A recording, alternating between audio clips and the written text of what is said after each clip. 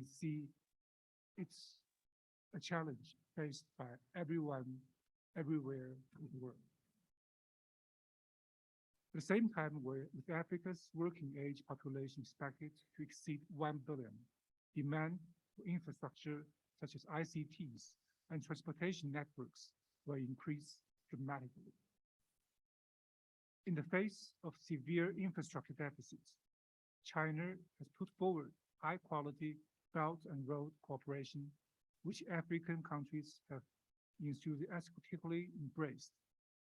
By the end of 2021, 52 of the 53 African countries that have established diplomatic relations with China and African Union Commission have signed cooperation documents with China on jointly building the Belt and Road, based on the principle of consultation together, building together, and benefiting together.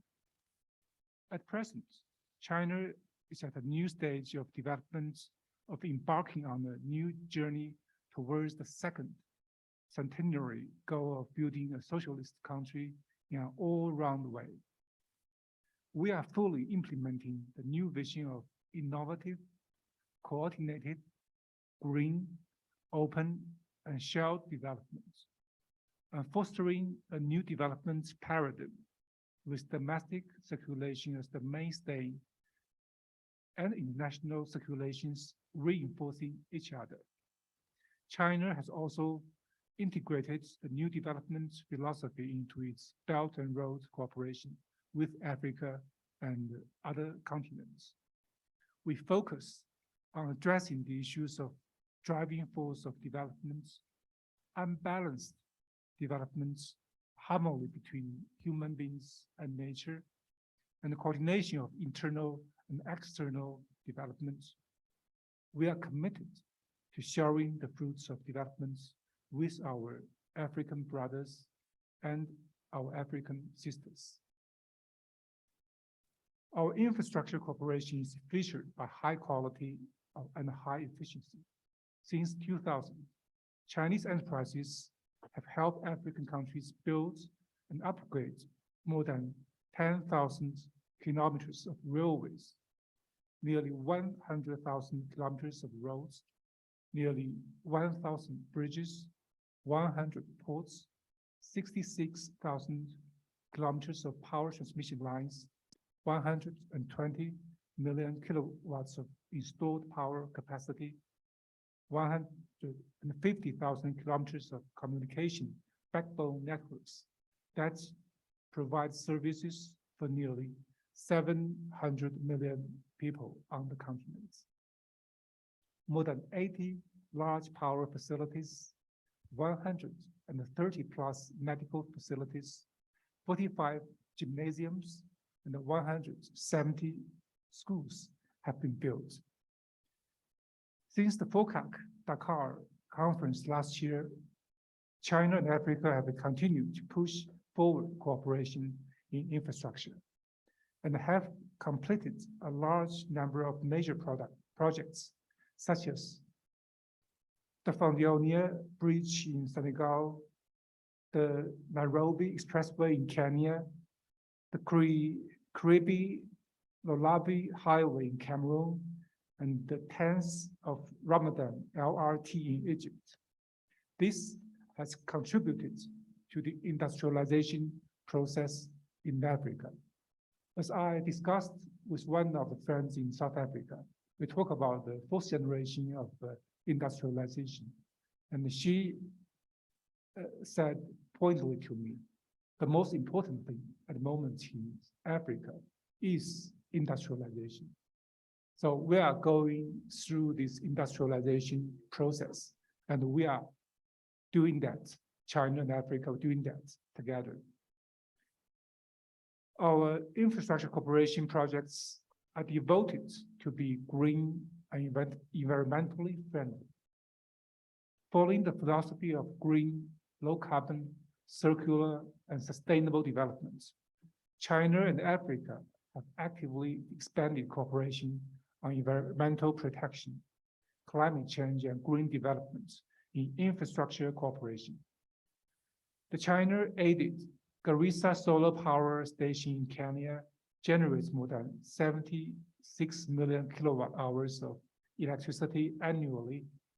It helps to reduce carbon dioxide emissions by 64,000 tons every year. Other successful cooperation projects include the Caleta hydroelectric power plant in Guinea, the Sucre hydroelectric power station in Cote d'Ivoire, and the Guyana hydroelectric plant in Mali. The Chinese companies always bear in mind their social and environmental responsibilities. For example, the China-funded Mombasa-Nairobi Railway has 88 bridges and 969 animal passages along its routes for wildlife to cross. As we all know, we are building highways also back home in Xinjiang, China. We have expressways in the desert, and we have built bridges under which animals, they can migrate freely and seasonally. Yeah. We would like to have the opportunity to invite you to visit that place somewhere in the future. Even the giraffe, you can see, can easily pass through without bending its leg. This is what I call a good example of man and nature living in harmony. Our infrastructure cooperation brings real benefits to the people in Africa. China-Africa infrastructure cooperation is in line with the development plans of African countries. I myself, since I came to South Africa during the past several months, I visited several villages in Limpopo, in Free State, and in this Houghton area. We see, I visit several households in the villages and met with people, both ladies and gentlemen and young people. I can see from their eyes this inspiration for a better life. And this is an aspiration of all human beings in the world, and they deserve a better life. China-Africa cooperation, I mean, we are doing that in line with African development plans in various countries. It helps Africa to enhance its own block-making function and lays a solid foundation for its industrial upgrading and development. It has changed the face of Africa in the real and the visible way. That delivery is the most important thing, to make the people feel and sense it. China's infrastructure projects in Africa generates more than $50 billion of revenue for Africa every year. For example, the Mombasa-Nairobi Railway has created nearly 50,000 local jobs and driven Kenya's economic growth by about 1.5%. In June this year, the Sakai photovoltaic power plant, the first photovoltaic power plant in the Central African Republic, was connected to the grid to generate electricity. It has greatly alleviated the power shortage in the capital, Bangui, and promoted local economic and social developments. Ladies and gentlemen, dear friends, China-Africa cooperation has been honest and fruitful, despite the COVID-19 pandemic and other apparent headwinds that we have seen over the past several years. The financing for China-Africa cooperation has not been reduced, and its momentum stays as strong as ever.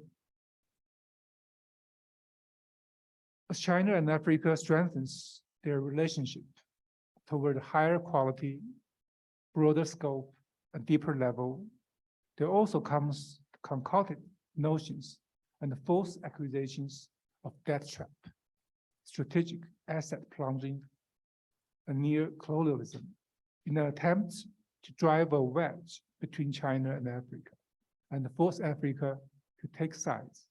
This is not only a discourse trap, but also a divisive trap. One at a time, we all should stay with each other in coordination, in cooperation. We should fight against this force of division.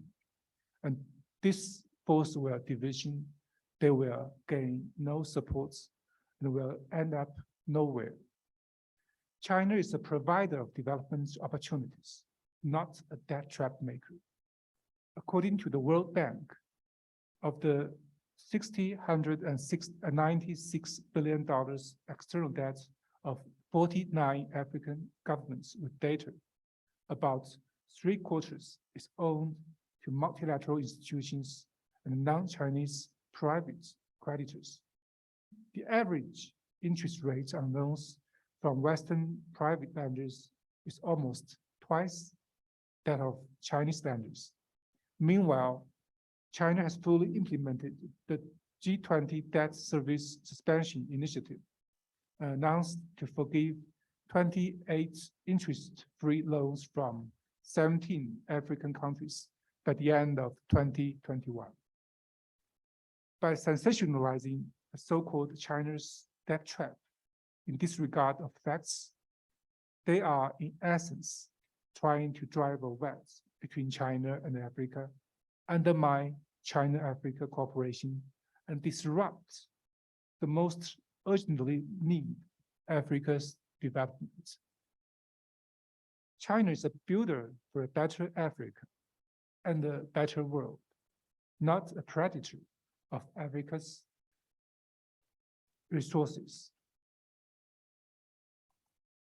Following the principles of sincerity, real results, affinity, and good faith, and the right approach to justice and shared interests, we see a combination of Africa's advantages in various resources, including mineral resources, with China's advanced technology and the vast market to foster a new pattern of mutual benefits and the win-win results in China-Africa mining cooperation. We know China as South Africa's major trading partner. Last year, the trade volume between our two countries reached $54.3 billion. In the Democratic Republic of Congo, DRC, for example, Chinese mining companies paid $1.3 billion in taxes in 2021, accounting for 16% of the state's budget. China-Africa Mining Cooperation brings more than tax values, foreign exchange, and job opportunities to Africa. It's more important to show people how to fish than just giving them a fish. Compared with other partners of Africa, China, we are more focused. We have more attention to capacity building. For example, Huawei, they have their Future Seeds projects in South Africa and in Africa at large. They are training hundreds of young talents in this country and in other countries in Africa. In that way, we support Africa's industrialization and sustainable development. China is a good brother of Africa. We term our relation with South Africa with brother plus comrade, not colonist imposing its will. In China, we say, if you don't want to what others do to you, you don't do this to the other people. China has never colonized or harmed Africa or any other foreign land.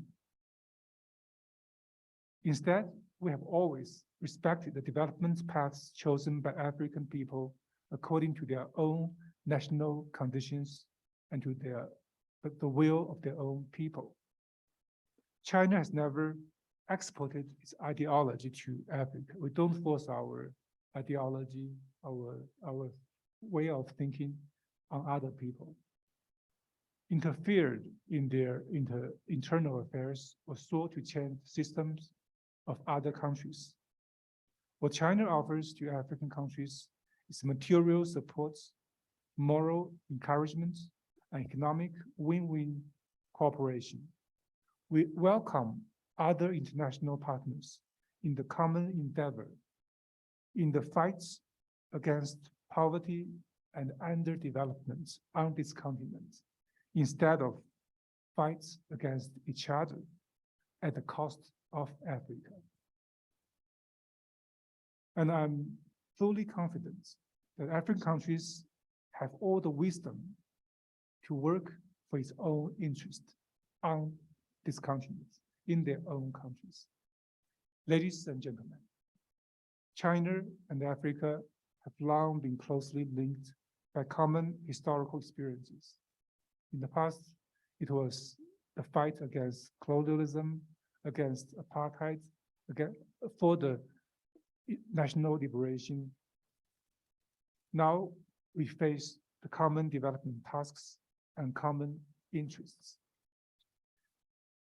In what a better world should be like, our relationship is becoming even closer in the new era as we start to build a China-Africa community with a shared future.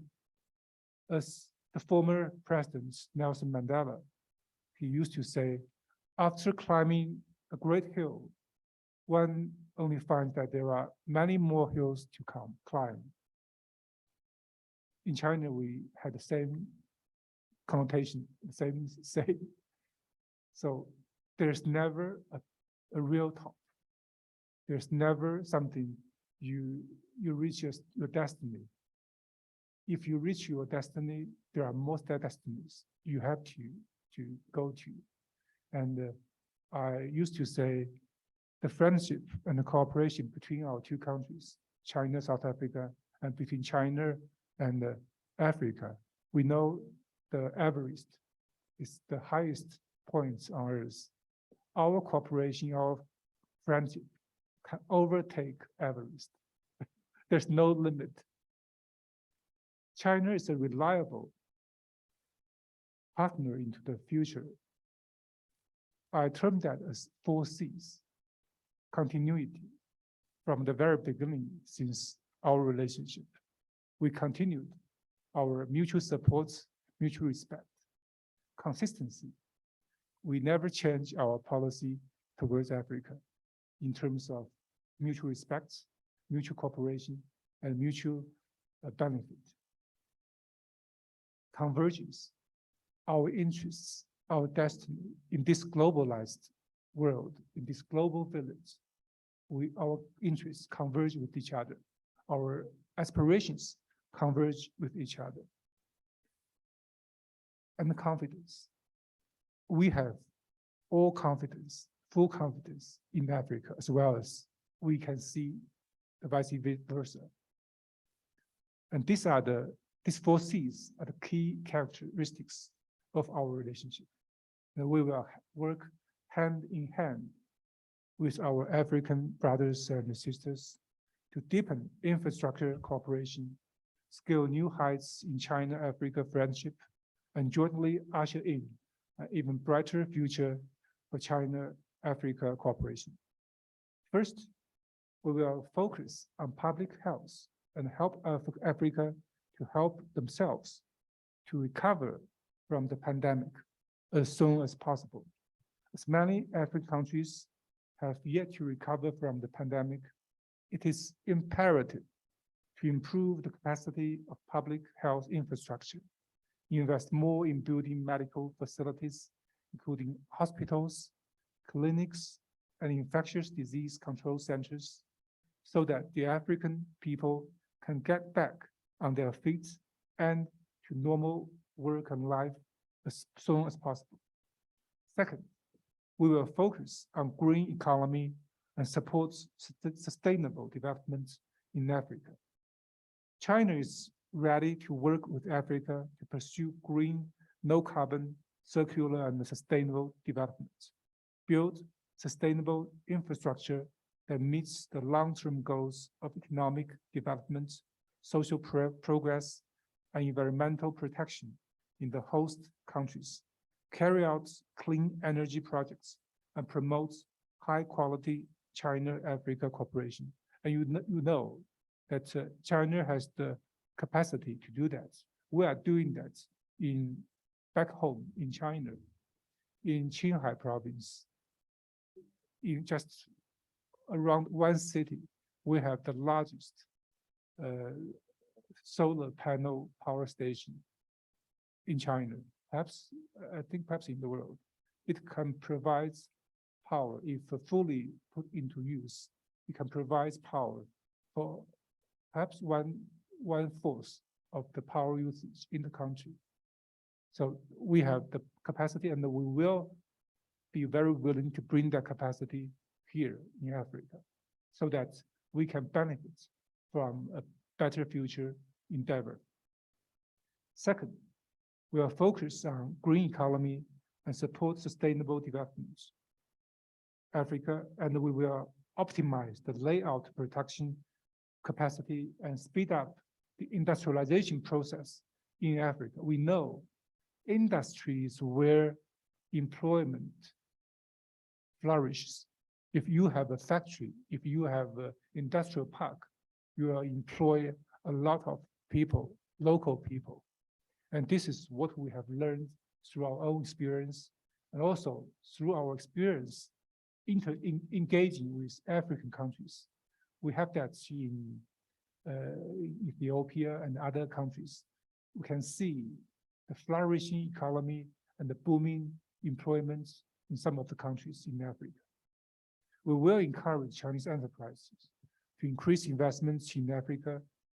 And as you know, last April, we encouraged Chinese invested companies here in South Africa to hold a job fair. Through that job fair, the business from Chinese companies operating in Africa, they offer to provide 20,000 job opportunities in the next 3 years for South Africa.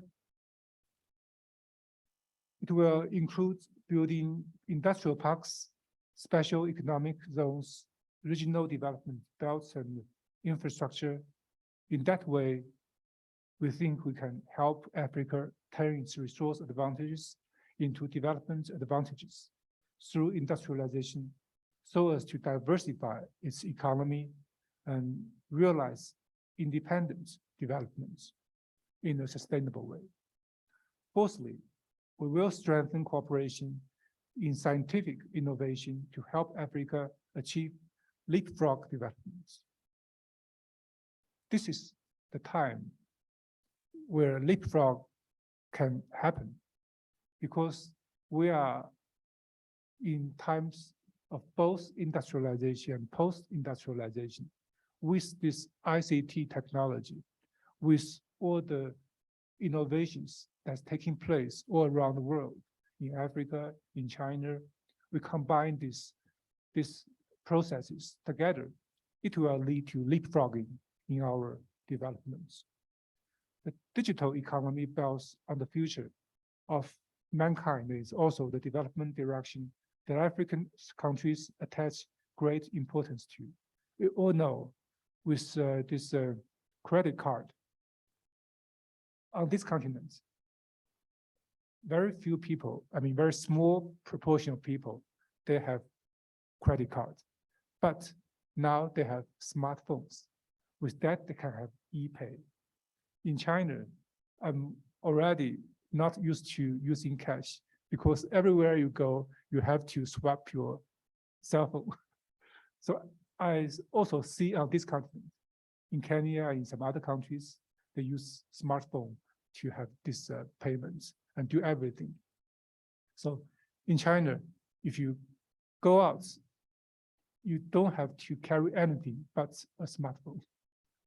And we are seeing that happening on this continent in some countries. China is ready to work with Africa to speed up the building of a digital Silk Road, strengthen regional digital infrastructure and related projects such as data centers, cloud service centers, 5G networks. Now we are seeing the emergence of 6G. I think Africa will catch up with the help of China and other international partners. And artificial intelligence, although it's also brings some disturbance to workforce on this continent, and it's also a common challenge we have to face.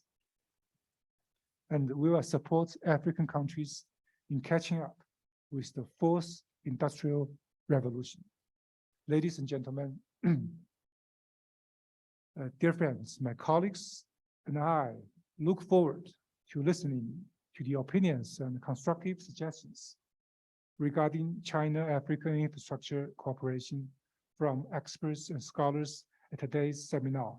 And I hope and believe they will contribute to the continuous development of China-Africa Comprehensive Strategic Partnership. I wish the seminar a complete success, and I thank you all.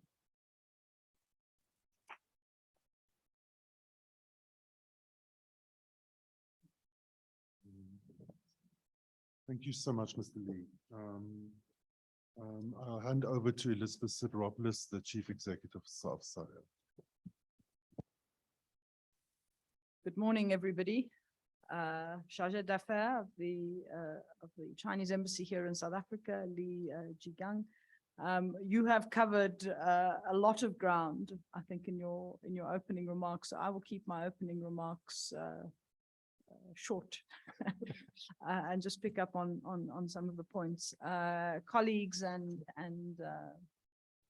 friends online, it's very good to have you with us this morning in this hybrid session. Would have been nicer to be able to have all of us in a big room.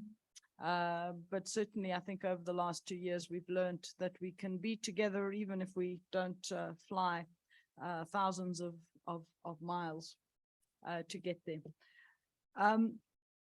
I think the first point I'd like to make is really to thank the Chinese Embassy and the China-Africa Joint Research and Exchange Program for the opportunity of hosting the seminar. This is not the first time we are collaborating under the exchange program. Of course, the exchange program is an initiative of the Forum on China-Africa cooperation, and it creates an opportunity to bring together African researchers and Chinese researchers on African issues. I remember many years ago when I think this idea was first flagged. Chinese diplomat saying, you know, in China, we need to learn more about Africa. We need to build up a greater African research capacity among Chinese. And I think this research and exchange program, I think over many years now, it's been running for many years, is exactly that kind of initiative. In addition to that, we here in South Africa and in Africa also believe that this creates a platform for further collaboration. In other words, it's not just about collaboration through the China-Africa Joint Research and Exchange Initiative, but that it acts as a launch pad for us to really work together on research on the ground.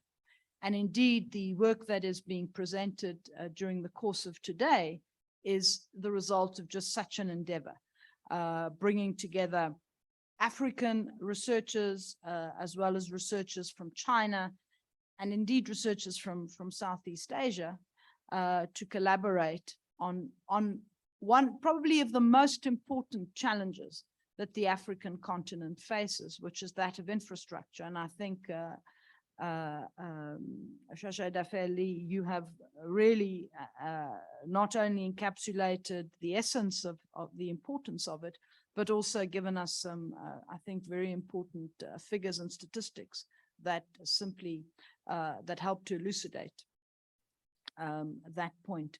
So what we're going to be discussing and hearing about this morning and over the course of the day is some of this research which we have undertaken, which looks not only at the China-Africa engagement in infrastructure development on the continent, but also brings a comparative lens, which is, I think, so important, with what China and Southeast Asia have been doing in building up infrastructure capacity. And as you outlined, we're looking at electrification, coal and hydropower. Of course, coal is one of the biggest challenges that we face in terms of managing the green transition, and that is particularly the case for South Africa and China, or that countries that are rich in coal or use coal as really a significant contributor to baseload of electrification. Of course, ports, rail, and critically ICT, the point that you made right at the end about the importance of the digital economy and the digital Silk Road, and also the great opportunity that presents to us around leapfrogging. I think the huge technological leaps that happen so frequently and so quickly, rather, mean that we don't necessarily, that progress is not necessarily always linear in terms of every stage and every phase that we as researchers have mapped out over the course of decades. But you can actually leap. You can do the high jump and the long jump, to use an athletic term. And we hope certainly Africa needs to be able to galvanize its ability to leapfrog in order to also realize some of the big plans that it has on the table, and critical one being that of the African Continental Free Trade Area, which is, I think, a really ambitious project. It is a project that isn't only about building up intra-African trade, but it is fundamentally about transforming African economies and using both the challenge and the opportunity presented by climate change. And I think over the last few weeks, we have seen the full effects of that, using the opportunities presented by that to leapfrog and to transform. And I think those are two key words that I think we need to also bear in mind as we proceed with the discussions this morning. I think it's also important, and you referred to it, Mr. Lee, the issue of debt, which is clearly an issue that, particularly over the last 2 years, has certainly dominated much of the discussion, global discussion. It's been in the G20. The G20 itself has provided some initiatives, and China has been very much part of those, both the DSSI, the Debt Service Suspension Initiative, as well as the subsequent framework, the common framework. And again, China has been very much part of rolling that out in the first instance in the case of Zambia, most recently. I think clearly we all recognize that if we're going to meet the significant infrastructure challenges and other developmental challenges in a way that allows us to come close to meeting the Agenda 2030 goals, the SDG goals, that there are huge financing outlays that need to be made. And these obviously can't always be made by the money that you have under your mattress. It is about borrowing, but it creates, I think, a really healthy debate globally around the frameworks that we need to look at for debt sustainability and restructuring, sovereign debt restructuring. This is not a new issue. It's been in discussions for many years, but I think the developments of the last 2 years, particularly of COVID, have really elevated that to another level, and that really is about how we think the global infrastructure, the global architecture, can actually help us to transform not just Africa's developmental trajectory, but I would argue the planet, because I mean that's what we're talking about.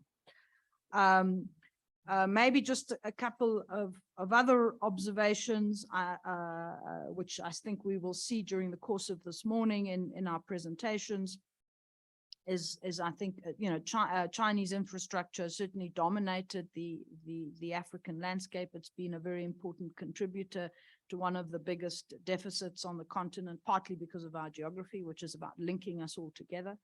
I think that initiative has also gone through various phases, and I think we're now in the phase that is innovating in terms of project design and financing solutions. And I know that China itself is taking stock of where we are in that and gearing up for the next decade. And so this is, I think, a really optimal time to have these conversations. And I think it's also really useful to look at comparisons. Not only because sometimes the comparisons are entirely relevant or entirely the same, but exactly because often you can learn from differences. And as we always like to say here at SIRE, we can learn as much from successes as we can also learn from challenges. And I think the comparisons will provide opportunities to explore both of these in terms of Southeast Asia and Africa. It's also a great opportunity to bring both the researchers and the reason we do the research, which is to discuss it with policymakers together, and hopefully for some of the work that we have produced over the last couple of years to inform how policymakers think about these issues. So let me leave it there. Again, it's really lovely to be able to host you here at SIRE, even though everybody else is online. It's good to meet you in person, and I look forward to the discussions during the course of today. This afternoon, I suspect, for our East Asian colleagues, but certainly this morning here. Thanks very much. Cobus? Thanks so much, Elizabeth. So we're moving straight ahead into the first session, where we'll provide broader context on the evolution of ESG, that's environmental, socioeconomic, and governance aspects in Chinese infrastructure provision in the Global South. So, kind of here I'm joined by an extremely accomplished panel, and I hope they'll forgive me if I kind of snip their bios a little short because they're extremely long and very accomplished. So Yu Zheng is a professor of international politics at the School of International Relations and Public Affairs at Fudan University in Shanghai. Anna Alves is an assistant professor at the Faculty of Governance, Economic and Social Sciences at Mohammed VI Polytechnic University in Rabat in Morocco. Professor Chris Alden is a professor in international relations at the London School of Economics and Political Science and the director of the LSE Ideas think tank, as well as a senior research associate with SIRE. And then Dr. Zhou Yuyuan is a senior fellow at the Center for West Asian and African Studies and the Institute for Comparative Politics and Public Policy Studies at Shanghai Institute for International Studies. So we're extremely pleased to have this amazing panel here to discuss it. And before they start, I'd just like to provide a very brief introduction to the project that we were working on all together. So this project started late in 2019, where we realized at SIRE that for all of the discussions about African infrastructure needs and the role of China as a development partner for African infrastructure needs, there's very little comparative perspectives of African experiences with Chinese contractors. This is particularly true around ESG issues. Kind of which is itself a kind of to a certain extent emerging and still contested field. So we wanted to draw comparisons across the global south, and we ended up working with an amazing group of researchers who provided comparative perspectives from Southeast Asia. So we produced a series of policy briefs, each focusing on a different kind of infrastructure and each providing a comparison on the ESG impacts between a specific African and a specific Southeast Asian country. So, kind of like we'll be delving into the findings throughout the day. But, it provided us a lot of kind of fodder for thinking. One of the kind of broader perspectives that we came to was that it isn't necessarily so easy to say that Africa is always behind on this kind of standard setting. It's not, kind of providing comparisons between Southeast Asia and Africa is really instructive, because one sees in the first place that these countries are dealing with very similar problems, and that the kind of level of solutions that they come up with really vary from country to country, with in some cases African countries being quite innovative, in other cases leading behind, or lagging behind.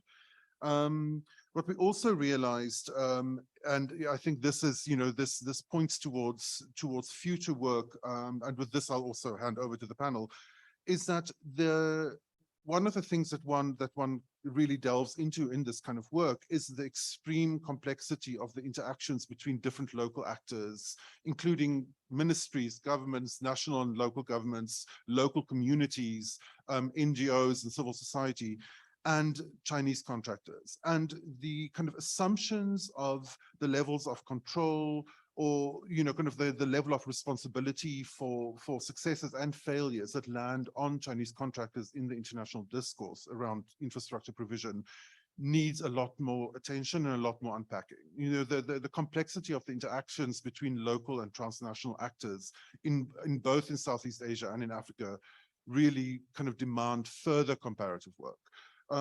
So for this reason, we're kicking off this first panel by a kind of a broad focus, looking at the evolution of ESG implementation in China at first, and then how those developments, kind of circled out into the rest of the global south. So with that, I'd like to hand over to Professor Yu Zheng, who will take a domestic focus on the evolution of ESG standards in China. And Professor Zheng, go ahead. Okay, thank you very much, Cobus, for inviting me to this excellent conference. I also hear both, can you hear me? So yeah, so I think is that clear? So can you hear me? Okay, so well, first of all, I think I would like to. Professor Zheng is on mute.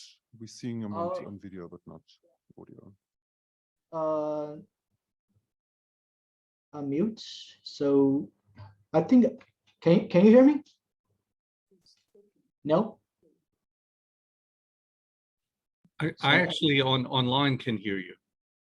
Oh, okay. So you can hear me. Okay, Chris. So okay. So I think it's I saw from this audience people can hear. I don't know. So maybe there's some technical problem here. So, well, first of all, I would like to thank SIAD and also for the Chinese Embassy in South Africa to organize such a wonderful, conference. As Cobus just pointed out, we actually, as a team, this kind of like amazing team to work from, three sides, right? China, Africa, and Southeast Asia, to conduct this, collaborative projects on infrastructure cooperation, in China, Southeast Asia, and Africa. And today we are actually going to talk, move towards focus on this, the ESG issue, which is environmental, social, economic, and governance issues on this, the regulatory regulations in the Chinese context, and also in the China's overseas projects. So my focus will be on this, the evolution of this, China's ESG integration in the recent effort. So can I if you allow me to share the screen, so I would actually do this. Okay, so I hope everybody can see my screen. Okay, so I would just keep short, have a 10 minutes. I was told to have a 10 minutes presentation. So my okay.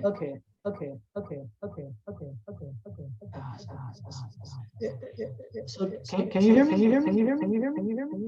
Oh, I heard.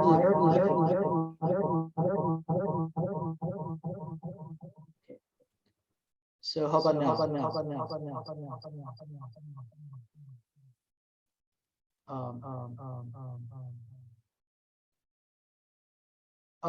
Should I continue?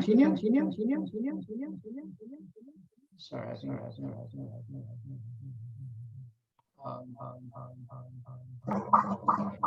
We are sorting out the audio issues at the moment, but I think you can continue. Okay, so it's a little strange. So I think I'll speak. Okay. There, you sound great now. Okay, it's okay. It's great now. Okay, so I think it's my point. It's actually, first of all, let me just share my key points of my research. It's actually we see this on in this China's own ESG developments in the recent years. We have found that the Chinese government has geared up its regulatory efforts to establish its ESG rating and its disclosure system. That's my first point. Secondly, it's the ESG market has been flourishing in China, both in terms of this rising number of the players, SOEs, and also those private firms, and this rapidly expansion of the green finance. As I think as Mr. Li has pointed out about this, China's, the green, BRI projects. And the third point is the pursuit of this carbon peak and the carbon neutrality targets is the primary driver behind this green transition of the Chinese economy. So let me just quickly go to this, the China's, ESG regulatory framework. So the ESG is a relatively new terms, to many Chinese, I think, including me, because I'm not actually an expert on this ESG per se, but I mostly look at this ESG from this, the policy perspective.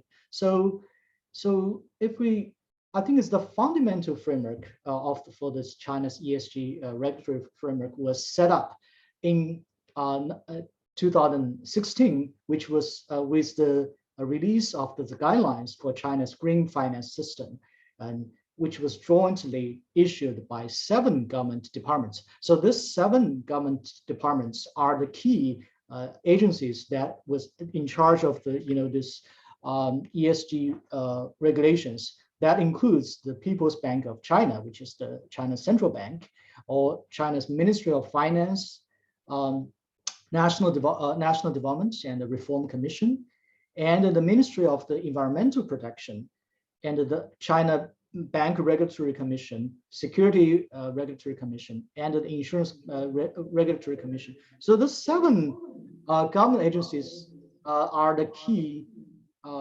set up the basic framework for this, the China's ESG regulation. Then, Professor Zheng, sorry to interrupt. I Okay. see your slideshow isn't moving, so you might just need to run it as a slideshow and then move it along. So it's not moving. You said it's moving. Or okay, let me turn to this one. Okay, will that be better?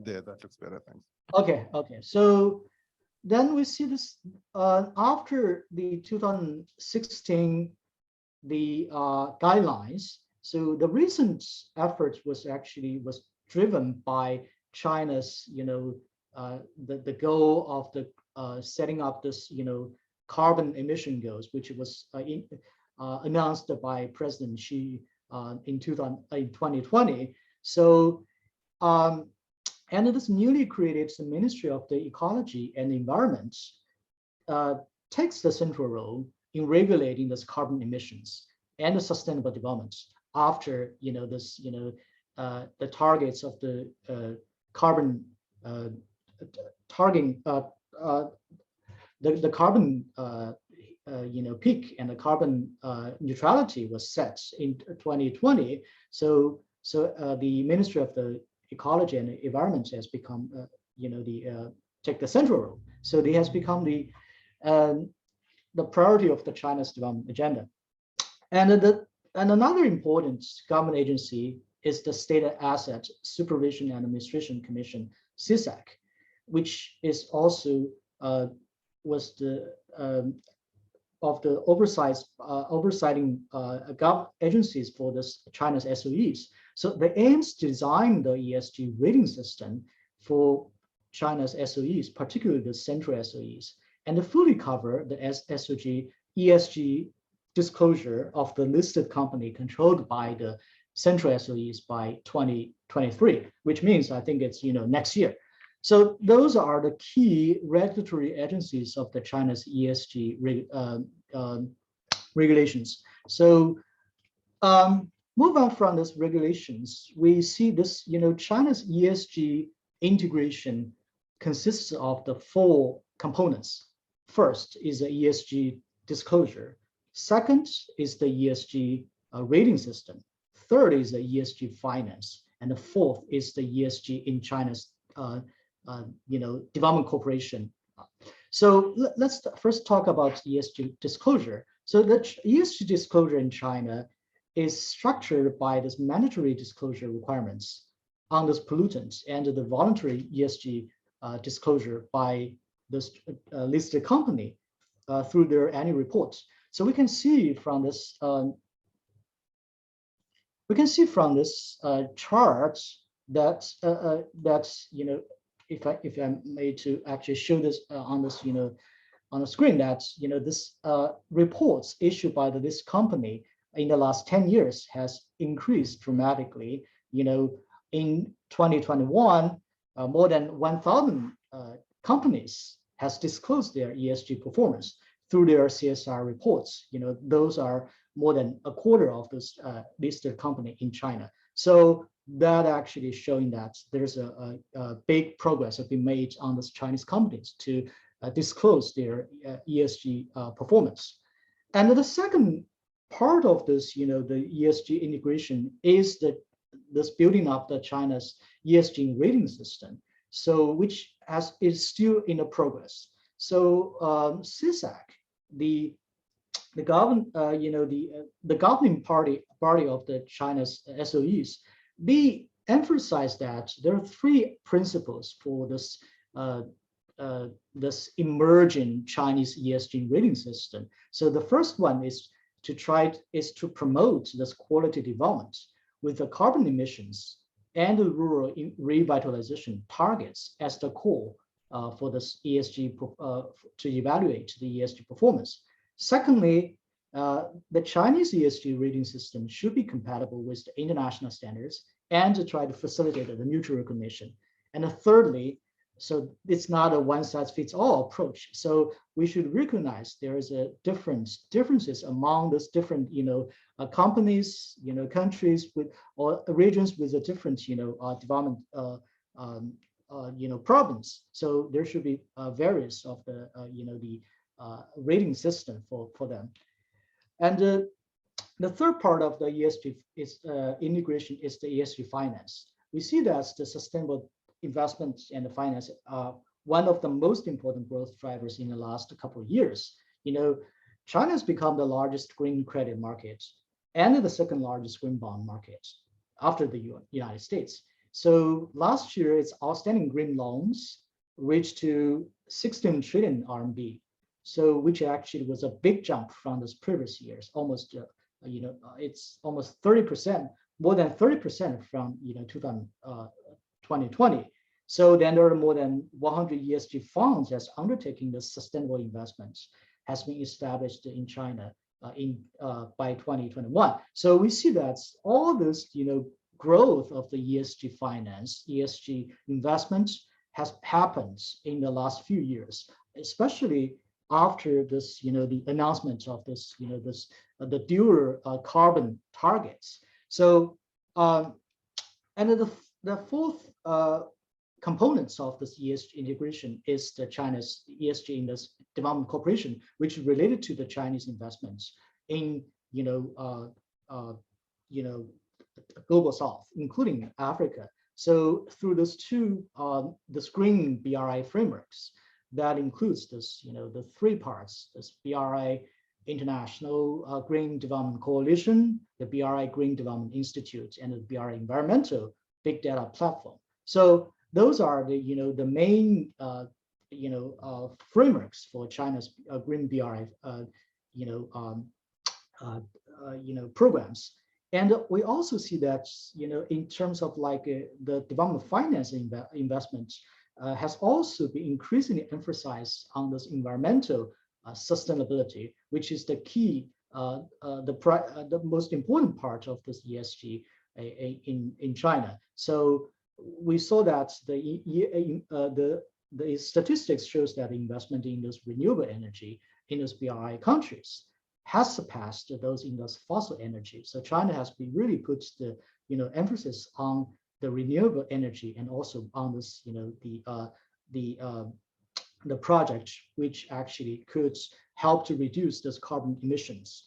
My last point is actually, what are those drivers behind this China's ESG integration? So there are many different researchers. They have a different perspectives on what are the most important drivers behind the China's ESG integration. I think there are three. The first one, I think, it's the top-down driver, which is, you see, this is China's ESG development is primarily was initiated by the government. It's a comprehensive ESG. So it's the Chinese government set up this the comprehensive ESG standards, which use that to reflect the China's policy priorities and development goals. So especially the targets for this of the carbon emissions and the rural revitalization, which are the core parts of the ESG standard. The second part is actually, we also see there's a bottom-up forces that drive up this ESG integration. There are many institutional investors, both the Chinese and the international investors. They comply with this UN principle of the responsible investment. So they are the signatories. So because they are the signatories, so they also have a strong demand for this Chinese investment and Chinese business to comply with this ESG standards. So that's the second driver. And the third one is the global driver. So we see that over last 10 years, China has developed to become the largest number of the Fortune Global 500 companies. So it's become the all those Chinese companies, they have been integrated with the global market. There's a lot of the foreign equities as also integrated in the Chinese business. So there's a strong demand for this Chinese companies to build up this international image, which I think is to advocate for this and comply with this ESG, increase their ESG, scores or performance will certainly actually increase their international reputation. So I think those three drivers are actually behind China's ESG integration, which actually provides this, produce this kind of a result. We see this flourishing ESG, market and regulations in China. So this actually are, from this China's domestic context, we see this kind of a, the booming of this ESG. So now I think I probably take too much time, so I would actually turn to my other colleagues. They would actually share their perspectives on China's, efforts on this, infrastructure investment in Africa. Thank you. Thanks so much, Professor Zhang. We'll hand over directly to Professor Alves, looking at the global some of the major kind of trends we're seeing in the interactions between Chinese contractors and local actors on the international stage. Okay, good morning, everyone. I'd like to thank SAIA first for this opportunity, SAIA and the Chinese Just a Embassy. reminder to please run it as a slideshow and to change Okay, the slides yes. regularly. All right, I'll try to follow your advice. Anyway, I was saying I would like to thank SAIA. It's always a pleasure to be back, even if virtually, and the Chinese Embassy for providing this platform for us as a team to showcase and discuss our findings. So my role in this panel is basically to sort of try to systematize what are the most important variables in the constellation of factors that end up determining the standard setting in Chinese-led infrastructure overseas, in particular in Southeast Asia and in Africa, which are the regions in which this study focuses. So this, my presentation is still a preliminary version. It's based mostly on our own findings of this project and also some preliminary literature review on the topic, on study cases or case studies in both regions.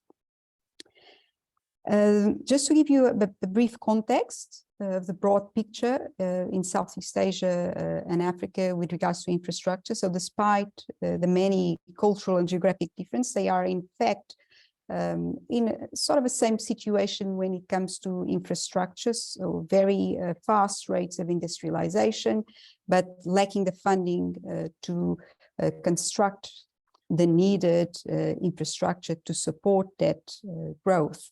And in both regions as well, China has been the one providing the lion's share of this funding, right? Trying to fill that gap, that funding gap, mostly through the usual policy banks, Exim Bank and China Development Bank, and then the contracts fulfilled by Chinese SOEs. So on the basis of that, we've seen enormous progress in terms of hardware dotation in Southeast Asia and in Africa with regards to port construction, power plants, electrification, fiber optic cables, railways, etc. And Ambassador Lee mentioned some of these in his presentation at the beginning.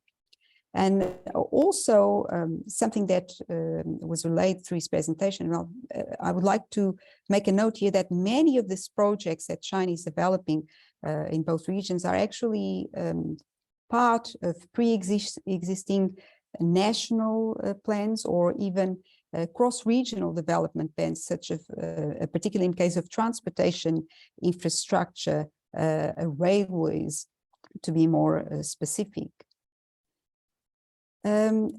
With regards to the broad views, the perceptions, the overall perceptions of Chinese-led infrastructure standards overseas.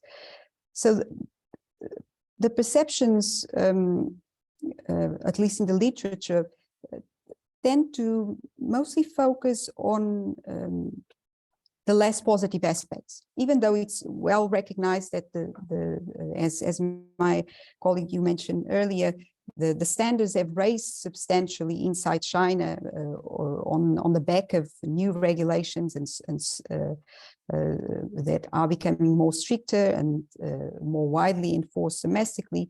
This has not been the case, at least to the same extent, in Chinese engagement in infrastructure overseas, in terms of, again, ESG, which is environmental, social, and governance impacts. But overall, it has been also recognized that China's intervention in the infrastructure sectors in both regions has brought in many positive developments, such as the fact that both markets have become much more competitive, pulling in other players, The price tags of the construction projects have been pulled down, and also this has given greater negotiation leverage to Africans and Southeast Asians vis-a-vis traditional donors.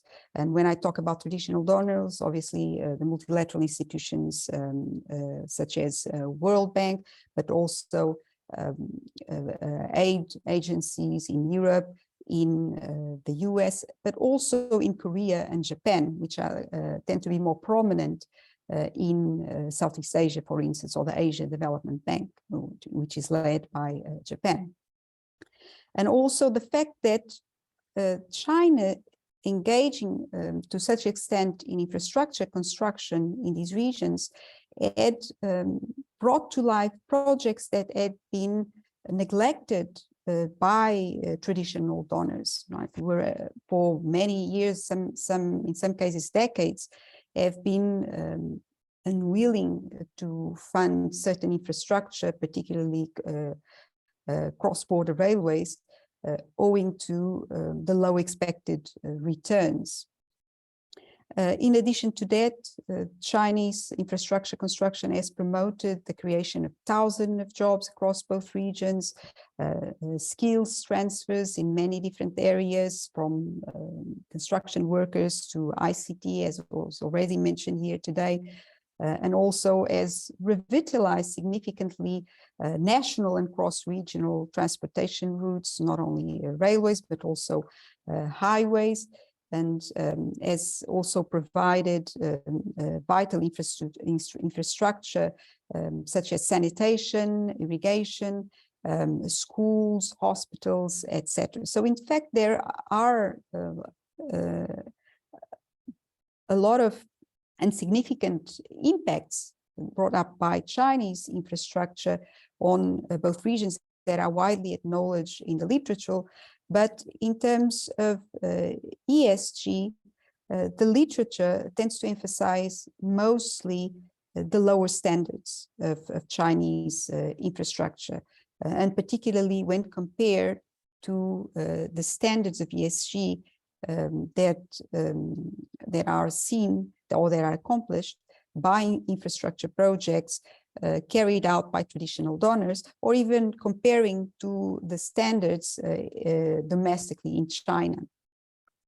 And these are issues related to labor, to environmental and social impact, governance, debt sustainability. I'm not going to go into detail in each of these. You will hear plenty about this in presentations along the day. I will try to unpack in my presentation the reasons for these outcomes, for this perception of lower standards when it comes to ESG in Chinese-led infrastructure projects overseas. So based on our findings and the literature review that I've done, it seems that ESG standards, or the setting of ESG standards in Chinese-led infrastructure projects are the result from the dynamic interaction of primarily, there are other factors obviously, but primarily two stakeholders on the Chinese side. And these are the policy banks and the SOEs that carry out the projects, and two stakeholders on the host country side, particularly the political leadership, the ruling elites, and civil society, and also an intervening variable which relates to the institutional capacity and the rule of law in the host country. So in my next few slides, I will briefly touch upon each of these stakeholders, trying to unpack a little more how their interaction leads to this perception of lower standards when compared to Chinese domestic standards or Western standards in the same regions. So starting with the stakeholders on the Chinese side, the financiers and the contractors, it seems that policy banks that fund this infrastructure in China, although they play a very critical role in the projects overseas, they do not play the same standard setting role that, for instance, the World Bank plays for the companies that carry out their projects. Right? And this is mostly due to historical reasons, mostly because Exim Bank and China Development Bank, for instance, when they were created, their primary function was to facilitate the expansion of Chinese industrial complex, right? Chinese contractors of Chinese goods overseas, and rather than to meet the host country's development needs or any particular standards. So the standard setting is a concern that emerged a posteriori as Chinese infrastructure gained traction in these markets, and some feedback started getting in. So from the start, the Chinese contractors were carrying out these projects on the ground, had a greater agency from the very start in defining not only the standards, the ESG standards at the implementation, but also in certain ways the model of Chinese infrastructure funding, which, as for those of you who are familiar with this, differs from DAC donors, for instance, in the fact that it mixes export credits and concessional loans, right? And Chinese companies, particularly SOEs, were very important in this regard.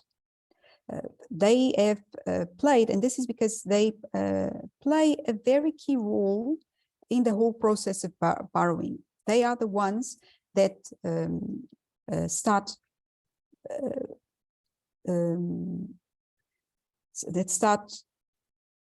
coordination between that start lobbying the host country governments and the Chinese government to carry out those projects. And in that process, they are the ones that, for instance, drive the process of applying for the loan request.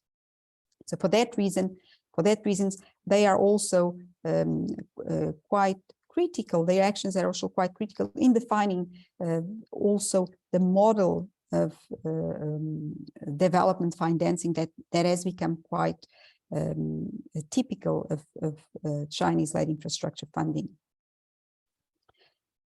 Also, at the same time, the fact that Chinese companies, SOEs in particular, have this ease and quickness of access to credit from the policy banks gives them an important competitive edge over Western counterparts, for instance. And this explains in many ways why they have become so dominant in both markets. But at the same time, this model creates many problems for China's image.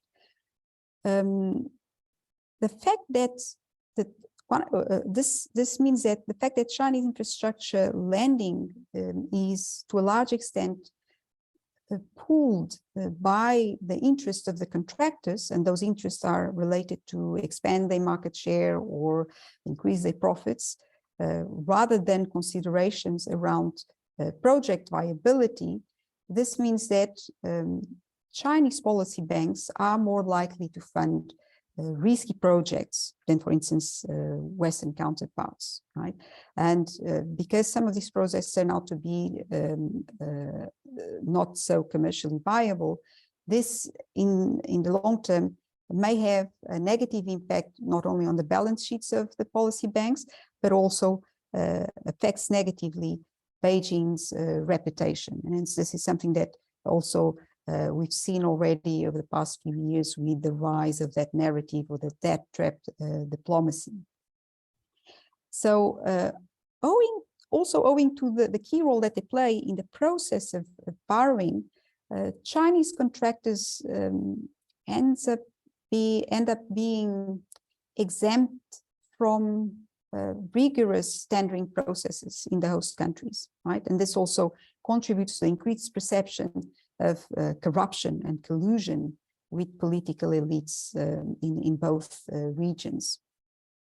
So as you mentioned, in recent years, China has been sort of trying to catch up, and the policy banks in particular, trying to, through new regulations, more strict, trying to rein in this self-interest of contractors, and also an attempt to improve their loans performance with this more stricter regulations. However, some analysis have uncovered that the capacity of the financiers, of the policy banks, to assess the projects in light of these regulations that they have created is in reality compromised by political considerations. This is an argument, for instance, that one of my colleagues presenting here has elaborated upon to a large extent. I'm talking about Gong Shui and an article she published in World Development in 2021, and which she calls political considerations compromising the implementation of the regulations that they created internally. It's due to the logic of appropriateness, right? Because when commercial considerations or ESG considerations collide with political considerations in the decision-making process, decision makers at the financial banks in China tend to privilege the political benefits, right? For instance, if a project has got the official seal of the Beijing government as a very important in the relationship with a particular country, is less likely that the bank is going to stop funding that particular infrastructure because of some ESG problems that have arise. Moving to the host country stakeholders, and here I'm going to focus on the ruling elites and the civil society. The literature has also highlighted the role of the leadership, the political leadership in the host countries in shaping the standards of implementation on the ground, right? And this is mostly because the ruling elites try to shape the projects in ways that favor their own short-term domestic political agendas, most times related to elections and the need to complete projects, for instance, but also sometimes owing to pure financial greed of the leadership or the urge to consolidate control over remote areas of the country. So these are issues that have been documented in the literature and that it will be touched upon in some of the presentations later.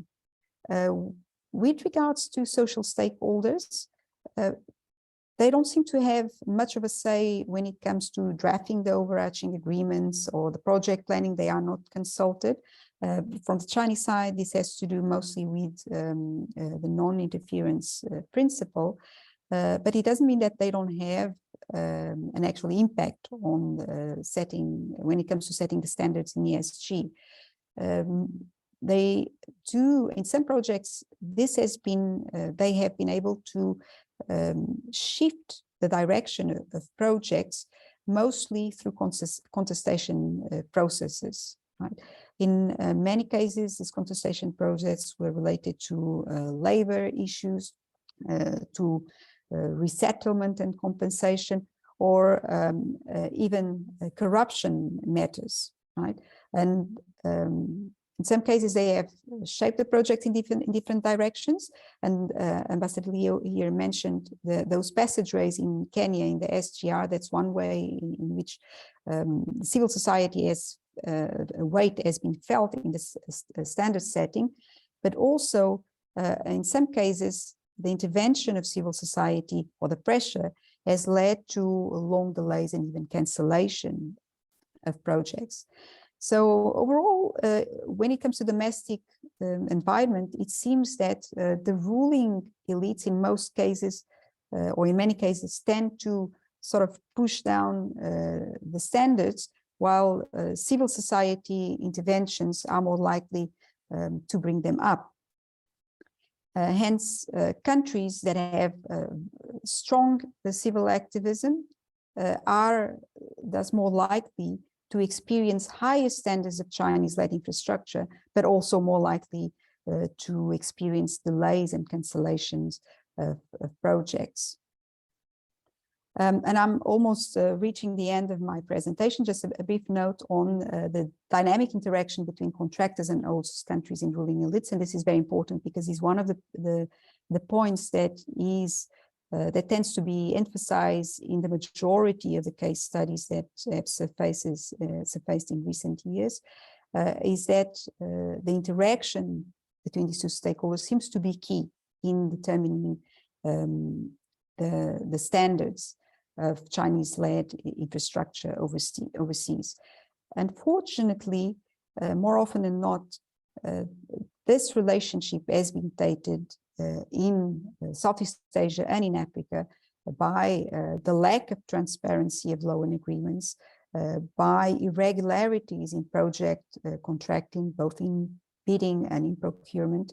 And this in both regions is a common practice to fast track projects, and also by corruption allegations, right? And complaints about the price tags being significantly inflated because of that. And one case in point is Malaysia, which will also be touched upon here later today.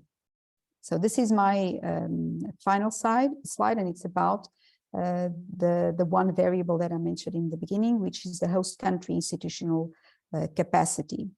So while it is widely recognized in the literature, and our case studies also show that, there has been a clear learning curve on the part of Chinese contractors regarding ESG observance, and in the regulations that come up into play. And in many ways, we can say that these regulations are, at least in theory, on par with that of Western companies. The fact remains that the default behavior of Chinese contractors, and this mostly relates to absence of mechanisms of enforcement inside China. So the default behavior of Chinese contractors in many cases tends to be to adapt to host countries' ESG regulations and practices when they are strong, or to take advantage of loopholes when they are weak. And this is instead of following the higher standards, obvious higher standards of regulations in China.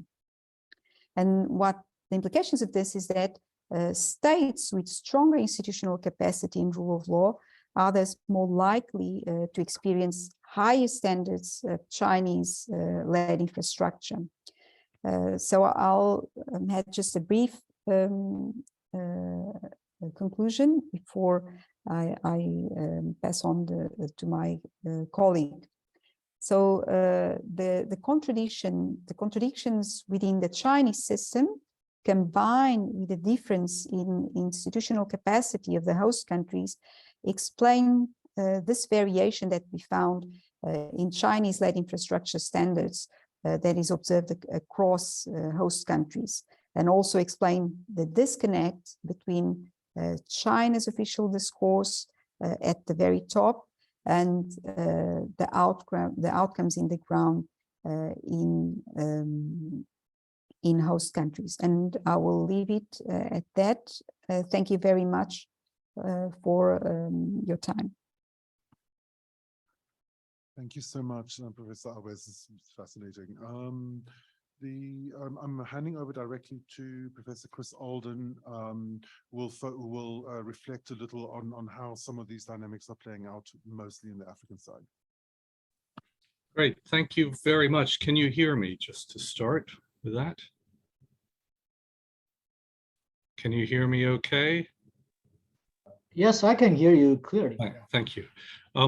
Okay, I'd like to build on what my colleagues have said and to focus in on the broader context within which China has engaged economically in Africa and Southeast Asia, and keeping these sort of broad factors in mind when we look at and assess the role of China in these particular regions and especially in the infrastructure sector. I mean, the first point I'd like to make is that Chinese lending in the infrastructure sector has changed over time in response to and with the global economy and its conditions, and also has reflected concurrent changes within China's domestic economy, so that what we say and what our findings have been on particular projects and companies really depends on the starting point of China's lending and project initiation in a given case. So some companies began in an era when policies and the economy were somewhat different. The conditions were different, et cetera, and they generally were found to be less cognizant of and less likely to integrate SGD and SGDs and indeed economic, social, and governance considerations into their role. So the context changes over time. And so when we look at projects, we need to recognize that. The second sort of corollary to that is that China's approaches have been characterized as learning by doing. Again, my colleagues have mentioned this, that as firms which had only become globalized in some cases from the late 1990s, early 2000s, as they became exposed to the risks of operating in a given setting, the local conditions, the changes in policy domestically within these recipient countries, they had to adjust their own thinking approaches and business plan, if you like. So understanding that change at a systemic level in the first instance, and then change at a macro level and change at a micro level, at a firm level, is characteristic, and that firms themselves, Chinese SOEs, and indeed the lending processes reflect the different changes over time. Debt sustainability, or given that China's leading position in development has been towards financing development, a willingness and an ability to enter into the infrastructure sector, a sector much neglected in the 1980s and 90s by traditional donors, Western donors, and multilateral banks. This has meant that integrating debt, that China has played a particular role in the question of sustainability of the lending to these countries. And the formula, if you like, was based around a set of assumptions. So those assumptions included stable prices for resources, these countries into which the infrastructure builds were promoted. The lending occurred in an environment of relatively stable energy prices, for instance, low interest rates on a global level, and all that. And so the kind of lending practices that accompanied that on the part of China built those assumptions into the approach to lending. These assumptions, as we know, did not always hold. And the spike in energy prices that was then followed by their collapse after, or their precipitous fall after 2008, 2009 financial crisis, and then a very uneven environment that follows up to the present, much less the COVID crisis. All these macro factors, macroeconomic factors, changed and challenged the assumptions that guided lending and the development of projects, particular projects on the ground in Southeast Asia and in Africa. As mentioned, the Sustainable Development Goals, the SDGs, were indeed brought into the lending process, formally included in Chinese policy banks after the promotion of Agenda 2030, also integrated, I should say, into Chinese domestic economic practices and policies. But that the integration of these practices into Chinese firms was uneven, less widespread, and certainly delayed. Firms overseas, operating overseas. In this regard, what's particularly important to note is that the critical role of recipient governments and local stakeholders as providers of regulatory regimes that encourage compliance with SDGs, encourage compliance with the concurrently with ESGs, the environmental social governance considerations. So the regulatory regimes of recipient governments, but also the monitoring of the compliance remains crucial. I think that what I'd like to end with is just to note that since 2017, China has been much more conscious as a creditor of the risks, the exposure to risks in these different economies where projects, port builds or roads or railroads or ICT networks, much more conscious of how these are challenging their assumptions and the difficulties of recipient governments to repay these projects. There's been since that period a recalibration around the kind of projects, no more vanity projects in some cases. So that kind of self-regulation on the part of China, saying we can't lend in all cases. There's been a much more cautious approach towards existing projects. In the Kenyan case, we saw the effort to finance the second phase of the standard gauge railway and the initial resistance to that because of unhappiness or concern, I should say, about the trajectory of that project. And then, of course, above all, the COVID crisis, which brought global economic activity nearly to a halt and disrupted supply chains, et cetera. So it was in this perilous context, global context that occurred over 2019, 2020, up to 2021, 22, Chinese lending in general began to fall. The problem of debt management as a global problem was recognized. And as Elizabeth mentioned, there was a new suspension of payments and a new sense of how global lending has to be recalibrated in response to this these changing environments. So learning by doing, again, it has been a key feature for understanding how China and as a government, as China as a policy, a lender in development finance, and China as a set of firms operating in different environments, economic environments and countries, has performed and functioned. Let me leave it at that. Thank you. Thank you so much, Professor Alden.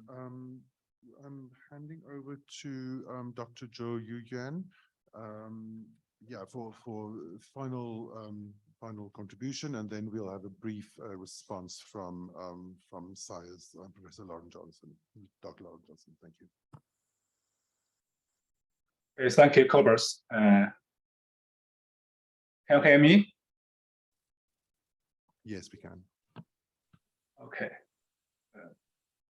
Please put your slides on the slideshow mode. That Oh, makes it yes, easier to let me them. check.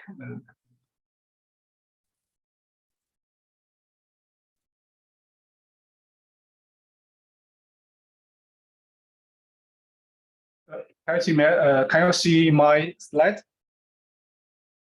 Yes, if you, we can see them. If you could move them to full screen slideshow mode. Yes, and to the first slide. That'll be useful. Thank you. Okay.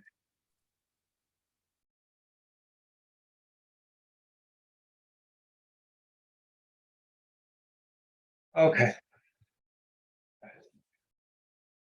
Thank you, Kubers, and thank you for the invitation by the embassy, and Saya is always happy to meet some old friends and new friends for such a very interesting event. Today, to be frank, what I will share actually had been, I think, have been illustrated very well from the previous three speakers. So I think I will. This will make me much easier to go with the slides. I will be very short. Like Professor Chris Alden's slides, I think my presentation maybe will be much broader. I want to share my understanding on China's changing role on the green development. The key word, I think, China is changing from a responsive participation to the responsible leadership in the global green development. There's some point I've started from the first one is that I think China now has a new development philosophy, and this new development philosophy also is shaping China's foreign investment and the global development cooperation. And also regarding of the topic of the ESG, I will just point out because the previous speaker has done very good presentation on that, and also on the African grant, I want to share some points on the China-African green development, and then go on with the conclusions. As we know, in 2020, President Xi Jinping announced that China aim to hit carbon emission peak by 2030 and achieve carbon neutrality by 2060. I think this is not just a commitment from China to the world, but also reflect China is undergoing a profound transformation of development philosophy following the long and fast economic growth. Especially in the second decade of the 21st century, China has placed the construction of logical civilization in a very prominent position. We can see from lots of the government report and the CPC documents. So in short, I think China is undergoing a transition of development first governance, later to development and the governance at the same time, and then now is the green-driven development. So the new development philosophy shapes new global development cooperation. I think China's own experience of green development and the wide scale of practice are not only meaningful in domestic context, but also valuable in the global level. this is being perceived as an important international resource and international influence. I think this thinking is leading Chinese leader put forward that China is participating, contributing, and leading the global ecological civilization. I think between 2013 and 2020, China issued a series of guidelines, plans, and regulations for the foreign investment cooperation and the green development of the Belt and Road Initiative. We can see from the list there. Especially up to the 2020, I think the guidelines are much rich and meaningful than 10 years ago. So compared with the 2013 guideline, the 2020 guideline has made great progress, especially the guideline has gone beyond the host country principle, which had been an excuse for some harmful activities, and emphasize much on the adoption of international green rules and best practices. So there's one term is that if the host country or region has no relevant standards or the standards are relatively low, the enterprises should be encouraged to adopt international prevailing rules and standards, or those stricter than in China, in addition to obtaining the ecological and the environmental production permit. The guideline also emphasizes the life cycle management and accountability, which is also, I think, a departure from the past construction focus approach, and reckons the international tendency of building a sustainable ecosystem of the project. Compared to the previous ones, the guideline for foreign investment and the BRI green development also define the broader sectors and areas. They made more detailed guidance. The guideline for foreign investment focus on the, as we can see from the box, the energy sector. It means the renewable energy projects are the priorities, and also the water and the hydropower project for the petrochemical project, the mining project, and the transport project. For these projects, there are some detailed guidance, and also the BRI guideline also defines some key areas. It's much broader, I think, from the infrastructure to energy mining and trade, industry, and finance.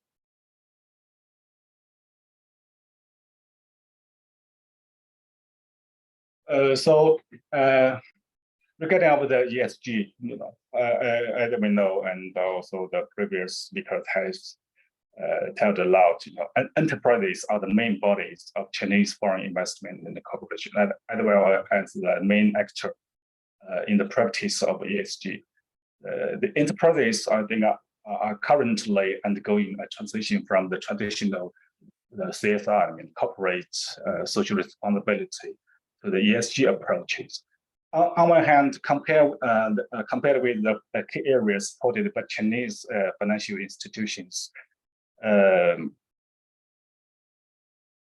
green development areas such as the renewable energy are one of the important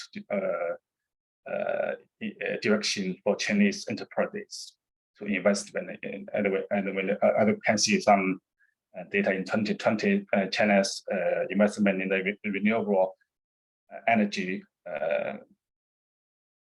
in countries along the BRI account for 57. It's the first time superpopulating the traditional fossil energy. and also with the continuous development and the improvement of green financial instrument in countries along the BI. It's expected that the scale of China's green investment is expected to further increase. On the other hand,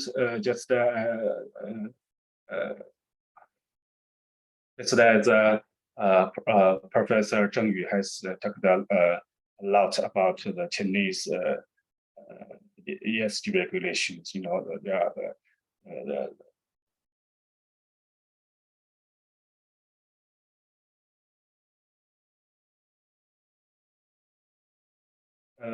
are some good news that more and more Chinese companies disclose their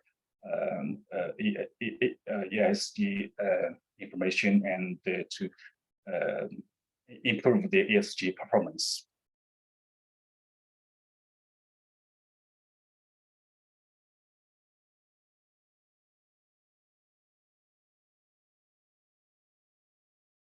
On the other side, I think the green finance will be an important condition for green development. According to the estimates, the green investment demand of the 117 valuable sample countries between 2021 and 2030 will reach $3.6 trillion.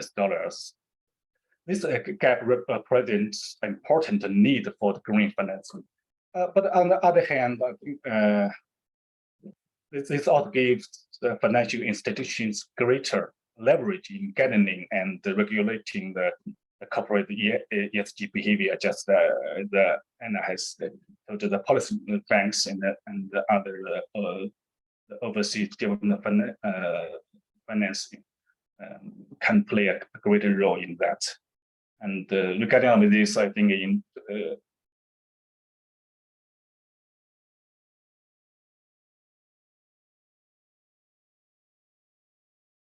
Chinese banking and financing commission commission has issued several guidelines for the credit guidelines for the financial institutions. These guidelines aim to regulate the overseas investment and the financing activities, and promote the activity, the active fulfillment of social responsibility, and effectively prevent and resolve climate risks. At the same time, it's essential to carry out research and some international cooperation on climate investment financial standard. Here is stressed that promote the adoption of the Chinese standards in overseas investment and the construction.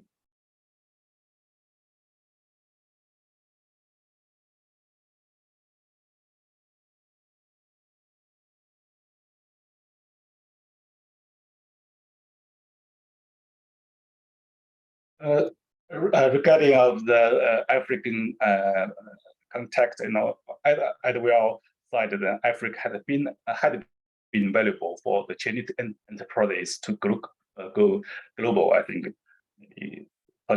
more than 20 years ago. But now I think the Green Development Corporation is a new growth point for the China-African cooperation. And I think the Chinese companies have made a large investment on the African renewable energies. I think there are some very interesting and well researched study on this.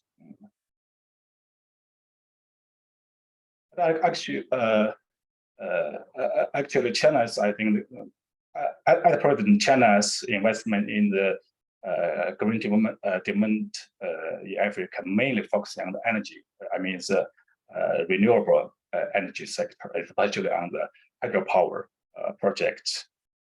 This means there are, I think, there are huge space for the green development cooperation in other areas, such as the solar power, the wind energy, and also the energy saving technologies and high tech industry and green and the low carbon industries, and also the upgrading of industrial structure in the smart cities.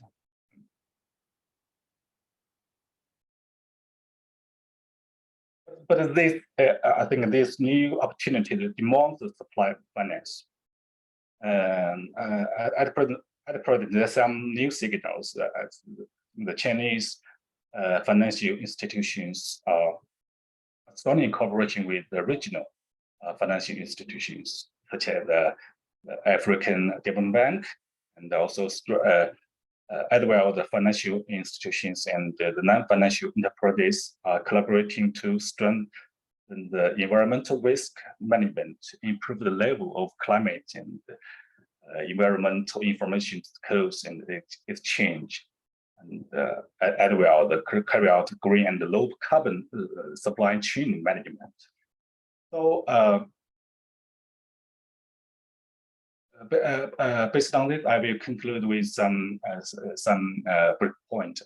One is that China, I think China has made great progress in the construction of ESG laws, regulations, and systems in the domestic context, and combining Chinese standards with international best practices to guide its overseas investment activities. I think in this progress, Africa will be an important practicing ground. But how to implement the green development philosophy mechanisms and paradigms into the existing framework of China-Africa cooperation, and greening the existing traditional project and expanding the increment at the same time is a challenging task for both China and Africa, but also an opportunity for deepening bilateral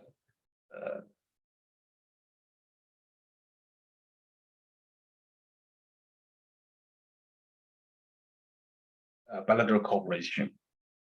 So from the China side, I think the government regulating capability is essential, including optimizing the framework of ESG performance and increasing the banding measures, and leveraging the roles of the financial institutions. The Chinese development finance institutions should take green development as an opportunity, learn from the successful experience of international financial institutions, just and has mentioned World Bank and also some other regional financial institutions, and improve their capability to guide and regulate financial projects. But for the overseas enterprises, I think should strengthen the ESG training, management, and implementation, regularly disclose the ESG information in overseas operations, and actively to respond to concerns of all parties about their ESG implementation. But from the African side, it's necessary to strengthen the construction of ESG law and the regulations in their own countries, enhance the capability of formulating the development and utilize international investment and the finance. And more meaningful, I think, is to coordinate and to the balance between the ESG management and economic development. So I will stop here. Thank you. Thank you so much.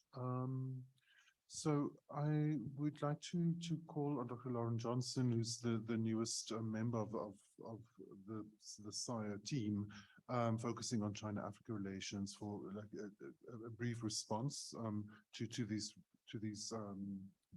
interventions, and then we'll move to one question raised by one of the listeners, and then on to the next panel. Thank you. Thanks, Dr. Logan-Johnson. Thank you to all the speakers for a very informative panel. Professor Yu Zhang for explaining the evolution of ESG standards in China. Dr. Anna Alves, who explained how the policy banks work in terms of ESG standards and what they expect or don't expect from implementing firms versus traditional financiers. Professor Chris Alden, who spoke about the integration, of ESG into firms and the uneven monitoring and implementation, and also the need to grasp this opportunity of the crisis of COVID for a new era of financing. And Dr. Zhou Yuan, who kind of went more into the microeconomics of how the ESG side works in China. I guess I want to just add a couple of questions. What I hope you all work on next is to explain to us how the state-owned enterprises and other firms implementing these projects make their decisions. Like, what is the factor that drives them to undercut ESG standards? Is it profit related, or is it that, for example, by implementing those standards, there's a trade-off with debt sustainability? So Chris Alden brought up the debt impact, but is there a massive trade-off? Are countries basically saying, well, our debt is so high now, we have to give away on ESG standards first because of this trade-off? So I felt there wasn't a lot of understanding of what is driving the lack. I mean, there was a mention in the last presentation by Zhou Yuan of countries, destination countries need to increase their standards. But what is preventing the SOEs from even just living up to higher standards? Are they just being purely profit driven? Is there a trade-off with debt sustainability? They say we simply can't afford to implement those standards without making this loan and project much more expensive. And if, for example, that is true, what can be done to make the ESG standards so much more congruent with a debt sustainable environment? How can you integrate those objectives more clearly?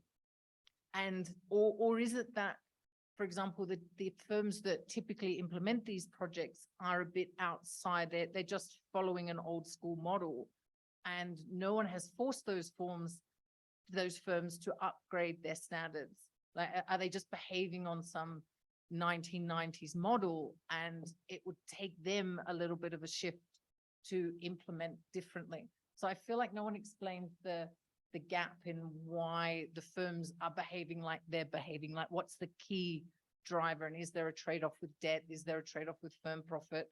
So I'd really like to, I hope you will all next do some research on the decision-making of the companies and the key factors driving them. Thank you all for a great session.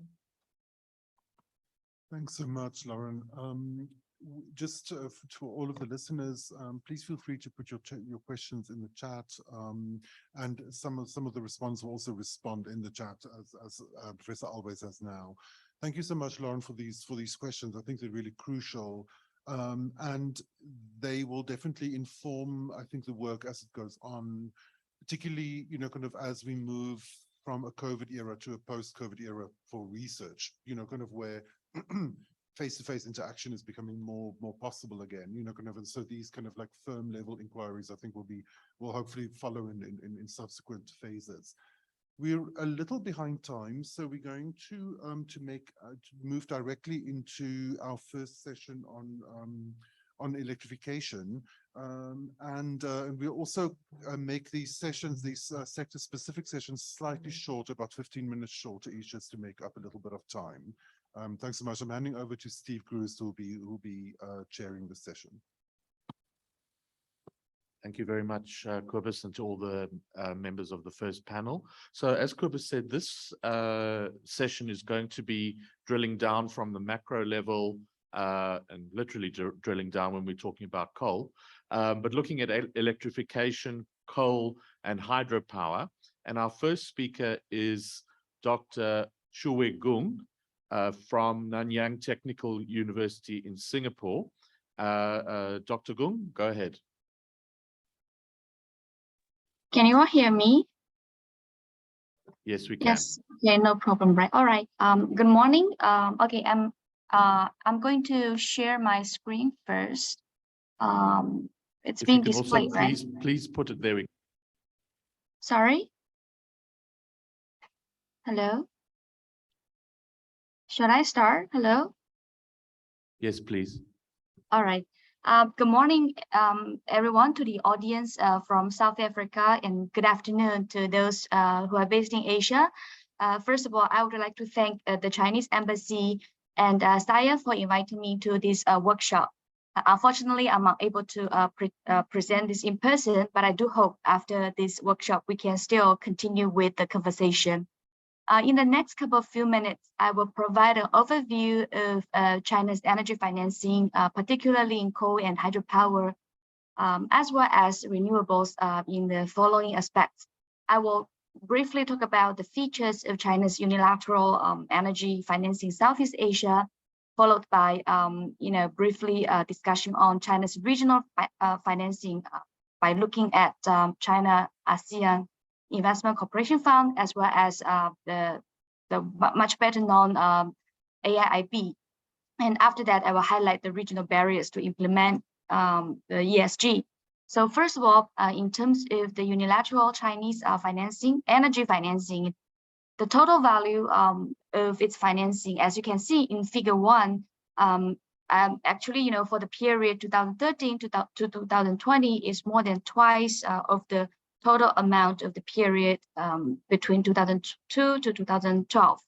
And in terms of sectors, China is well known for its heavy investments towards coal and hydropower projects in this region, as Figure 2 show, not just coal, but also gas. And together with hydropower, they're the top, 3 investment sectors. And you can see the solar PV is rising as an emerging, or as a rising star in terms of Chinese energy investment portfolio.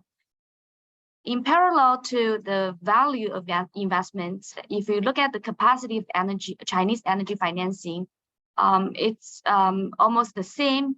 While coal, hydropower, and gas, they contribute the most to the regional electrification, as well as either civil or industrialization, already purposes of production. And in terms of investments, destinations, I retrieved the data from the Boston University. If you're interested, you can take a look. But the caveat of using this data is that it only collects, the financing statistics from the 2 policy banks, one is CDB and the other is Exim Bank. So that essentially means, Chinese other state-linked banks such as Bank of China or other commercial banks, they're not really included. That's why in this figure 4, you can see Southeast Asian countries like Brunei, like Singapore, they are not, or Malaysia, they're not really, counted. But again, that doesn't mean China doesn't invest in these countries at all. It's just this figure I want to show you, the most, Chinese oriented investments where they go to. All right, and you can see clearly those resource abundant countries like Indonesia and Myanmar, they're like the very popular destinations. So if we break down into the investment sectors, as I mentioned, the coal-fired power plants, they have been, and I still believe to be the popular investment sector for the Chinese financing. This is largely because of the preference to coal in many Southeast Asian countries' energy plans, and Chinese companies have invested heavily. For example, Indonesia alone accounted for almost half of Chinese coal-fired power plants in Asia. For instance, from 2000 to 2021, Indonesia received more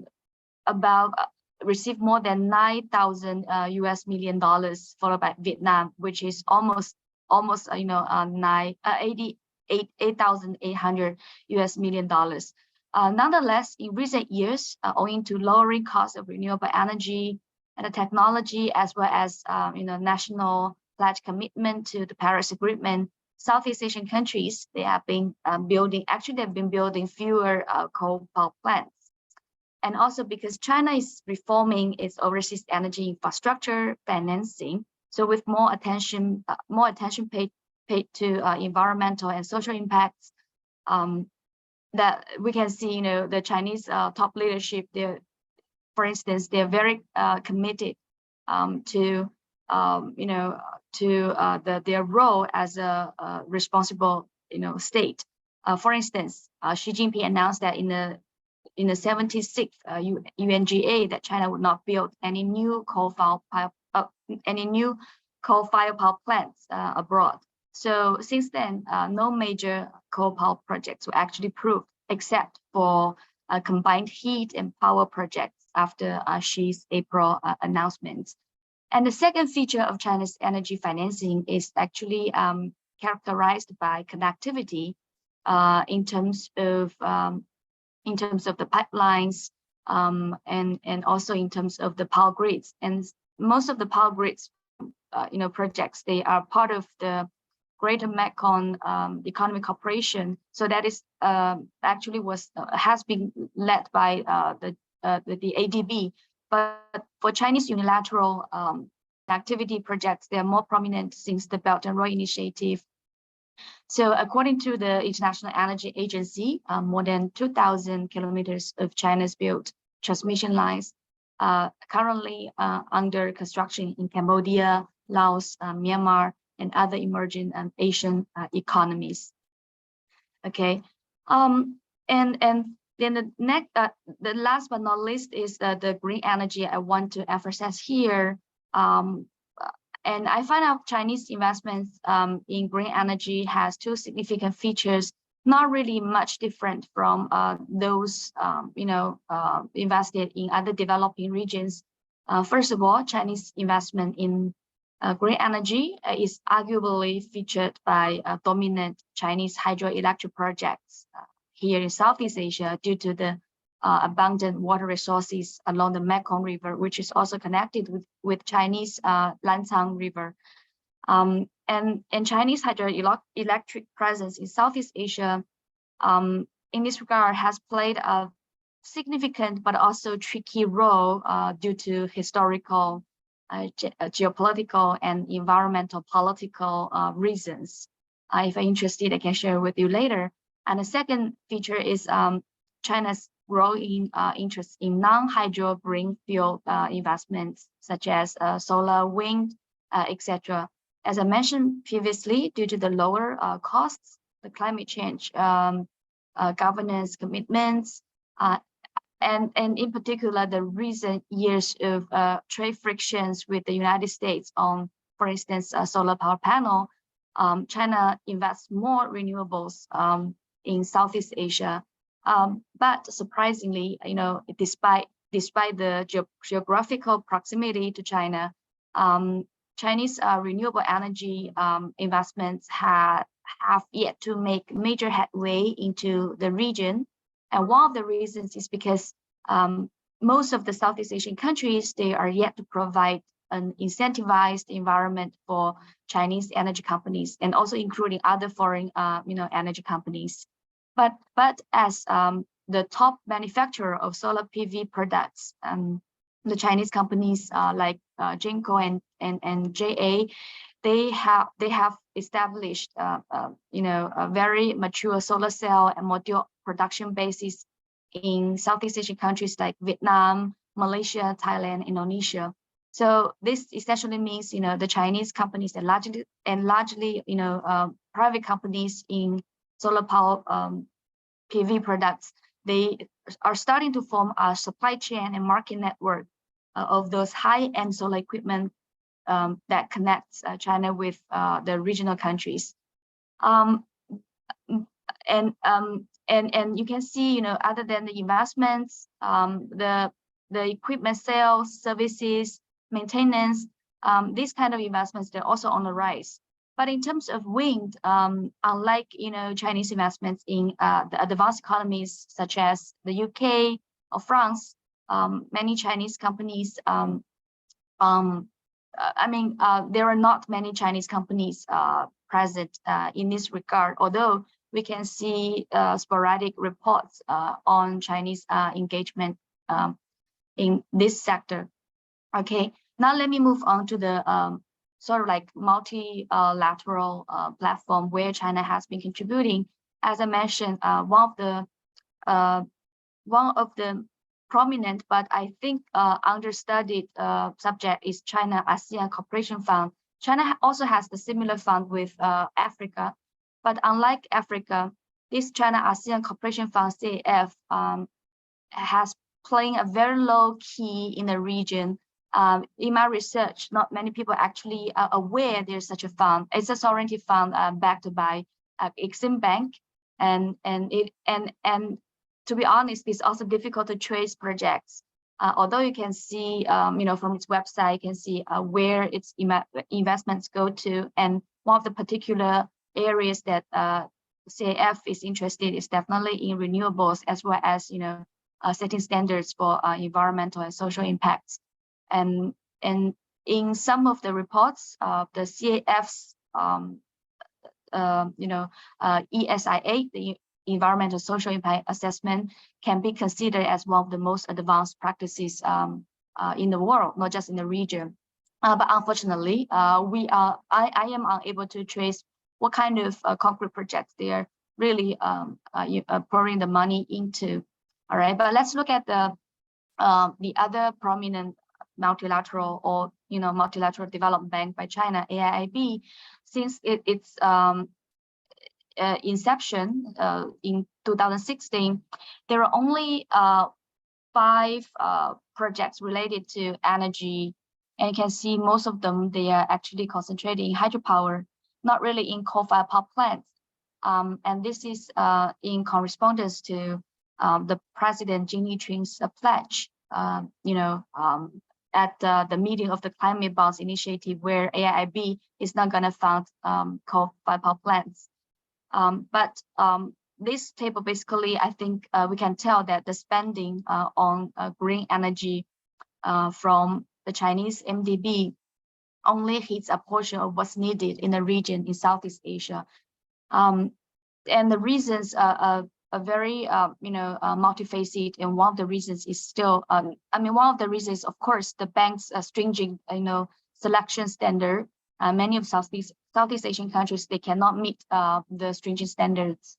And the second reason is, of course, the consideration of costs. All right. So based on the data that I shared so far, we can see China's energy financing is targeted heavily towards fossil fuel and hydropower projects. But in non-hydro green energy, such as solar and wind, they are so far underrepresented as a portion of Chinese energy investments in the region. So if we, draw the attention to the topic today, ESG standard, I think several factors in the region will condition Chinese efforts. One of the most important factor that may actually, impede Chinese efforts is the policy incentives for China's engagement in the region. As I said, the policy incentives in the region are still lacking. That's one thing. And the second thing is the energy deployment in the region is highly uneven. Some countries, they are still facing electricity access issues. For instance, Myanmar and Cambodia and even Laos, who claims to be the battery of Southeast Asia. While some other countries, they do not offer a stable policy environment for these energy deployment. For instance, Indonesia, due to domestic, political, and economic reasons. And the second barrier I want to highlight is definitely the geopolitics, where Southeast Asia nowadays has been the hotbed for the major powers to compete for influence, and as well as ideational or discourse power. So on the one hand, we've seen that of course, geopolitics sort of like create opportunities for the Chinese government, because the Chinese companies, they can offer much lower, global south prices, and they are more, well known for the highly efficient supply chain in terms of providing, for instance, the solar panels. It creates opportunities for Southeast Asian countries, vulnerable to global economy, especially, in this Ukraine crisis, where this region is in huge demand for energy. But also, geopolitics creates uncertainty. As I mentioned before, the solar panel has been the areas of US-China competition, despite dropping tariffs on Southeast Asian countries that have close ties with Chinese industry. The US efforts in the Indo-Pacific Economic Framework and the like-minded supply chain alliance will definitely, make a difference for China, either for China to come up with its own standard, or to, have a strong foothold in the region. So, in a word, the ideational and discourse competition in the region, in terms of which model is more popular, it has been, such debate has been on the rise in the region, and we've seen some backlashes, by Southeast Asian countries in terms of receiving the infrastructure investments from China. But with that being said, I feel, China definitely has a major comparative advantage, not only in those hard infrastructures, but also in the ESG engineering implementation, in terms of diffusing knowledge and tech knowledge that can support the green financing. China has been doing this, as I show you in the next table, through different China-led platforms, and in particular the Chinese companies, as well as other non-state actors. They are very active in helping with the capacity building in valuable clean energy experiences, modern grid design, piloting, energy planning, storage, etc., etc. But again, it backs to the point, that there has yet to be a systematic efforts from within China to direct these kind of overseas energy investments, towards a much more standardized, much more coordinated efforts in setting those ESG standards. So I shall stop here, and I welcome any comments and questions later. Thank you. Thank you, Dr. Shui. Without further ado, we're going to go to the next speaker, who is Dr. Cobus van Staden. You've already heard from him. He is one of the producers and presenters of the China Africa podcast, which has many listeners on a weekly basis. Cobus is also a research fellow here at SIRE. Over to you. Thank you so much. So I'll keep my comments very brief. One of the interesting challenges that we faced when we did this project was that halfway through the project, Chinese President Xi Jinping announced that the sweeping reforms, in particularly that they will stop funding coal-fired power plants across the world. So this presented a very interesting challenge to us, because we were at that stage looking at Chinese financed coal plants in Indonesia and Zimbabwe, and the moment provided us this kind of snapshot of, in the first place, how this announcement will affect governments across the global south, but it also particularly kind of provided an interesting, revealing kind of glimpse into the interactions between global south governments and Chinese entities in relation to coal power, particularly as coal power gets more and more controversial around the world. So the two projects we looked at, which is the Java 7 coal-fired plant in Indonesia and the Hwange expansion project in Zimbabwe, In some ways, they can be seen as the polar opposites of within the, within the range of coal-fired plants. So the Indonesian plant is sells itself as being some of the cleanest coal technology out there. The Indonesian government, kind of committed itself to using very advanced boilers and filters and so on to mitigate emissions risks. On the other hand, in Zimbabwe, the regulatory environment is very weak. There's been very low level of information about the projects. And the project itself has been quite controversial, but at the same time controversial within a kind of information vacuum where most of the information that did become publicly available came from civil society and press coverage. So it's an interesting kind of comparison between the two. On the other hand, there are some similarities as well. A key similarity is that I think both projects really reveal the impact of local political will, of a recipient country political will, and coal buyers as as a driver for the continued implementation of coal of coal capacity. So in both countries we see very high levels of investment and involvement by local political stakeholders in the coal industry. And with it, a strong kind of almost like some regulatory bias towards coal. So, so in Indonesia, for example, there was tweaking of energy prices to make sure that coal remains more competitive than other competitors in the market.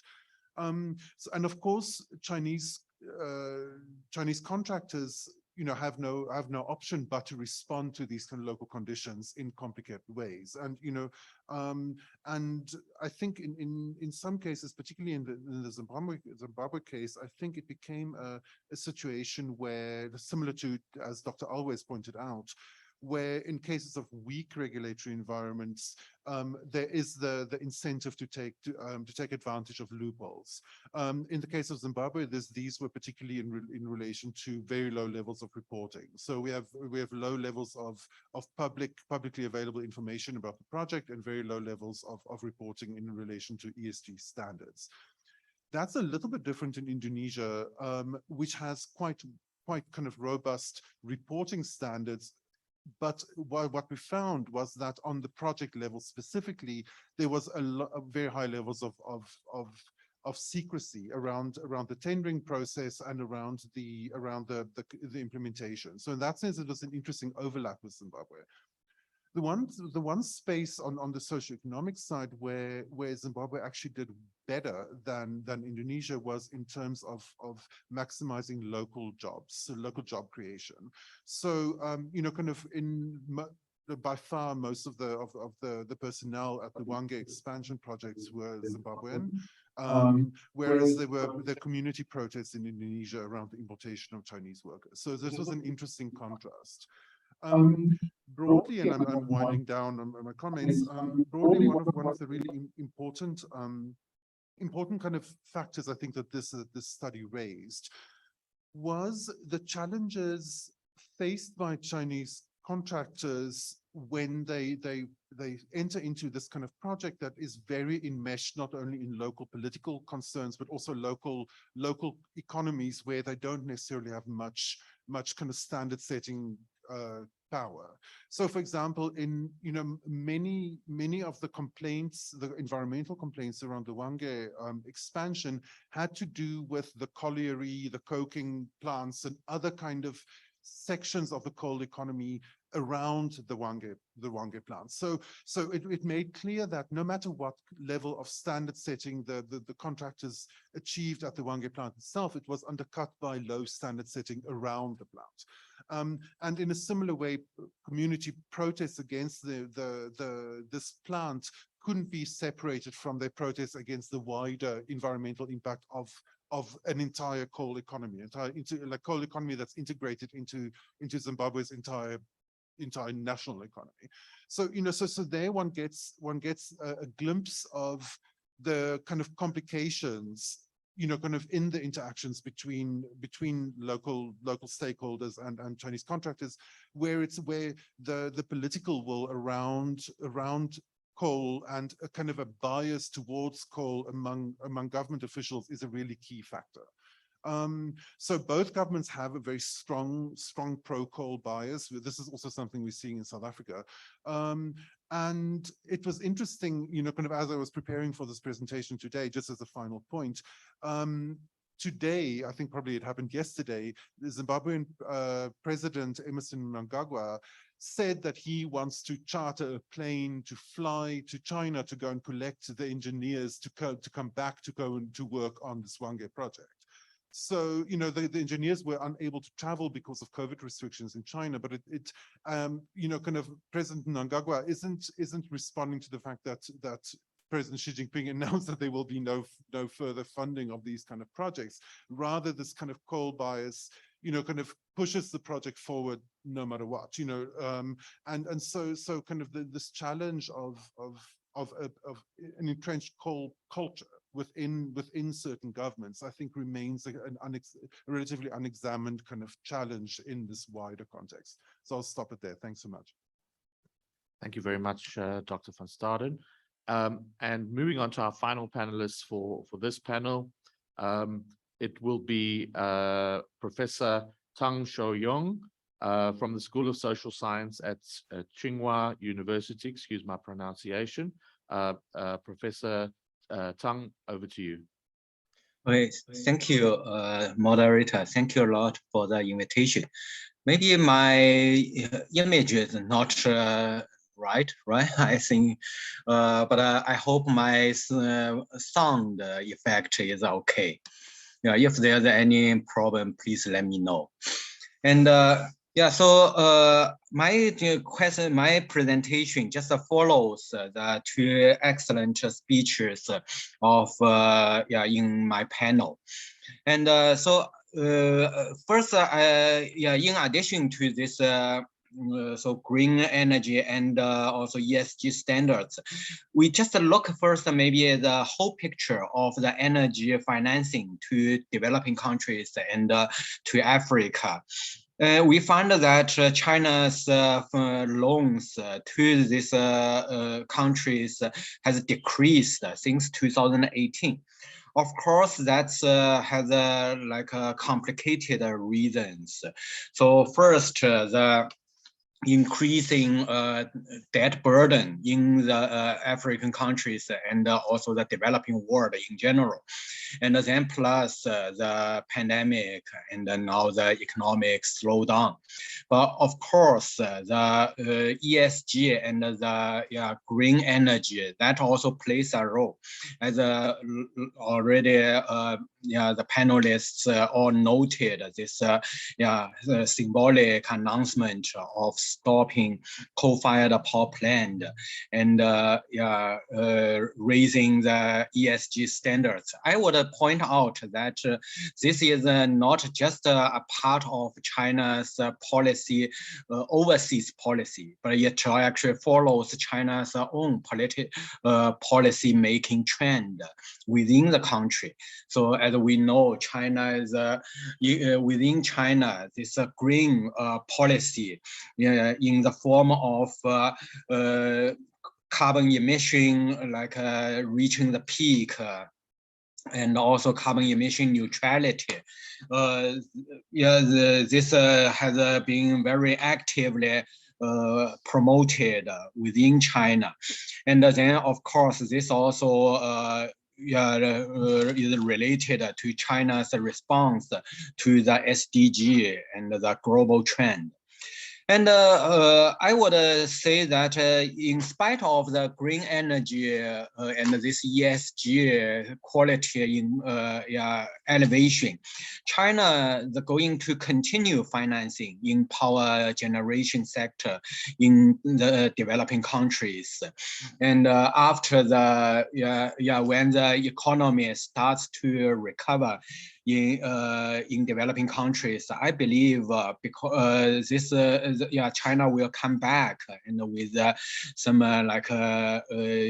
rebounds of energy financing.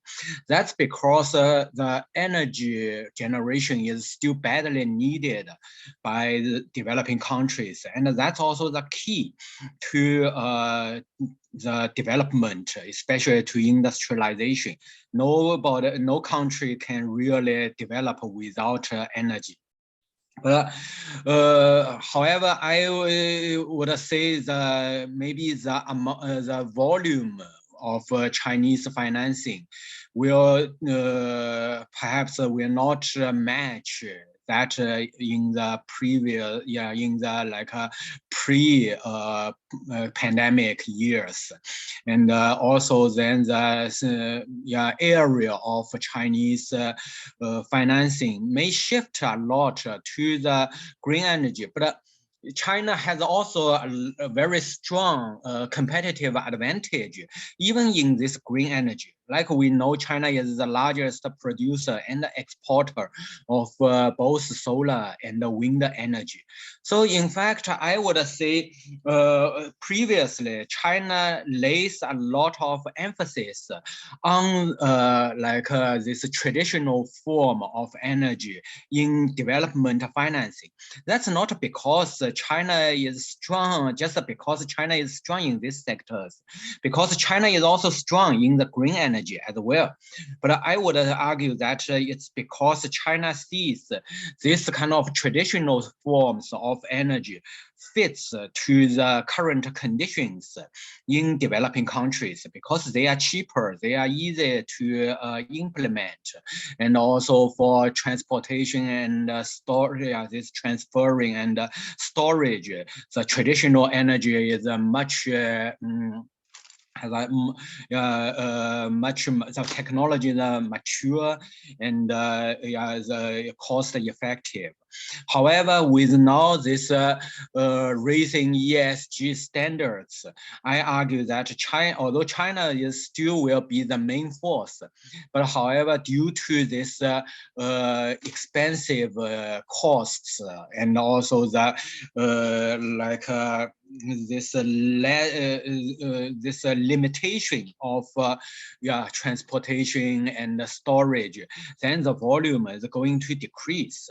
That's not a good news for the developing countries, especially because at that time, as just Cobbles pointed out, now when like Zimbabwe, when they want to build coal-fired power plants, they can hardly find a country to support them, or to find the real technicians with reasonable costs. And this all adds a lot of difficulty. Especially now we see the Russian-Ukraine conflicts. They actually made they drove the energy costs very high, and we will actually see what will happen in Europe this winter. So because basically all this green energy, that means the reduction of choice of energy sources, and then means the additional costs for energy supply. Then with this current energy crisis, now the energy shortage will go to a very dramatic level. And then, when Europe is even suffering, I do not know what will happen to developing countries. And so we need to keep an eye on that, because that's not a small matter. In fact, this the following 1 or 2 years will be very critical. We have the food crisis coming. We have debt crisis. Now we plus this energy core price hiking, and but however, I believe China anyway will still stick to its promise of not doing any coal-fired power plants overseas, because the Chinese government always keeps its promise very strictly. But fortunately, China still opens doors for some other traditional forms of energy, like the hydropower plants. Although for the Western countries, this is also a controversial topic.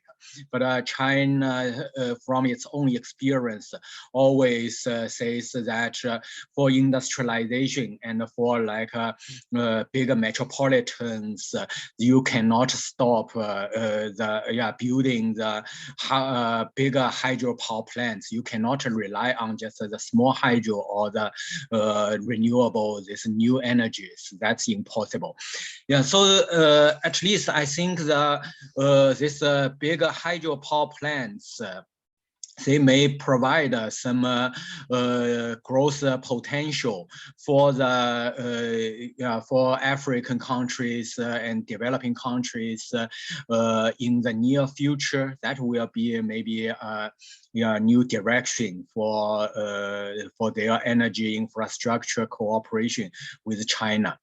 Okay, so these are my just reflection points, and I welcome your comments and questions. Thank you. Thank you very, very much, Professor. We've had one question come through on the Q&A from Stacey Links, and she basically is asking, is there a difference in the different sectors for the generation of these standards, or is there more or less consistency across all different kinds of infrastructure classes? I don't know, Cobus, maybe you can take a first go at that. So is there variation by industry, and how? You know, it's a complicated question. Like, you know, each different kinds of infrastructure has its own kind of impacts with its own sets of kind of mitigation measures. But then we do see, you know, shared issues across, and maybe, you know, on the ESG scale, the kind of S&G parts, you know, kind of maybe the kind of clearer example, you know. For example, job creation, local procurement, and the favoring of local workers over foreign workers remain an issue, you know, across all of these projects and across these sectors. Similarly, on the governance side, reporting and transparency issues, you know, are key, are issues that showed up in all of these different sectors. However, you know, in some other cases, project-specific issues intrude. So, for example, around road and rail, you know, projects, we've seen the land acquisition and the resettlement of communities becoming massive issues, whereas in for example, ICT provision, it's not such a big thing. I think the coal becomes this very interesting example of where the very kind of like nature of coal is so controversial at the moment that you know, that the question of what represents responsible mitigation or responsible standard setting in relation to coal becomes an almost impossible question to answer. You know, it's difficult to think about what would actually be a really progressive coal project. Yet at the same time, what we're also seeing is that the kind of economic impact of the pivot away from coal, particularly on local stakeholders, frequently stakeholders with strong kind of political pull, is also like provides a kind of a complicated set of factors that have ramifications across these projects and then across the infrastructure sector as a whole. So I think I'll stop there. Thank you very, very much. Do any of the other panelists want to make a comment? Dr. Xue? Definitely, I think I totally agree with Cobus sharing, and I do think there are commonalities, I mean, across industries, but I want to highlight the differences across the industries. I think the perception, you know, plays a very, very significant role in terms of how to mapping up the ESG or mapping out any of the industrial standards. For instance, in Southeast Asia, in many of the Southeast Asian countries, the digital literacy is actually very low. But the host government's, you know, requirements for instance, the local job creation is not really, you know, that strong compared to industries such as, you know, coal-fired power plants or mining. So with that being said, that's what I, you know, want to emphasize when people start to perceive one industry as, you know, contributing to the economy in a much less resource extractive way. they may compromise on some of the aspects compared to the other industries. And also even in the same industry, the companies, they have different perceptions on to what extent they should have standardized the practices, like somehow I forgot. I mean, in the mining sector, the EITI, right? You have over 100 Chinese companies joining, but you also have other hundreds of Chinese companies, they do not join. So why there's such a discrepancy? That's the perception of to what extent they're actually beneficial to not just their company profiles and reputations, but also to what extent those host countries they would perceive what kind of companies they think are beneficial to their local economies. Thank you. I think businesses around the world try and get away with as much as possible. So they want profit. They want to maximize that.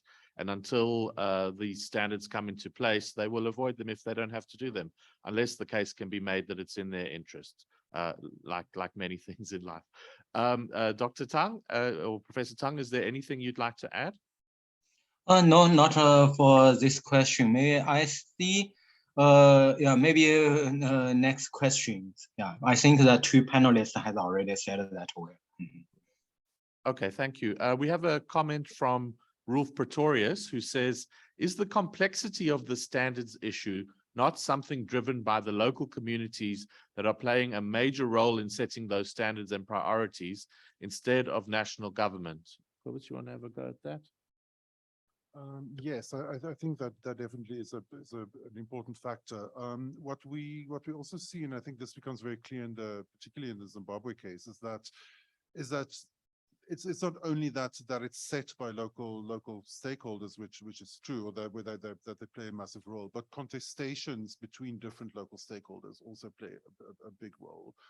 So for example, like there's currently a big kind of controversy going on in Zimbabwe between coalitions of NGOs and the Zimbabwean government, the Chinese embassy there, and certain Chinese SOEs, in where essentially community complaints about certain Chinese projects or Chinese-led projects, as we've now seen, many of those lapses are, are the result of complex interactions between different local players, then become part of a bigger kind of discourse war, kind of within the country, kind of setting Chinese actors against other actors in a kind of way that's frequently not very helpful, which then frequently gets escalated into a wider kind of global geopolitical discourse disputes, kind of where countries like Zimbabwe kind of get cherry picked as examples pro and con, so it's the kind of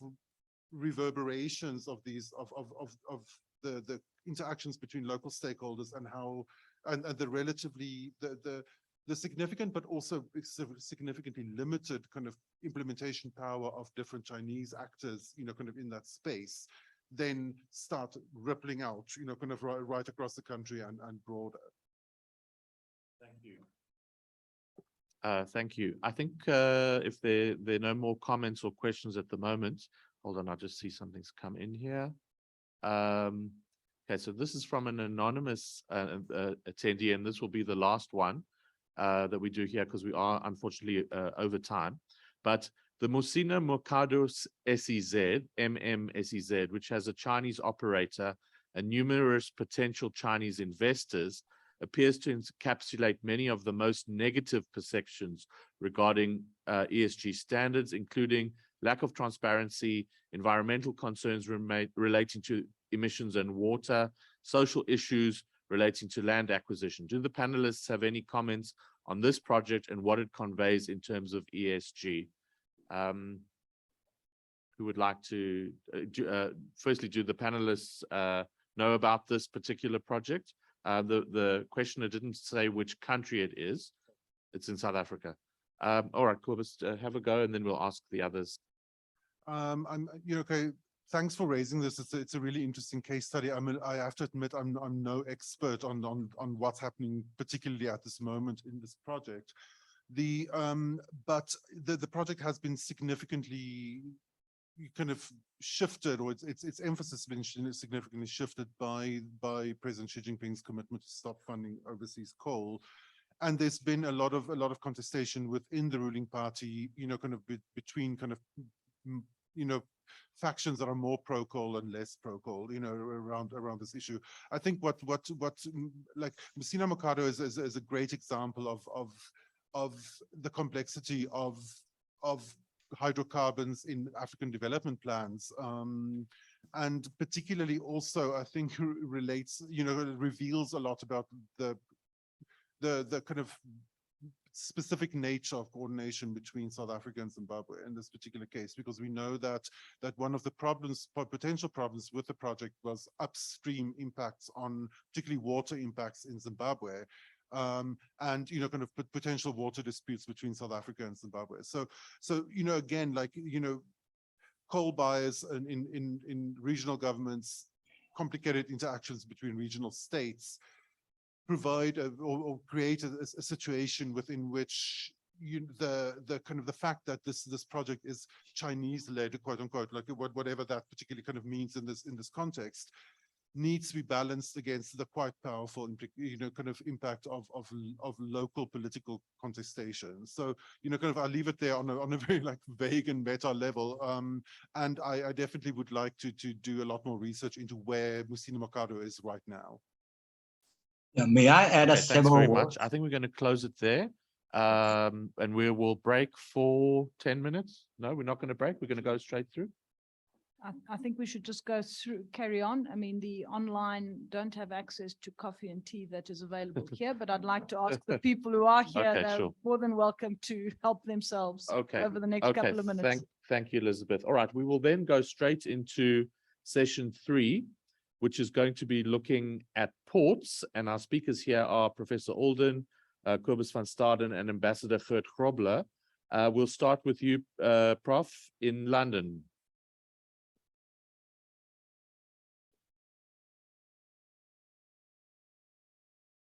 Professor Alden, are you with us?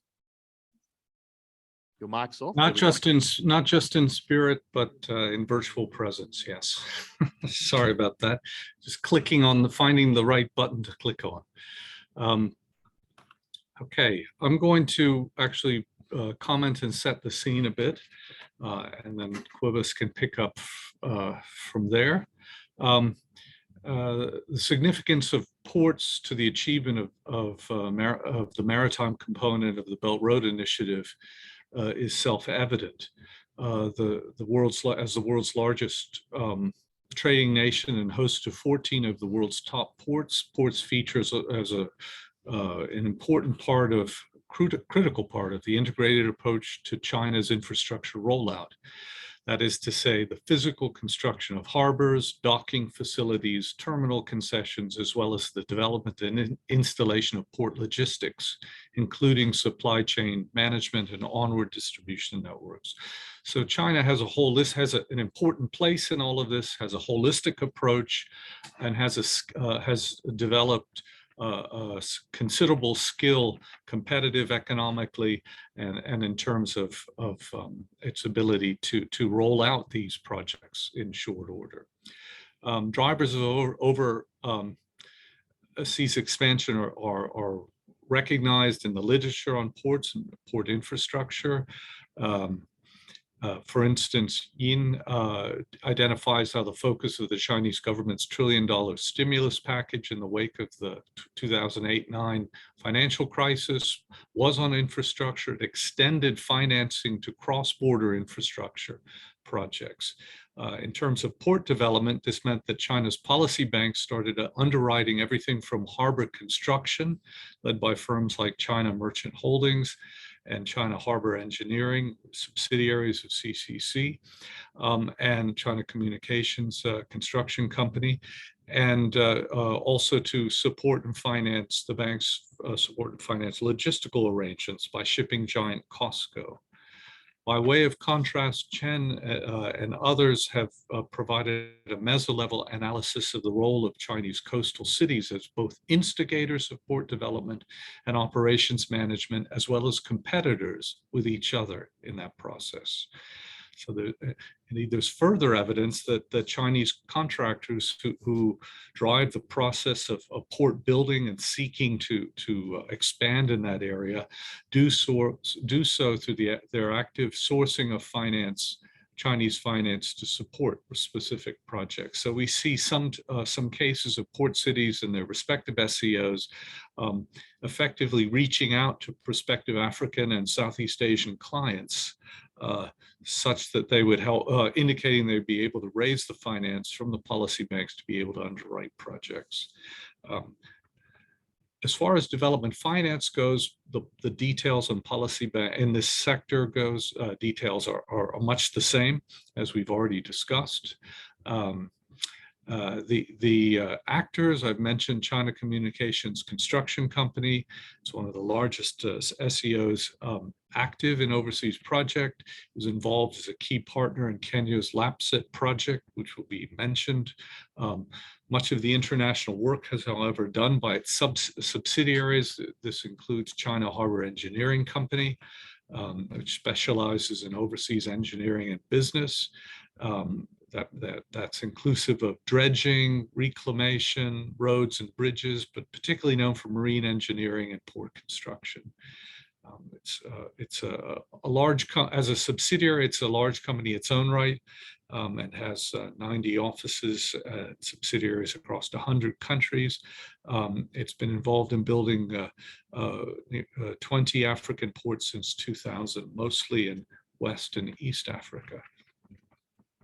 Another CCC subsidiary, China Road and Bridge, concentrates on overseas business, especially engineering and contracting, with branches in 60 countries.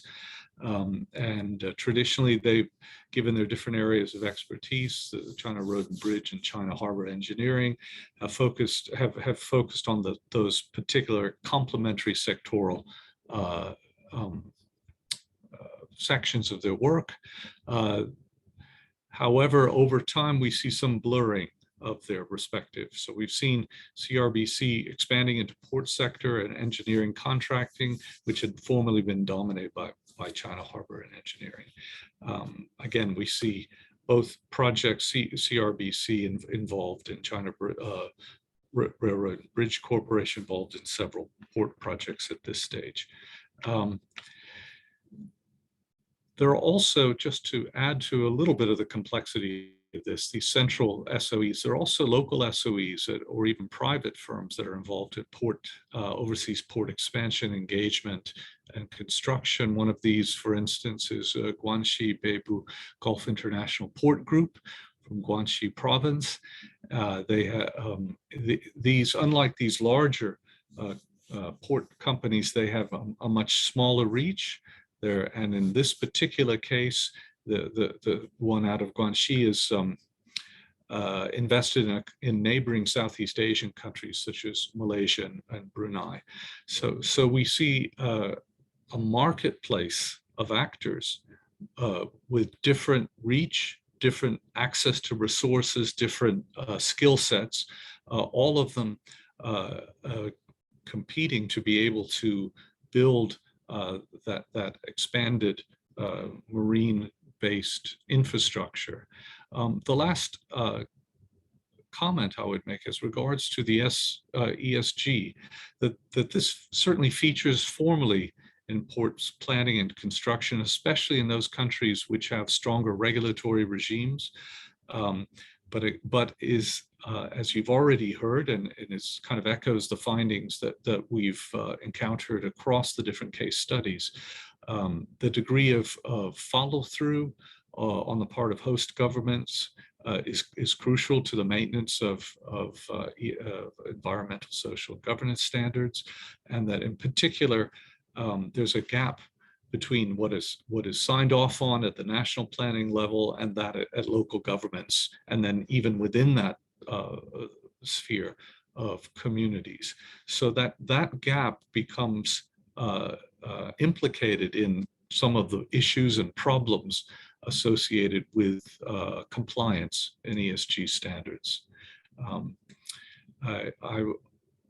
I think here I would also signal in particular the degree of, or the lack of transparency in terms of projects, what is actually known about the project, the terms of lending and that sort of thing. That has had an impact, and that's been a consistent feature across this particular sector and other sectors. And this has raised concerns amongst local stakeholders, local communities, and others who are uncertain about the funding arrangements and call into question some of those arrangements. And indeed, some of the more problematic cases, such as Malaysia, have the East Coast Railway line have been a byproduct of the absence of real disclosure and the continuation of lack of transparency in the project development and projection throughout the construction phase. So let me leave it at that and hand it over to Cobus. Thanks very much, Professor Alden. It strikes me, you know, everybody's been talking about the billions and billions of dollars that have been invested. And I wonder where we would be without Chinese built infrastructure and Chinese finance infrastructure, because we remain such a poor continent. People's lives, you know, remain bleak in many places. But maybe we can pick that up in the question and answer. I'll hand over to Cobus, who's going to also talk about ports. Thank you so much. Yeah, Professor Alden has really covered this very comprehensively. So my comments will be quite brief. In our analysis, we compared Lamu Port in Kenya with Kuantan Port in Malaysia, and both of them became an interesting kind of case studies in again the interaction between Chinese entities and local stakeholders. One of the things that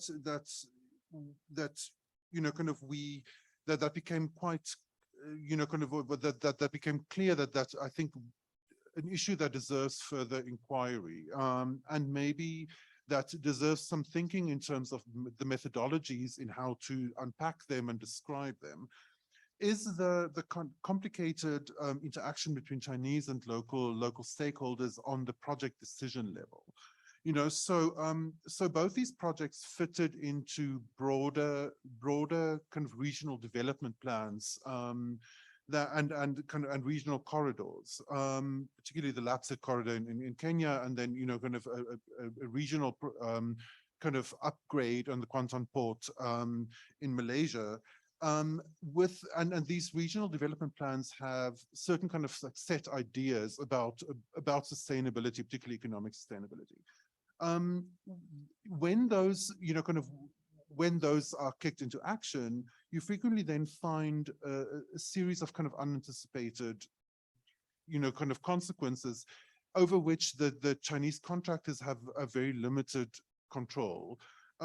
So, for example, Kuantan Port in Malaysia became the kind of exit point for bauxite exports from Malaysia, which rapidly increased once neighboring Indonesia, decided that they're going to localize all bauxite refining.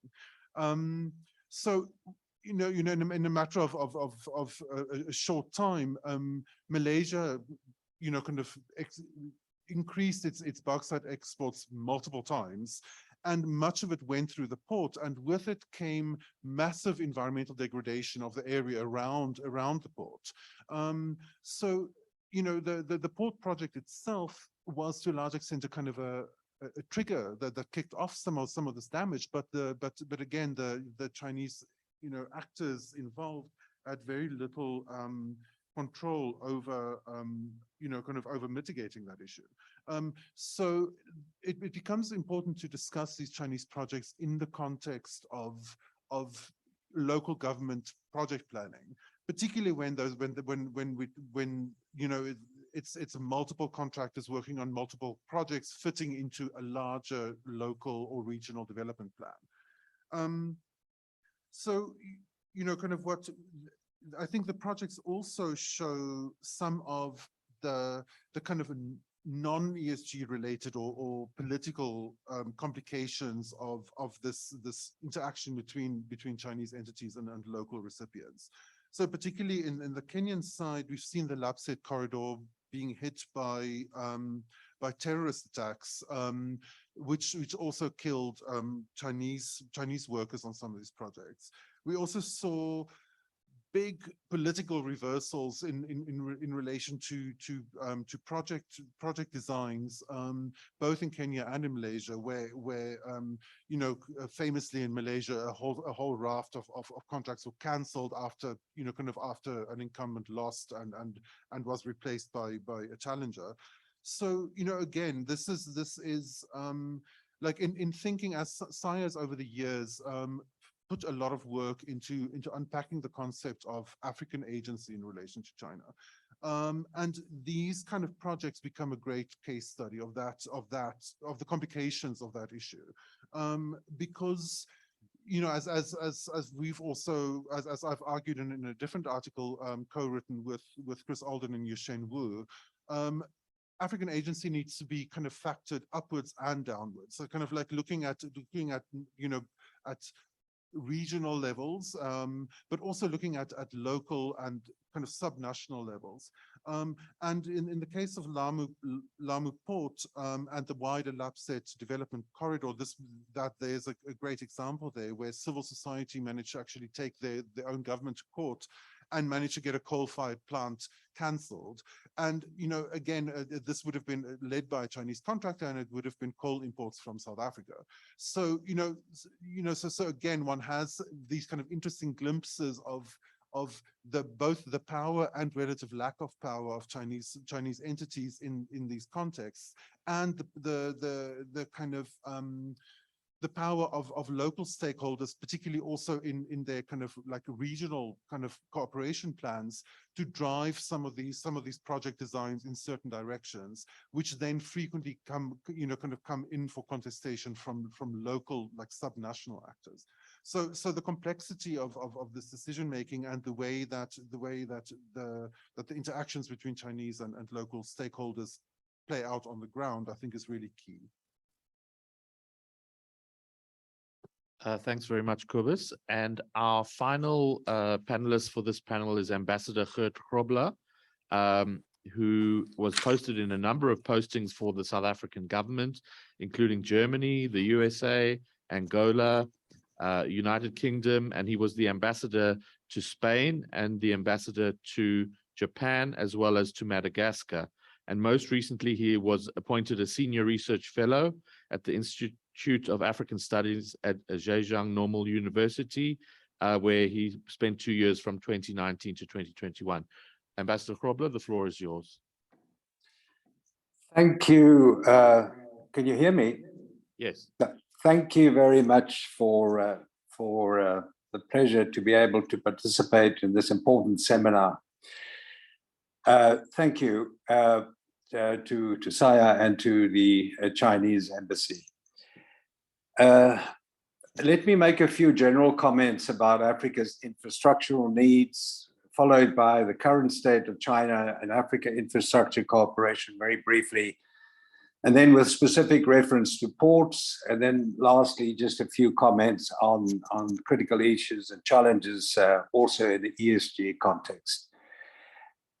A lot of this has already been covered by a number of speakers, but China has had a huge impact on infrastructural development in Southeast Asia and in Africa through the BRI and, of course, the FOCAC, Forum on China-Africa Cooperation mechanism. China has, for instance, signed BRI cooperation documents with 149 countries and 32 international organizations. And it has thus far adopted more than 3,000 cooperation projects, which involve nearly US $1 trillion.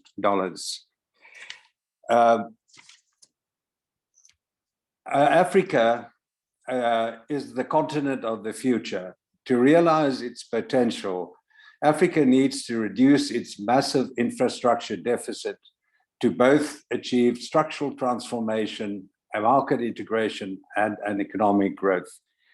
And I could just, we're all probably aware of that, but the latest estimates by the African Development Bank suggest that the continent's infrastructure needs amount to anything between 130 to 170 billion a year, with a financing gap in the range between about 70 to 108 billion dollars. Africa, therefore, must increasingly interact with its international partners like the US, EU, China, India, Japan, and many others. And this brings me to China and Africa cooperation, which is growing from strength to strength, bilaterally and through FOCAC and the BRI. And when it comes to building infrastructure in Africa, China is in an unrivaled position. China strongly supports Africa in making infrastructure development a priority for economic revitalization.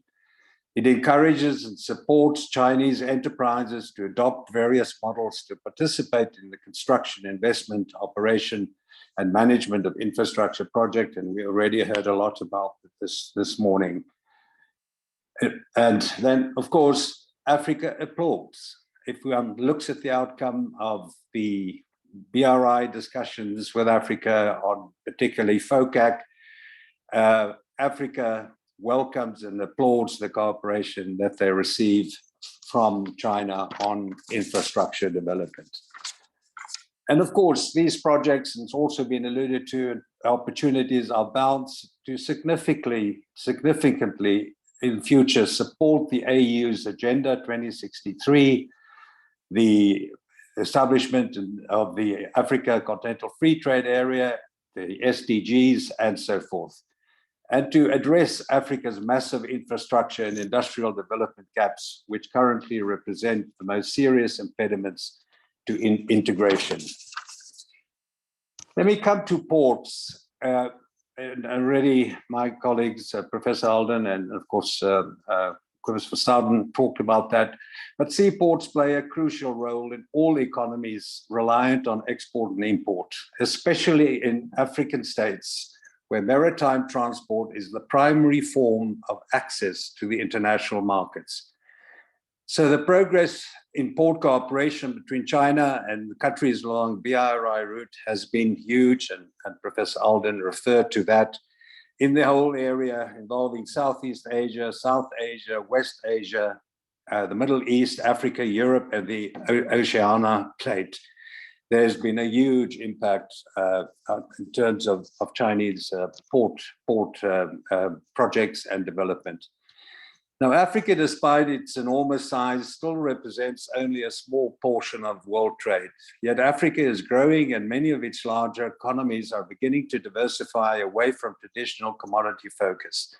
Ports represent the gateways for these commodity exports, but as countries grow and develop, ports are also essential for sustaining and improving more robust and diverse growth in African economies through the import and export of manufactured goods and other products.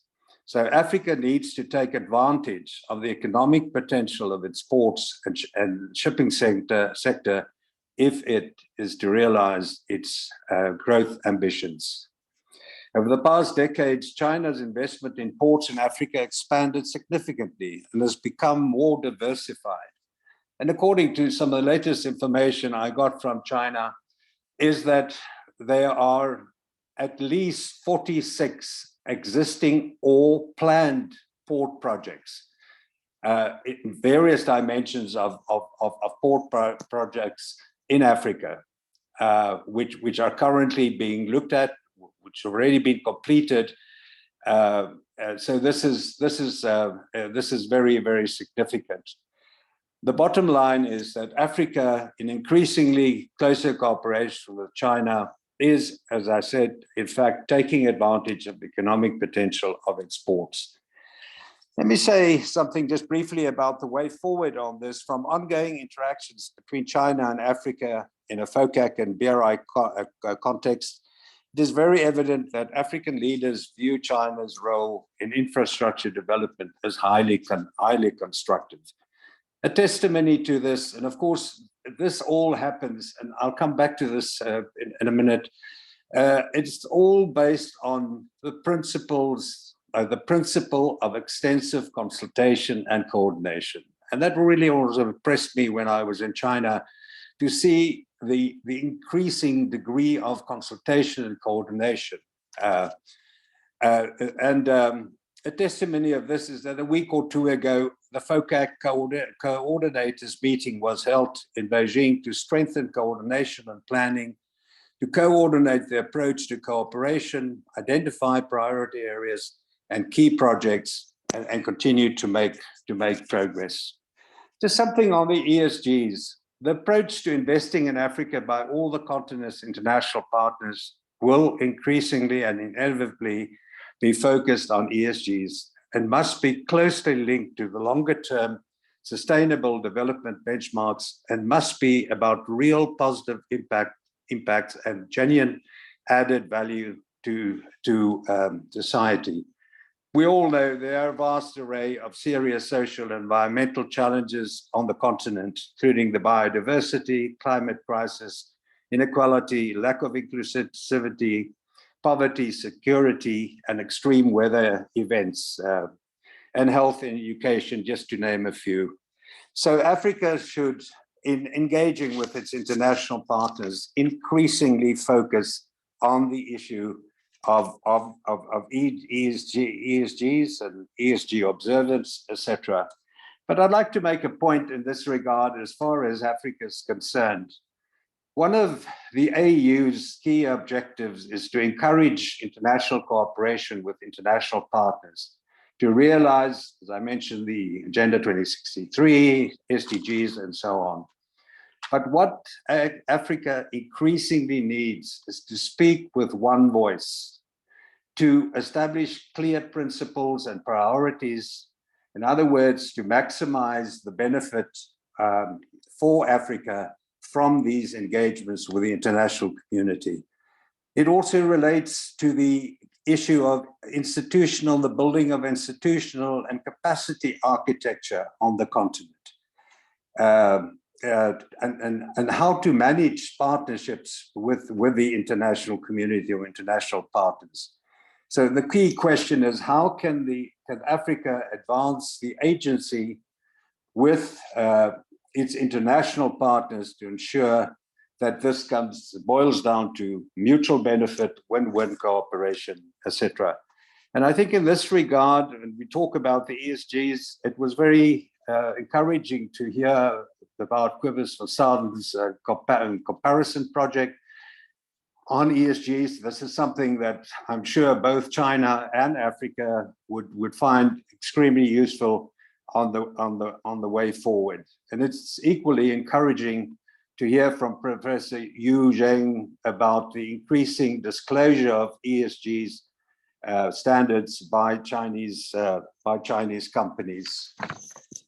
Let me, in conclusion, just say that what struck me, if one looks at the recent FOCAC and BRI deliberation, that these are increasingly characterized by ongoing dialogue and consultation at both intergovernmental and non-governmental levels, involving a broad range of actors at various levels, culminating in drawing up agendas and building consensus on key issues of common concern.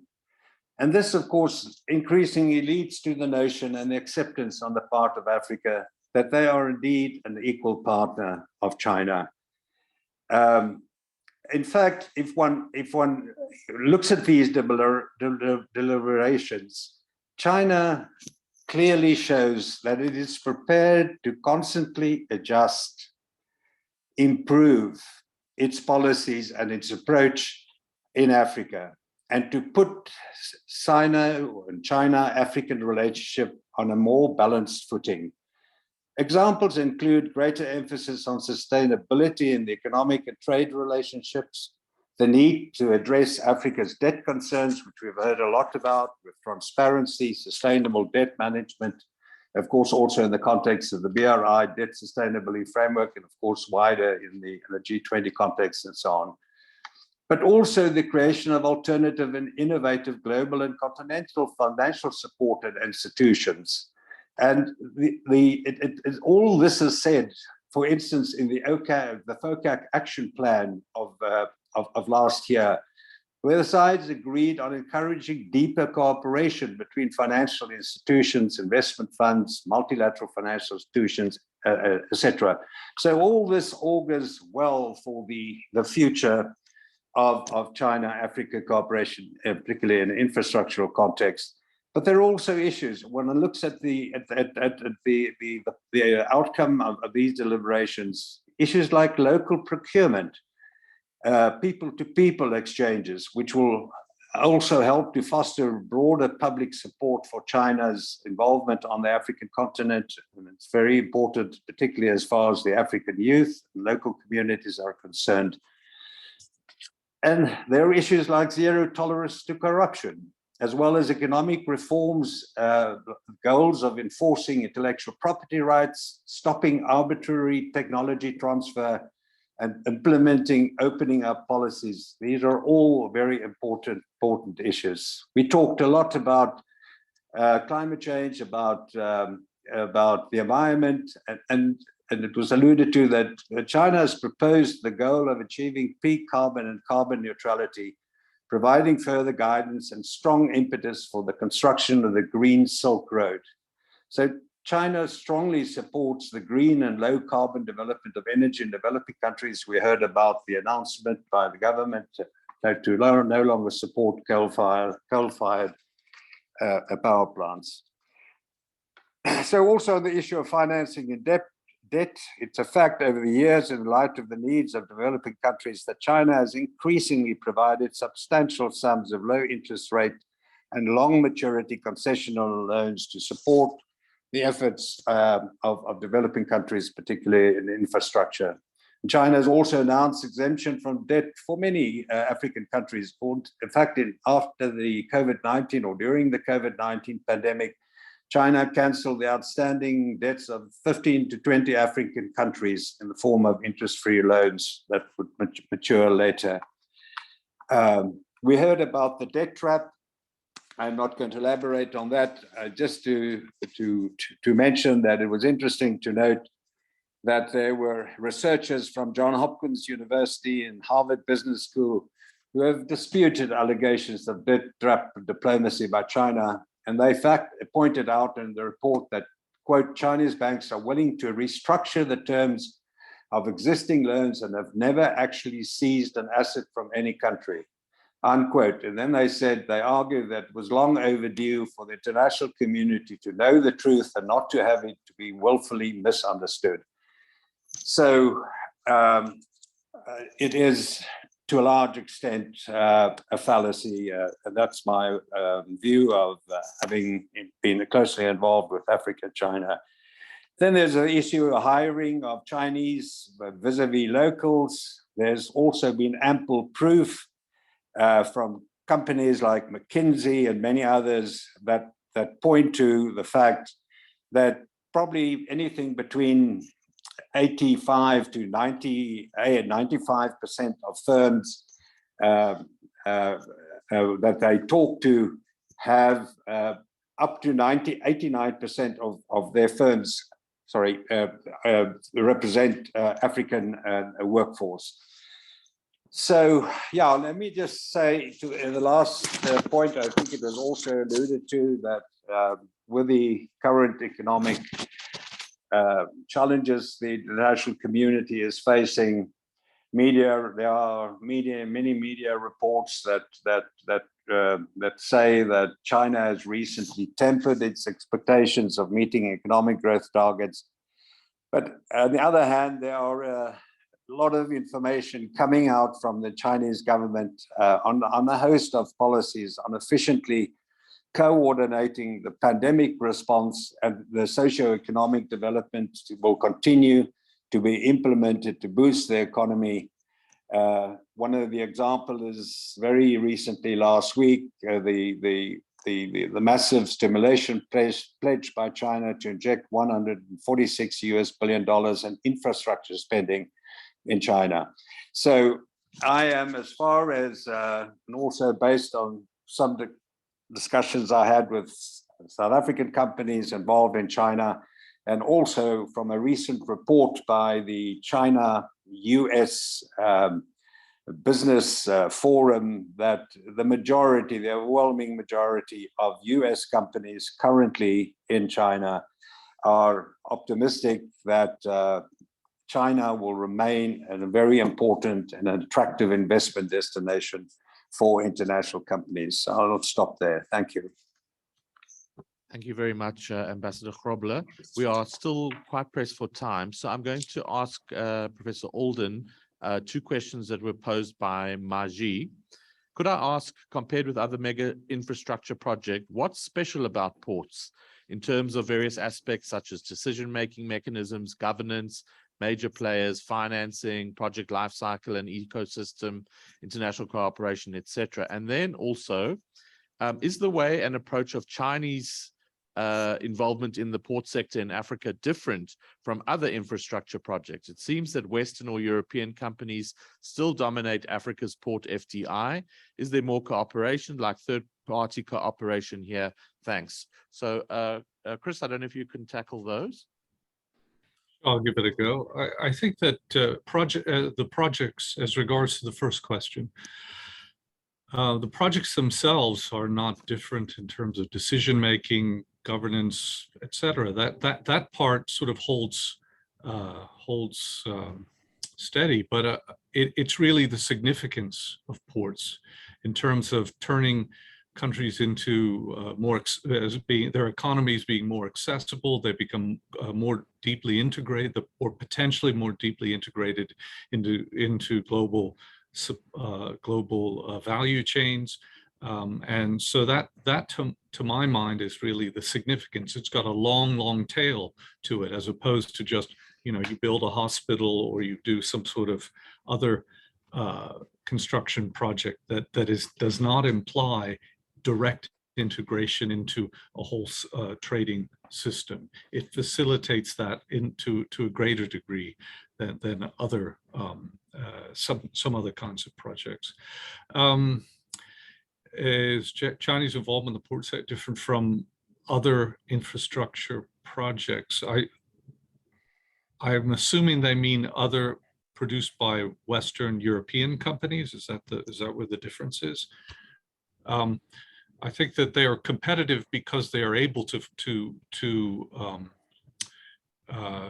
put together project proposals which are address all the same sorts of issues and sets of concerns that their competitors, non-Chinese competitors, do. So in that way, I would say their involvement in the sector mirrors how they are involved in other infrastructure projects. They bring in good level of standards, good project development and proposals, and they're able to price it in a way that is suitable. The other comment I would say is that they've often selected or been selected and pursued projects that firms might not, Western or other firms might not pick up, right? The Bagamoyo project in Tanzania is something that I think is uniquely China-Tanzanian initiative. So I see that variation in terms of responsiveness to policy elites within host governments. Thanks. Thank you very much, Chris. Kobus, maybe just to put a question that came through on the chat, some comments on the textual analysis in the discourse. Is it, it's kind of an asymmetry comparing a country and a whole continent, and the person is saying, shouldn't we be looking at Asia-Africa relations? This sort of one-to-many relationship, I think, is an interesting one, if you'd like to comment on that. And then I'm going to turn to Dr. Johnson just for a closing comment, and then we'll break for lunch. Go ahead. Yeah, absolutely. I think looking at that very broad on that very broad scale at the interactions between Asia and Africa, I think would be interesting. But at the same time, it becomes so huge that that one needs to kind of break it down anyway. Because there's such big players beyond China, also involved. So, I think I am sensitive to I think, concerns that because of the current geopolitical framing of Chinese involvement across the global south, that they, some other players get less attention, and that they kind of a more kind of organic or comparative or weave together, choose your approach, way to go could be interesting. On the other hand, I think there's also some particularities within the Africa-China relationship that makes that relationship, I think, particularly significant for Africa particularly. I think in lots of ways, one of the powerful impacts of China's engagement with Africa was that it opened up a set of options that wasn't really being offered by other partners, and this includes other kind of legacy Asia, like development partners from Asia, like Japan, for example. So even though there's lots of similarities between Chinese and Japanese engagement, the Chinese came with a set of new realities that then opened up several new options for Africa. So in that sense, I think that relationship does deserve its own kind of like field of study. But certainly kind of more comparative work is highly needed. Thank you very much, Cobus. I'm going to turn to Dr. Lauren Johnston. Just, I know she's written on ports recently, just for your impressions or a comment. Thanks everyone for another really interesting session. On China, Africa and ports, I would just add that I think China's interests in the new Lekki port in Nigeria, just outside of Lagos, are worth watching. This will be Nigeria's first deep water port. And it's mostly automated, which I think hasn't been brought up. On the one hand, this push for industrialization has come up today already. This port being mostly automated will mean the port itself directly creates fewer jobs than had it been a traditional, more labor-run port. That creates all sorts of new opportunities, but also new obligations to ensure that the port leads to secondary job creation within Nigeria and so on. So I know there are some fears that it may just become a place for importation of Chinese goods and exportation of, kind of Dangote production of urea and refined oil right next to the port. So I think that's an interesting development to watch from an employment creation, digitization, so many angles.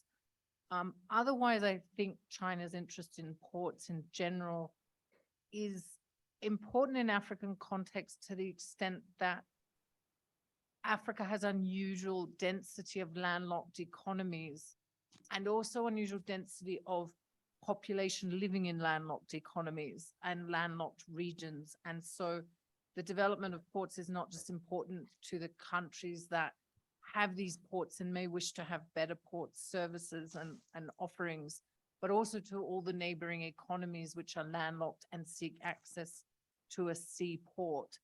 It didn't come up much here today, but obviously there's a bigger dialogue also around the dual use of ports and, whether there's some intention in that. I agree with Professor Alden, the Tanzania case is an interesting one as and when it develops, but also there's a role for Oman in that port. So it has a kind of interesting triangle angle that is not as common, and then was not as common as what we would normally see as trilateral cooperation.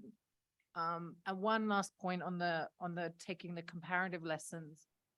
I think also there's an increasing focus on the land-based or the dry ports along the Belt and Road. And so this is particularly so in landlocked Kazakhstan, where the Belt and Road Initiative was launched. And China has quite a deep partnership, it seems, with Dubai ports in terms of developing these land-based ports in Africa, in Kazakhstan and elsewhere. So I think the port question is not just a traditional port question in terms of sea-based ports, but watching how these land-based dry ports develop. And there might be some greater lessons where the seaport focus tends to be on ASEAN and China's own ports, wherever they are, Ningbo, Shanghai, wherever. But I think for these land-based ports in terms of unlocking African trade from Mali to wherever, you maybe can learn much more from what's happening in Uzbekistan and Kazakhstan and Central Asia. Just So on the phone, maybe I add that think, angle to the comparative lessons, because the dry ports are more developed in those regions than they are perhaps so far in Africa, even though they're already starting here too. Great insights. Thank you, Dr. Johnson. I don't know if Professor Alden and Ambassador Grobler wish to just make some closing remarks, and Kobus as well. If not, you can pass. Chris? I'm fine, thank you. That looked like a pass. Ambassador? Thank you. No, that's fine. Thank you. Okay, Kobus? 3 passes. It's better than the Springbok backline against Australia on Saturday. Okay, folks, we're going to break until we've actually made up time. And we're going to break until, I would say, 10 to the hour. So it would be 10 to 1 in South Africa and 10 to wherever you are in the world. So please join us again. We will be back at 10 to. Thank you.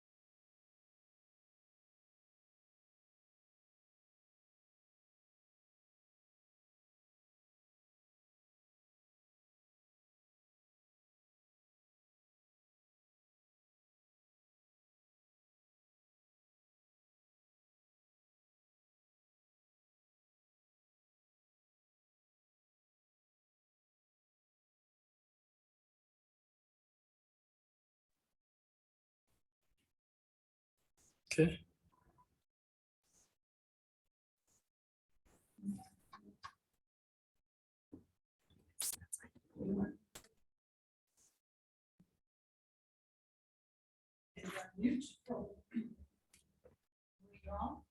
It's unmuted.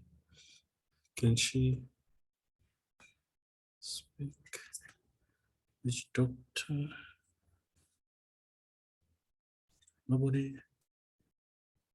I have no one. Yeah, he's on mute. Yeah. Okay, Can just you unmute you. Yeah, I'm unmuted.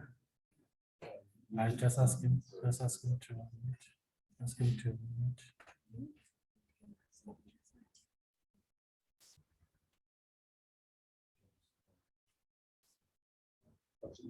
Unmute. I was unmuted.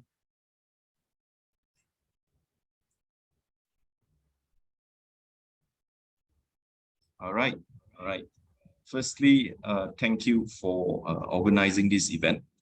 This goes to the organizers and the host, and to the rest of the panelists. Thank you for helping to make this event a great one. So I understand that we are to talk about rail in this panel. So for my case, I'm looking at primarily the JBHSR, which is the Jakarta-Bandung High-Speed Railway. This project, currently, if you had gone to Indonesia now, it's very near to completion. The last time the president visited it was, I think, 2 or 3 months ago, right? Before he went over to China, Japan, and Korea. So I think there is a trend, and this trend is irreversible, that this trend is going towards what is called the ESG. I will not belabor it, but if we are to contextualize it in relation to what's happening in Indonesia, I think there's a few points that are worthy of mentioning. And I think some of these points overlap with what has been discussed earlier on this morning, as well as what is going to be discussed by my colleagues later on, right? So if you look at the Indonesian one, right, if you just look at the environment component, right, you realize that there are certain points that can be improved upon, right? And these include things like drainage, flooding, so on and so forth. Because if you look at just most of the projects that you see in most of the developing economies, you realize that people don't dispose of their trash very well. And because of that, drainage issues tend to occur time and time again. So there is that. And there's also, removing trees, deforestation, so on and so forth, right? And I would wager that this is not unique to Chinese infrastructure in Indonesia. It probably happens in many other places, right? So it's not a great thing, but I think we have to be aware of the context, right? And the other thing is on the social economic side, right?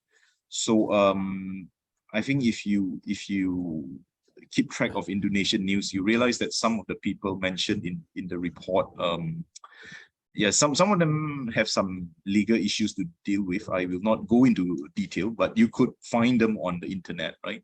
So one of the things that keeps getting pop up was, it relates to certain parties wanting certain development that may not be directly related to this project, right? And this is what you call a socio-economic side, right? And it's not that great. And I also tend to see it more contextually that this thing is not uniquely Indonesian. I think it happens probably in a lot of places, right? Hence, you have projects that tend to go overboard, tend to take a longer to construct. So this is one of the things that I'm hoping that my colleagues can share as well.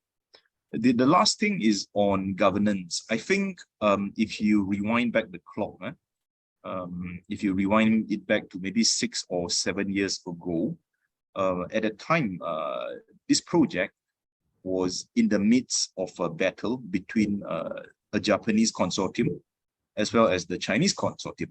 We all know that the Chinese consortium eventually they won this deal, but the Japanese were very, very active, and at the time the Prime Minister was the late Shinzo Abe. So he and his colleagues were actively pushing it, and I think you would also remember a gentleman by the name of Suga, right? Suga also became Prime Minister. I think if you remember, about 1.5 years ago, he was the Japanese Prime Minister. At that time, he was Chief Sec. So he was one of the guys pushing the deal. But eventually, the Chinese won out. How they won out, it's not very clear, but there was a lot of biddings and counter biddings, right? And then it got very, very confusing.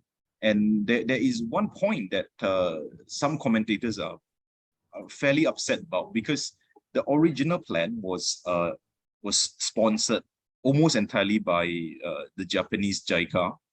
And what has transpired is that it is believed that the plan was handed over to the other side, and the other side basically just based on this blueprint, and they produce a proposal. So that made some people quite unhappy. But the reality is that the Chinese bid also included certain clauses that Tokyo was not willing to give, right? One of which is the waiving off of a sovereign guarantee, because these projects cost money, and usually they would require a sovereign guarantee. The Japanese requested that. The Chinese consortium didn't require that, right? So that was a plus for the Indonesians because they have a way of managing their public debt. So what the Chinese got well was to target those points. So that was very important. And the other thing that the Chinese promised, but eventually didn't really work out, was that they promised that they could complete the project in a period that is a lot less than expected. And the Japanese, they were not able to commit to that. But of course, the project didn't get completed on time. So those were the two key points that perhaps made people question the governance aspect. With that, I will stop here, and I hope to have more discussions with the audience. And I believe that my colleagues can, add on to this angle. Thank you. Fantastic. Thank you so much. I think it will be very interesting for us to then go to Dr. Otele for a Kenyan perspective on a very similar kind of set of controversies. Thank you.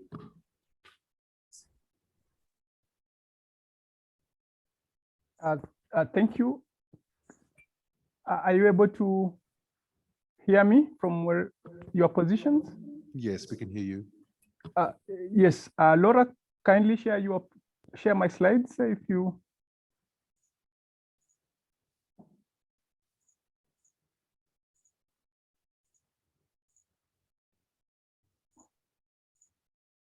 Thank you very much.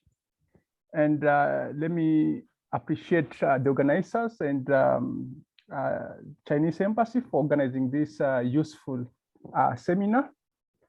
As you have heard from Cobus, my name, I'm Dr. Otele Oscar.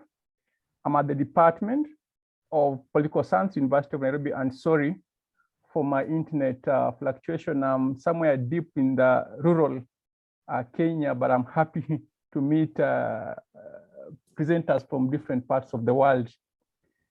Allow me to make appreciation of a Chinese involvement in railway sector, and this particularly on a controversial, I'll use that word, a project that have attracted lots of interest from several observers, and this is Kenya's standard gauge railway. A familiar story, as you may be aware, that the traditional, the initial design of the project was actually to link East African coastal port of Mombasa to neighboring countries, particularly Uganda, Kampala, and Rwanda and South Sudan. But again, things were reviewed, and therefore the project in a way has more so remained within Kenyan confine, being implemented in various phases. Phase one, which was completed successfully from Nairobi to Mombasa, completed ahead of 2017 election. Phase two also got underway to Naivasha, and that was finalized in 2019. And again, using similar parameter where the main financier here was China Exim Bank, contributing 85% of the total loan. Government of Kenya provided 15%, just like other projects, Chinese projects in Kenya. I want to believe even in some other parts of Africa and East Asia, I want to believe so.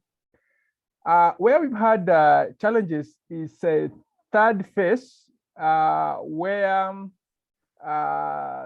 we've not seen lots of progress, because that was the phase that was now to link to the bordering countries, of which the initial agreement was that implementation on that part of the project phase will be pegged on potential financial promise on phase 1 and phase 2. So there's nothing that has happened under the third phase. Help me to move to the next slide so that we move together. So in light of our discussion, seminar discussion, basically the implementation of environmental, socioeconomic and governance framework, I want to believe the context has already been set. And mine is now to basically focus on the implementation as in relation to SGR. Suffice is to say that environmental issues, as you may be aware, have elicited lots of reaction. And the reason why environmental issue attracted lots of reaction was that the project was passing through Nairobi National Park, the iconic park that is that's situated just at right in the center, CBD. And of course, environmentalists and of course locals reacted because of the attachment, economic and some cultural attachment we place on the park. And the argument, as I have said, the SGR passes through that, and there was argument that the railway line will interfere with the movement, migration movement, and of course overall expected economic return from tourists. So what did the main implementer that has undertaken this is China Road and Bridge Corporation, which again, I will say it was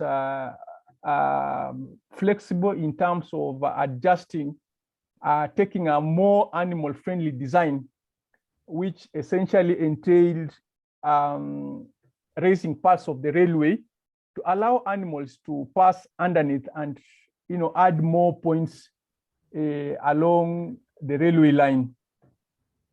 We also saw CRBC make innovative approach in terms of ensuring that they don't really interfere with the migration patterns of the those wildlife the wildlife that survives in the park. Now, on matters socio-economic issues, we appreciate the fact that before the implementation began, China Exim Bank done a comprehensive environmental and social impact assessment, and this is in accordance with the ITIS 207 internal regulation.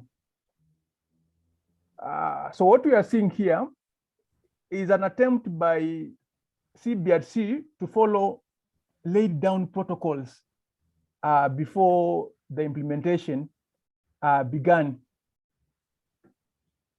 More importantly, is also the role of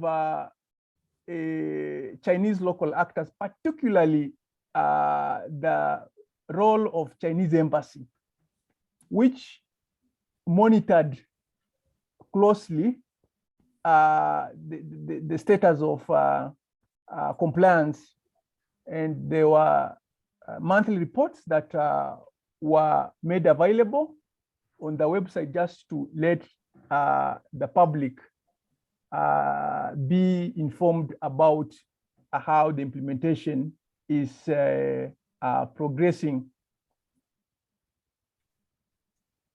We also note that in response to the fact that CRBC was keen to see to it that the local community is engaged in the implementation of the project, there were a number of issues that were raised by the local community, particularly issues to do with social amenities. For example, distractions in access to water, which CRBC made sure that they dug some boreholes there. They also constructed roads to enhance not only movement, but the integration of the local community within the implementation of the railway projects. The issue that also raised controversy was on the compensation, land compensation. And this became an issue because of the, inflated costs that emanated from speculation, elite manipulation, clientelism. So to the extent that when these issues were brought to the fore, in a way, it soiled the reputation of the contractor. But now you see the contractor's hands were a bit tied because now these were local issues that needed strong institution, particularly Kenya's National Land Commission to come in and address such issues. So that was failure on the part of the local institution. To highlight on governance, the governance, of course, from the inception, we appreciate the award of the project to CRBC in exchange for free feasibility study. But I also need to say that from a competitive angle, CRBC in a way outdid an Italian company that had initially been given to start, doing a feasibility study on the same. And of course, when it came in, we note that there was a clear violation of the Kenyan constitution and the procurement laws, which were not followed because there was no competitive bidding, even though at some point there was the argument about government-to-government provisions, which again, it was annulled by a high court just after the completion of phase one of the project. Interesting. Now, we also appreciate, in my presentation, I also appreciate the role played by President Uhuru Kenyatta, having a very strong interest in the implementation of the project. He personally took charge, what some colleagues have called a political championship, seeing to it that, that the implementation actually is completed just a few months to election, where he actually used that, as to showcase that his first 5 terms in the office were, worthy something. There was something to show that he had implemented. The question of financial sustainability also came to the fore.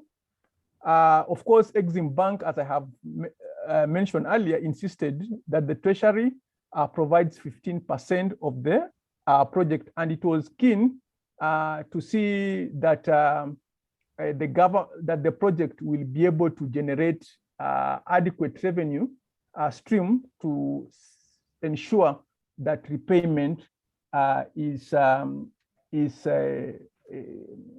achieved. So how did that agreement go about? We say that Exim Bank insisted on agreement between Kenya Port Authority and the government to ensure a crackdown on tracking, to ensure that there is adequate cargo so as to guarantee profitability, that will see to it that implementation repayment is done without a delay.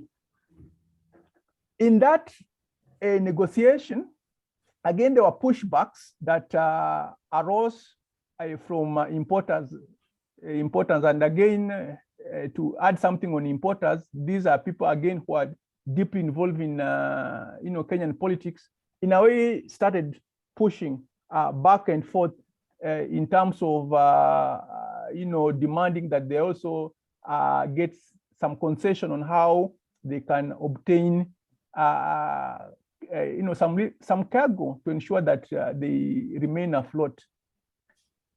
Now, when COVID happened, at 2019, 2020, now the reality again came in. Transport restrictions, social distance, and there was a ban on use of the SGR, challenges of raising revenue to cover SGR expenses, became a true reality. So much that by mid-20, the SGR had accumulated operating losses estimated to close to 200 million USD. Now, even rendering it's not in a position to pay the operator, Afristar, a whooping 28.8 million USD as operation fee. And therefore, as we recover gradually from the shocks of COVID-19, again, there have been reports that revenue streams are improving, and we hope that will be sustained so that government is in a position to meet its financial obligation when called upon. I want to believe my colleague who has made a presentation earlier on Indonesia, there are some similarities, there are some differences that we can put into perspective so that we can then also appreciate the comparative dimension of railway implementation in those two contexts. Thank you. Thank you very much. Thank you so much, Dr. Otele. It's so interesting to see both of these projects side by side. We're moving towards Dr. Liu Haifang, and like her work has been so crucial in the China-Africa field. It's fantastic to be able to feature insights from her. Thanks so much. Go ahead, Dr. Liu. Thank you, Cobus. Thank you, everyone. Thank you for both the sponsors to having me for such an important event. I have learned so much from previous colleagues, and then also Dr. Lee and from the embassy. All are very relevant arguments. I think I have learned also from Professor Chris Alden. Specifically, he highlights so far China's engagement with Africa for infrastructure still full of spirit of learning by doing. With that, I reflect a lot of many different kind of cases. And today, I don't know whether the next session our colleague will talk about the cases like Start Time, which they really have a rather unique and then I would say very innovative financial way, and probably different from any other cases I look forward. But today, since I got the mission to talk about real, so I will still talk about my long-term engagement as well to do this Tazara studies. And then I would rather try to reflect not only the importance, the relevance of the railway today, but also talking about the spirit where in, I think, both African languages and the Chinese languages, we have sort of agreed upon many different kind of elements about so-called Tazara real spirit. And then such as solidarity, agro-terrorism, sacrifice, so on and so forth. And then we also, in my presentation, I will raise very importantly about how we think of railway significance for not only Africa, but probably other developing country as well. So I will come to this point definitely in due course. And then also I will try best to using maximize my time to also talk about with Tazara, because we know when we are going back to the original point of this infrastructure engagement way back to 1960s, now Tazara is still ongoing with lots of problem, definitely. But then how to go on forward? This is still a relevant issue today.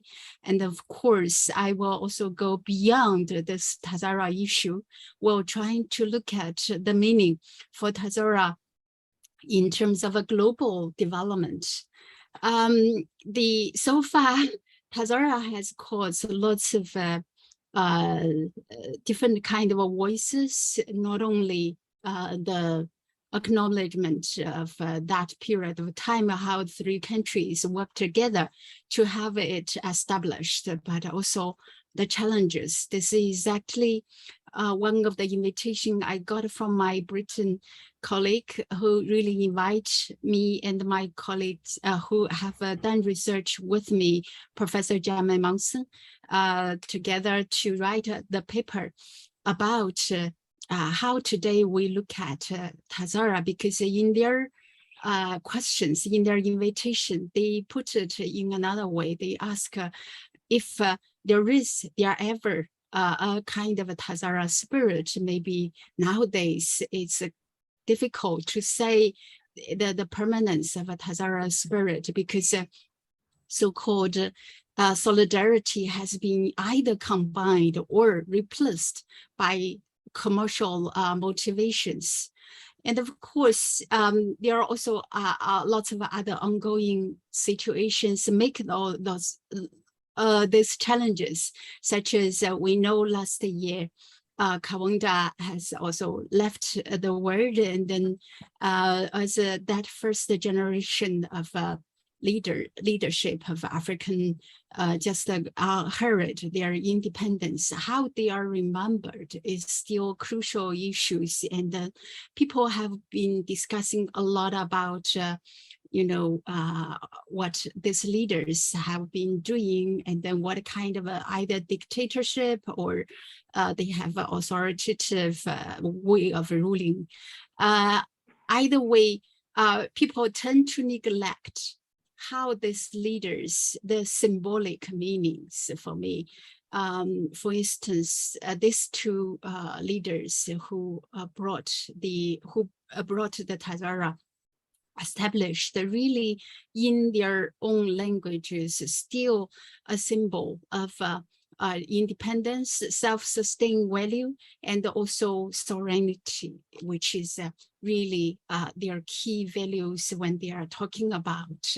So when we're talking about how China joined these two countries for Tazara buildings, we definitely would go back to Bandung, and then immediately there were kind of a solidarity between China and many African countries. So far it started.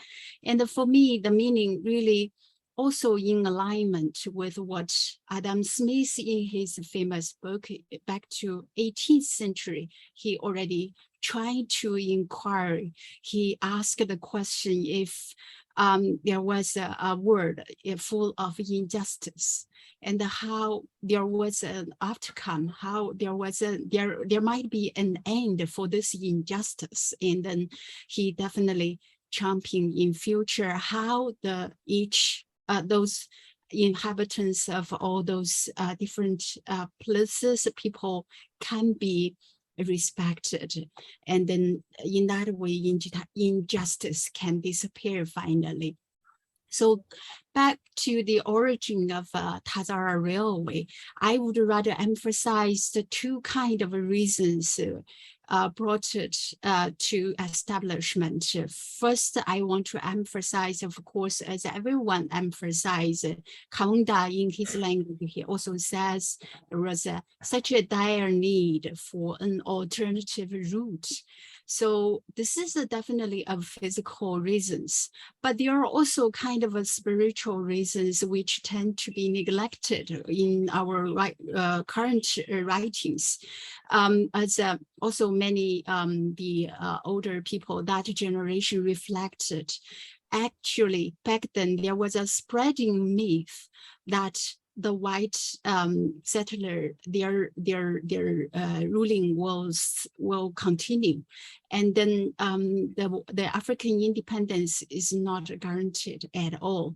So for those two countries, they also have those kind of a fear, and among people there was a very strong this kind of a myth that it's hard for them to stick with their independence, even they already had.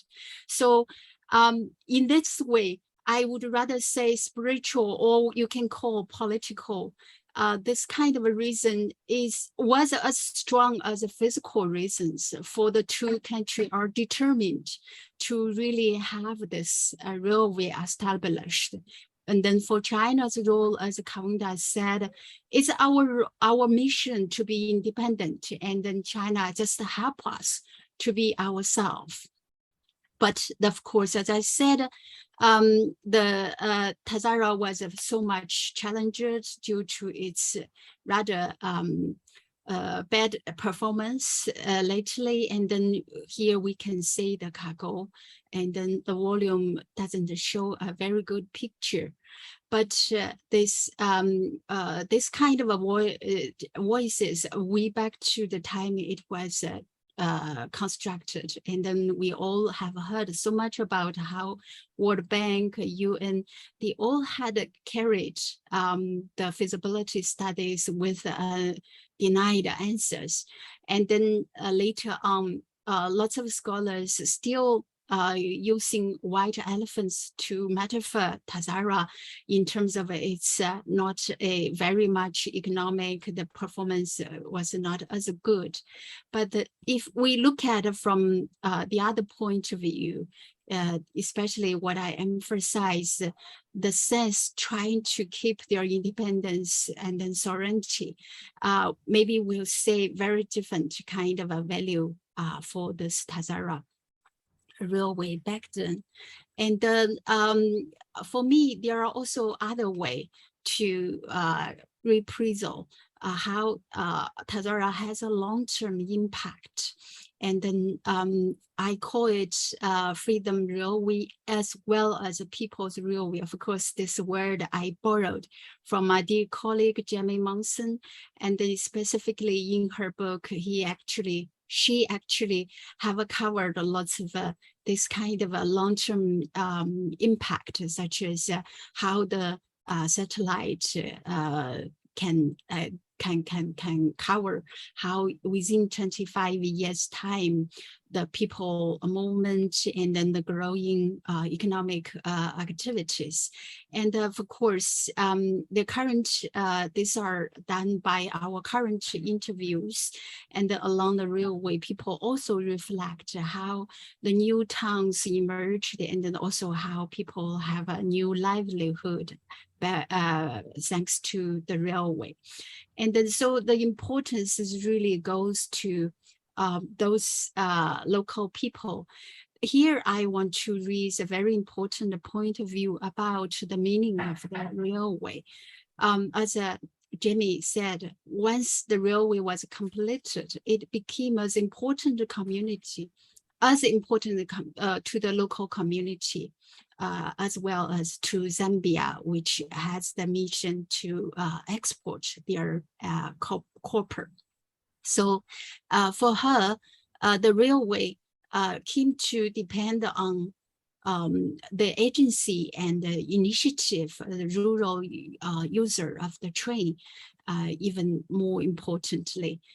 So here, we can raise the point about not only it's supposed to help with Zambia for its exportation, but also the passenger belt, how for those years, several decades, they contributed to the railways continuous performance. And in terms of what really does it mean by people's railway currently, we actually have seen, even during 2020, the financial year, we still have seen 2.8 million passengers. And this is already a little bit shrunk from previous years, 3.1 billion due to the COVID. And then so for me, this is still very impressive. Within 15 years time, triple the passengers if we compared with the 1990s and then 2000. And all this really shows the meaning for the local development of the railway. Of course, there are also other dimensions that we called there, such as Nirari said, the first generation of industry workers, and then also the work ethic, how they have been transferred. And there are, of course, also benefit for both sides. For Chinese side, we actually also interviewed lots of very interesting people who are telling us, such as Angola also came to understand the quality of the railway, and then also the Tazara help to dispel the myths about Tazara being a bamboo railway, and then they show how it resists the flood, resists other natural challenges. And then so in that way, Chinese scholar have such a comment he was saying in this book. It's not a coincidence that the very first batch of Chinese construction companies gaining their worldwide acknowledged fame and the large market share in Africa more or less had their direct or the indirect footprint working for Tazara construction. Yeah, these are all just our reflections. And if we check today's Tazara situation, we have to go started from the reform of China's aid since 1980s. And we all familiar with this fact. I don't want to repeat them. And then, but what I want to emphasize are Tazara hasn't been just between China and the two African countries. It's also a story, has some Western interference. It just during the SAP programs, World Bank and then other donors, 10 of them together, stepped in with firstly big money to stimulate its efficiency, and then in 1990s also a reform program started, and then immediately lots of stations are were closed in 1994. So currently where Tazara goes, we have a record, interestingly, since, I apologize. For Chinese side, since 2000, we have seen several feasibility studies about how to rehabilitate the railway. There are several companies involved, but they all come with a rather denied answer about any single Chinese company couldn't do it. And of course, how to make it profitable is a big question mark. And then back then, Chinese government still continue to provide interest-free loans to the shareholding government. And then this Tazara's basic infrastructure and rolling stocks for those maintenance still paid by the Chinese interest-free loan. And then for the Hazara people who really committed their lives to make it happen, we also interview those people, how they look at Hazara.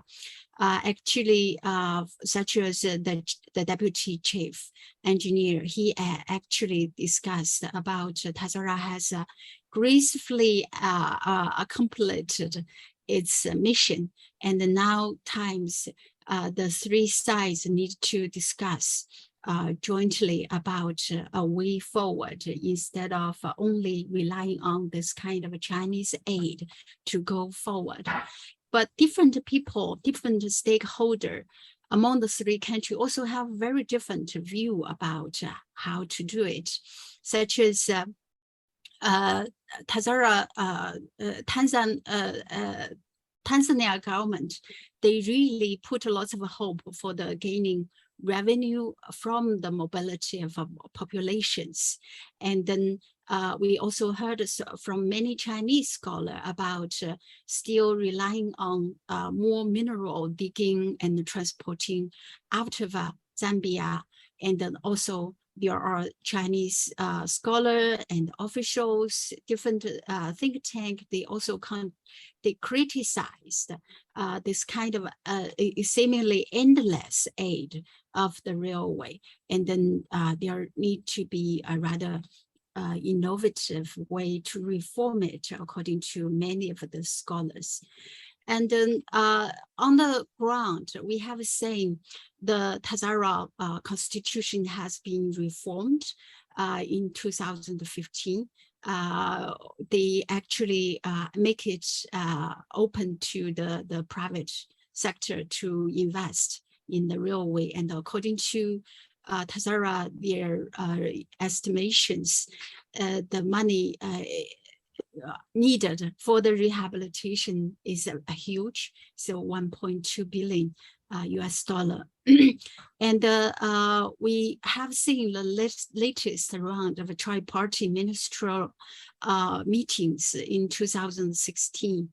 And of course, each side still promise how they would really commit to themselves to really revive the railway.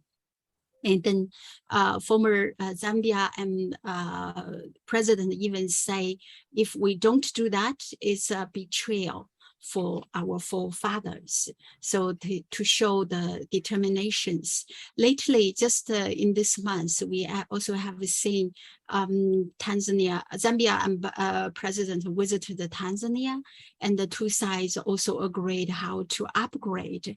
And then currently CCECC, which was also the predecessor for the construction of this railway, now is doing their new round of feasibility study for rehabilitation, and we look forward positive outcome will coming out soon.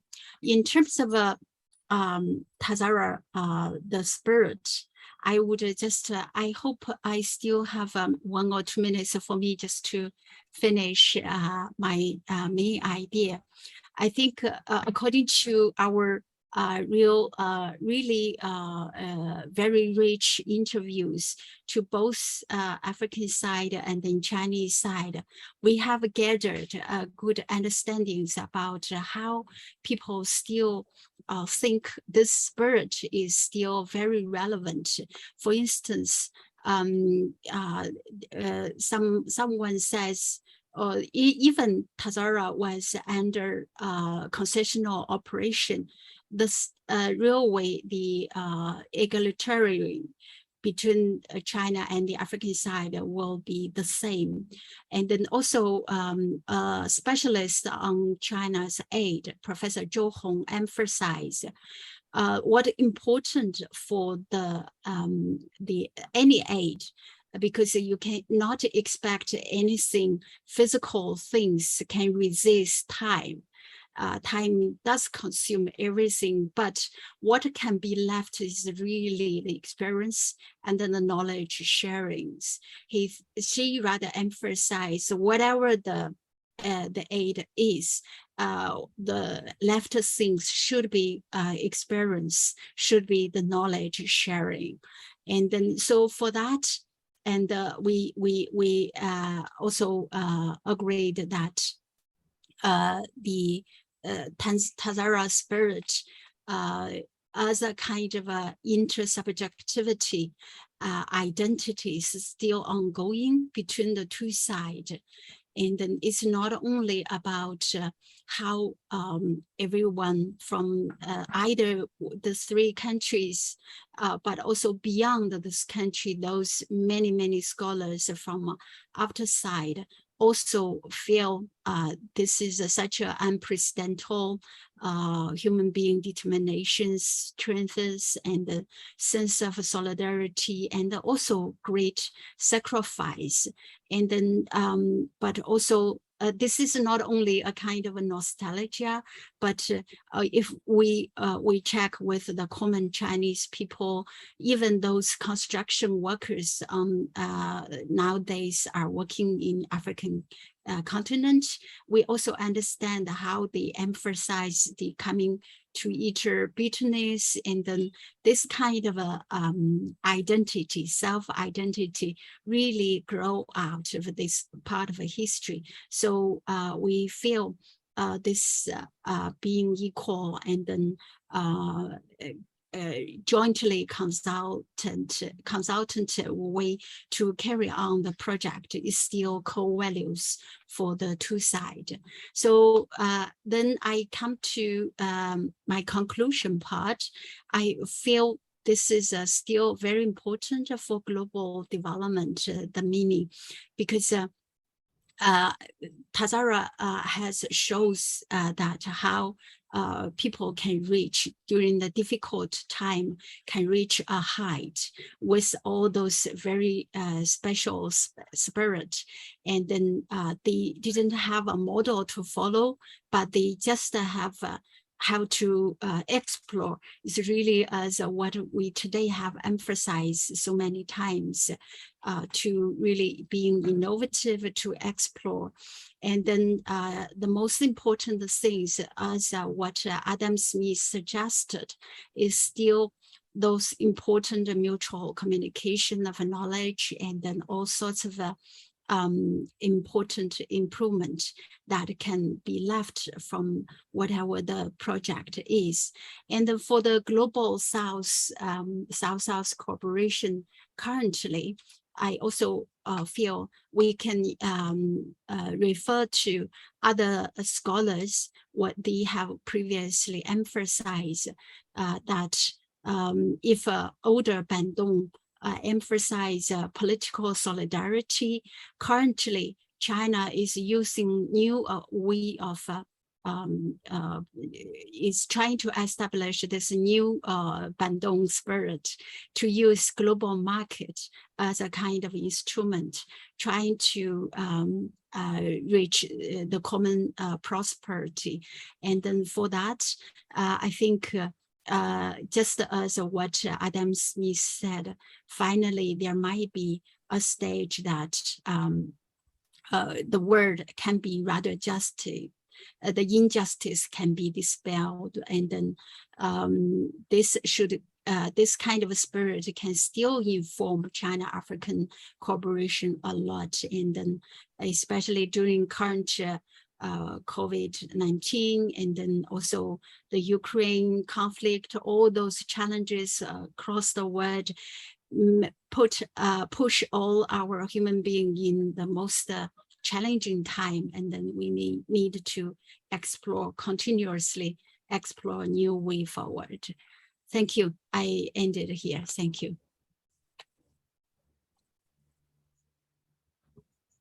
Thank you so much, Dr. Liu. It's fantastic to get this historical perspective and to show us how central rail has been to China-Africa relations for so long.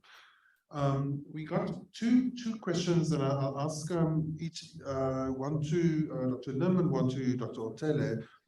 I'll ask you to just respond quite briefly. For Dr. Lim, just a question, what have been the experiences of PPP, so public-private partnership, type investments in infrastructure provision, Chinese infrastructure provision in Southeast Asia and elsewhere in the global South. And then to Dr. Otele, what in your opinion was the single most significant element in the decision to go ahead with the standard gauge railway? Was it related to cost benefit considerations, interest, political and other interest groups, or symbolism? So maybe we can go with a brief answer from Dr. Lim first. Thanks. Thank you. Thank you. If I understood correctly, it is about the performance of PPP infra projects in Southeast Asia, correct? Yes. Yes. All right. I'm not a specialist in this field, but based on well, I've lived quite a long time, so I've traveled across Southeast Asia multiple times. So what I can understand is that it tends to be better if the regulation is better. So you almost never hear of these issues in Singapore, right? I think if you've been to Singapore, you understand what I'm saying here. So it's never been a huge issue in Singapore, right? And the problem, I wouldn't say it's a problem, right? Because a lot of it is self-inflicted. A lot of it is really self-inflicted, right? And if you go further up, right? You go further up mainland Southeast Asia, or if you're in the mood for boat traveling, you go across maritime Southeast Asia, you realize very quickly that it's a mixed bag. It's a mixed bag. Sometimes the private sector, for whatever reason, does pretty bad stuff, and sometimes you realize that the fault lies more with the public sector side. But regardless, what is the common theme, if we can distill, is that if you have more public disclosure of information, things tend to be better, because it's like a disinfectant, right? Because you can't really hide things if you keep telling people things, right? You can, but it's a lot harder. And it tends to be better with things like that. And there is a lot of experimentation. You could in the past, I wouldn't name the countries, but certain countries in Southeast Asia, if you did tenders, it'll be quite, shrouded in secrecy. But that country, since then, it's all on the internet and it's open tender, so on and so forth. And people tend to ignore the variation that exists within individual countries, right? So for a state in country X, it tends, some of them can have a more stringent disclosure standard, some of them less, but it tends to be more transparency. That helps a lot. So I hope I've answered that question. Yeah, absolutely. Thank you. That's great. Dr. Otele, just about the question about the greatest, in your opinion, the greatest factor in the approval of the standard gauge railway project. Thank you, Cobus. Interesting question. Allow me to proceed this way. In social sciences, sometimes it's difficult to attribute a single factor to occurrence. You realize that there are so many factors at play. But as we say, obviously, some are more important than the others. And this is where perhaps the question is directing me to give my view. But also, as I say, other factors are more important than the other, but also the issue of time, space, spatial domain, again, keeps on fluctuating, because at one point, one factor is important, next time, other factor is less important. So allow me to just give a few factors, if you don't mind. And this is the way I want to respond to your question. There were reports that did cost-benefit analysis of SGR. Obviously, the most authoritative report came from the World Bank, which advised the government against the whole idea. It will be counterproductive to implement another line just next to the old British Railway, just to cite the World Bank report. But obviously, the government defied that and went straight to implement. And that is the question, why? Now, back to history, to 2012, 2013, at the time when all these reports were being put before then the government. But again, what was happening in Kenya at the height of transitional election, this project had took a geopolitical dimension, and the key player, of course, now the President Uhuru Kenyatta, who was actually the key driver of the project.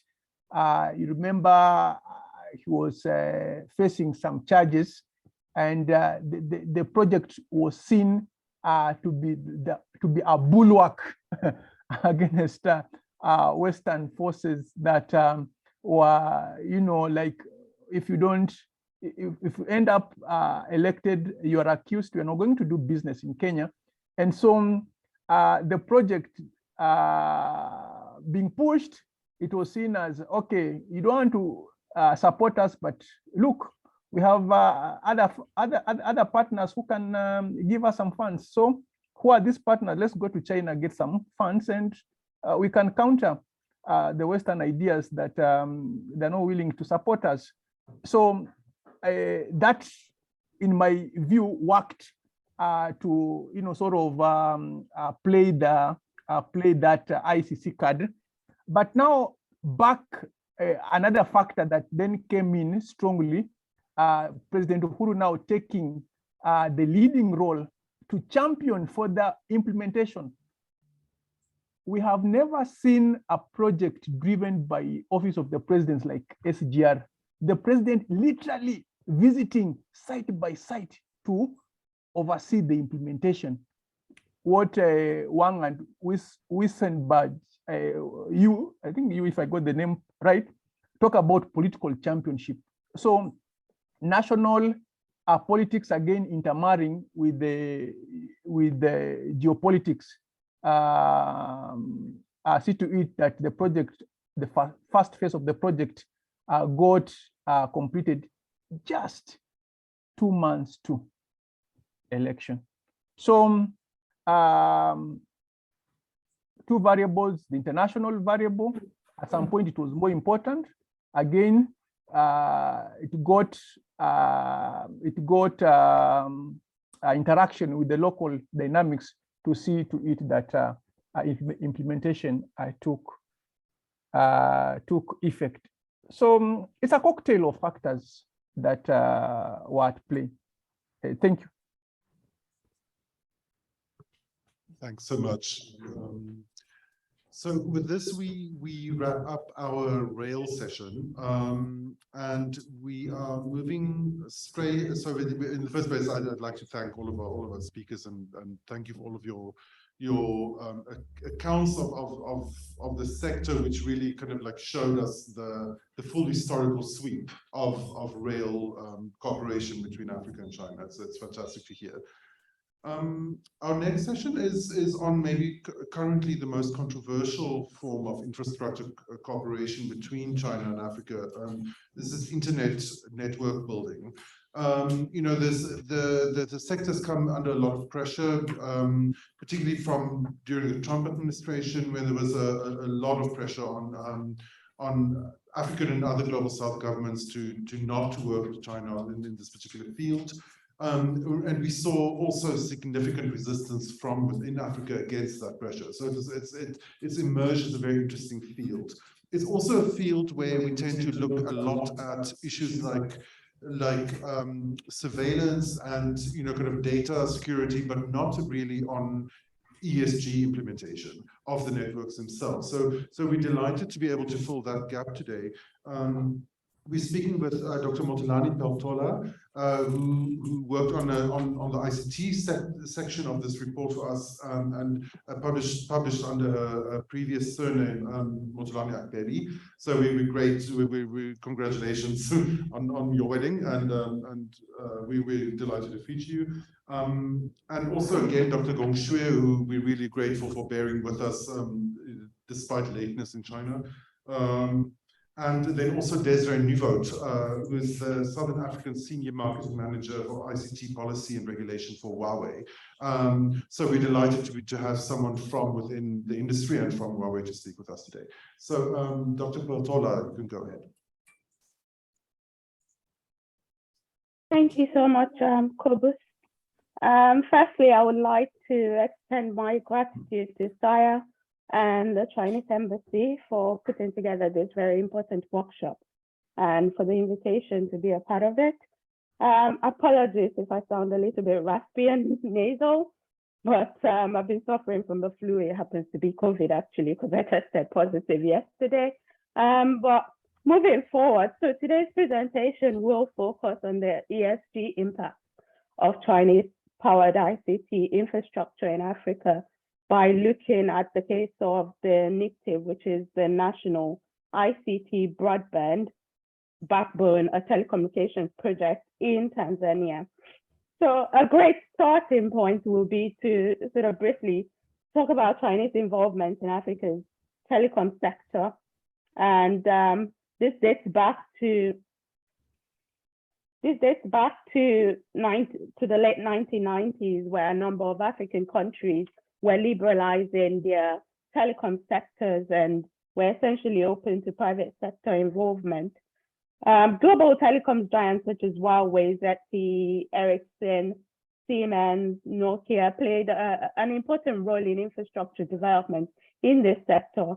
Although particularly significant is the role played by Chinese financing and companies in providing telecoms infrastructure in Africa.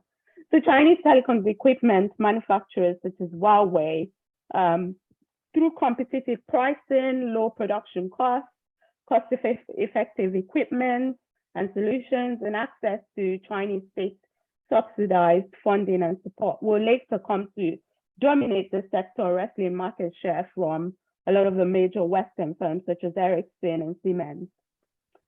So China's going out policy is also quite pivotal in propelling these companies into the African markets, and their continued presence was essentially sustained by a body made up of the African governments themselves, the Chinese government actors, including policy banks such as the Exim Bank, China Development Bank, China Africa Development Fund, MOFCOM, all providing financial and diplomatic support, and the Chinese companies themselves that were supplying the equipment and expertise in this infrastructural project. Today, Chinese firms are largely visible in Africa's telecommunications stack, from the submarine cables to the data centers, to working with telecoms operators and ISPs, to even to consumer products such as handsets and to network provision, right up to apps and media platforms. Africa's information society is essentially benefiting greatly from this infrastructural development aided by China. So also our Chinese firms, as they've also equally gained access to the continent's infrastructure and consumer markets. Their access to these markets has also enhanced their internationalization and competitiveness abroad.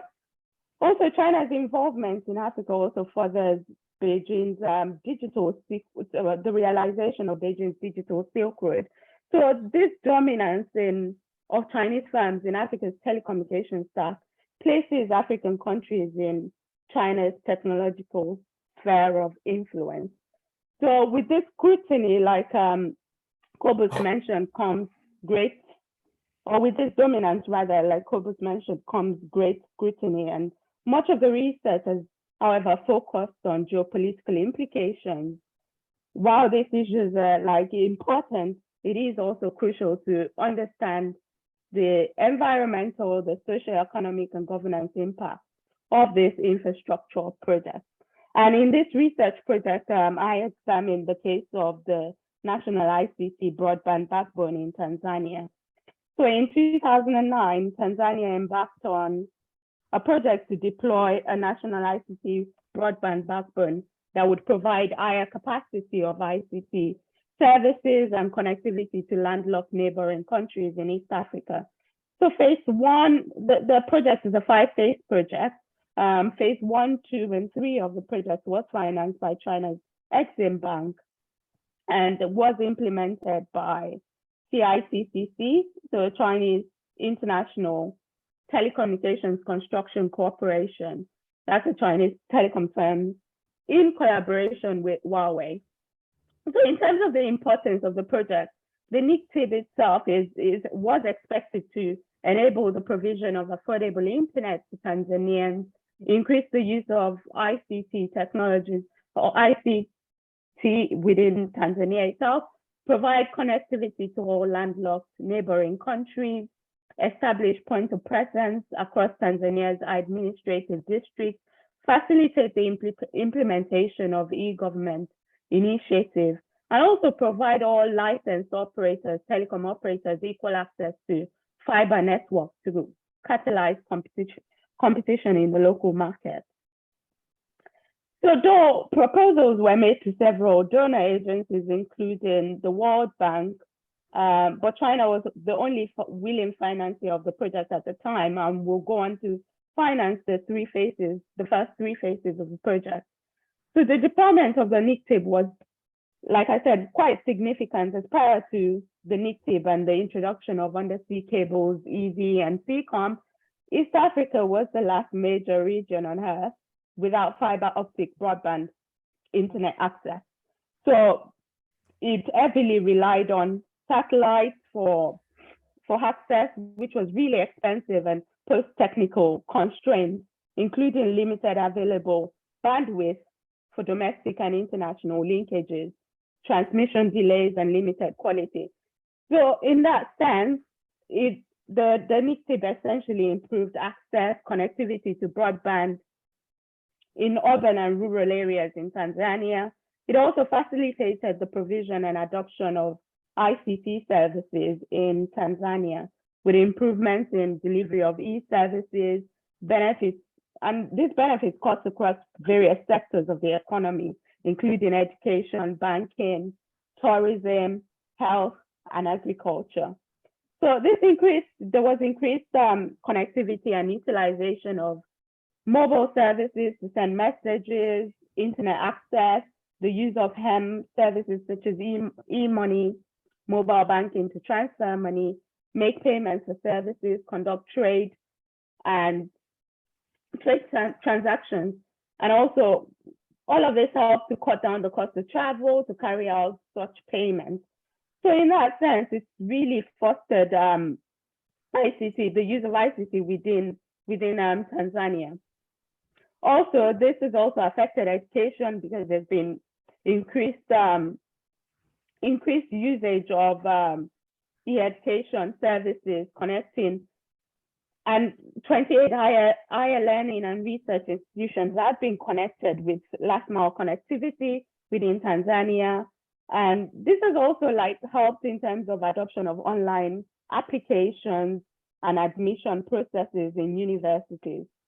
Furthermore, it's facilitated wide adoption of e-government in Tanzania, as most Tanzanian ministries, departments, and agencies and local government authorities are now connected to the NICTIB. So now one must bear in mind that these improvements are actually coming from an extremely low base. And by international standards, Tanzania is still some way to actually becoming a regional ICT hub, despite supplying neighboring countries like Uganda with internet bandwidth. So much work still has to be done in terms of increasing internet usage, as Tanzania still ranks quite low compared to neighboring countries like Kenya. So in terms of job creation also, because this is one aspect that was looked at within the research. In terms of job creation, research shows that there was significant job creation within that project, within the NICTIP project. So CICCC, which was the implementing company, created over 9,000 local jobs and has at the time up to 60% workforce localization rate. Although the workforce localization rate across the project was significant, the skills and technology transfer effect was also rather limited because local suppliers within the project were mainly able to participate in labor-intensive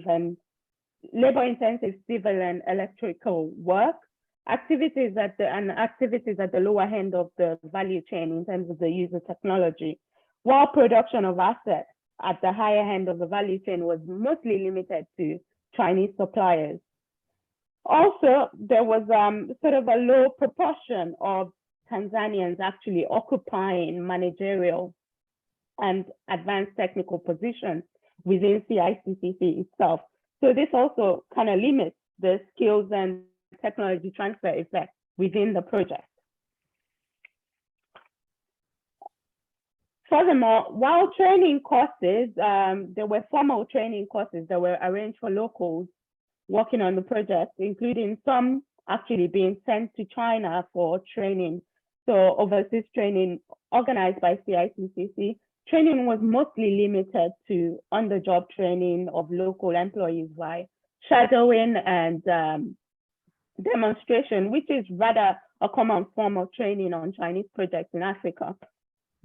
So generally within the project, there was very limited focus on capacity building for local stakeholders who will, at the end of the day, take over the operations and management of the infrastructure. And this has actually been linked to the issue of poor management of the NICTIP by the Tanzanian Telecommunications Company Limited. And this issue has been raised over time by telecom operators in Tanzania. So this leads me to like the final point that I look at in terms of the ESG impact of the project. So despite the significant investments in the NICTIP, an issue that's been noted in various studies is also the underutilization of the infrastructure. Reasons such as high tariff rates, connectivity prices, lack of local content, poor after-sales support and management, lack of public awareness of the NICTIP were also identified as reasons for the underutilization of the infrastructure. So essentially, while there were no issues regarding debt sustainability on this project, this issue of underutilization of the infrastructure poses a risk to actually properly leveraging the infrastructure, as well as raises concerns as to the ability of the government to actually recoup its initial investments in the NICTIP.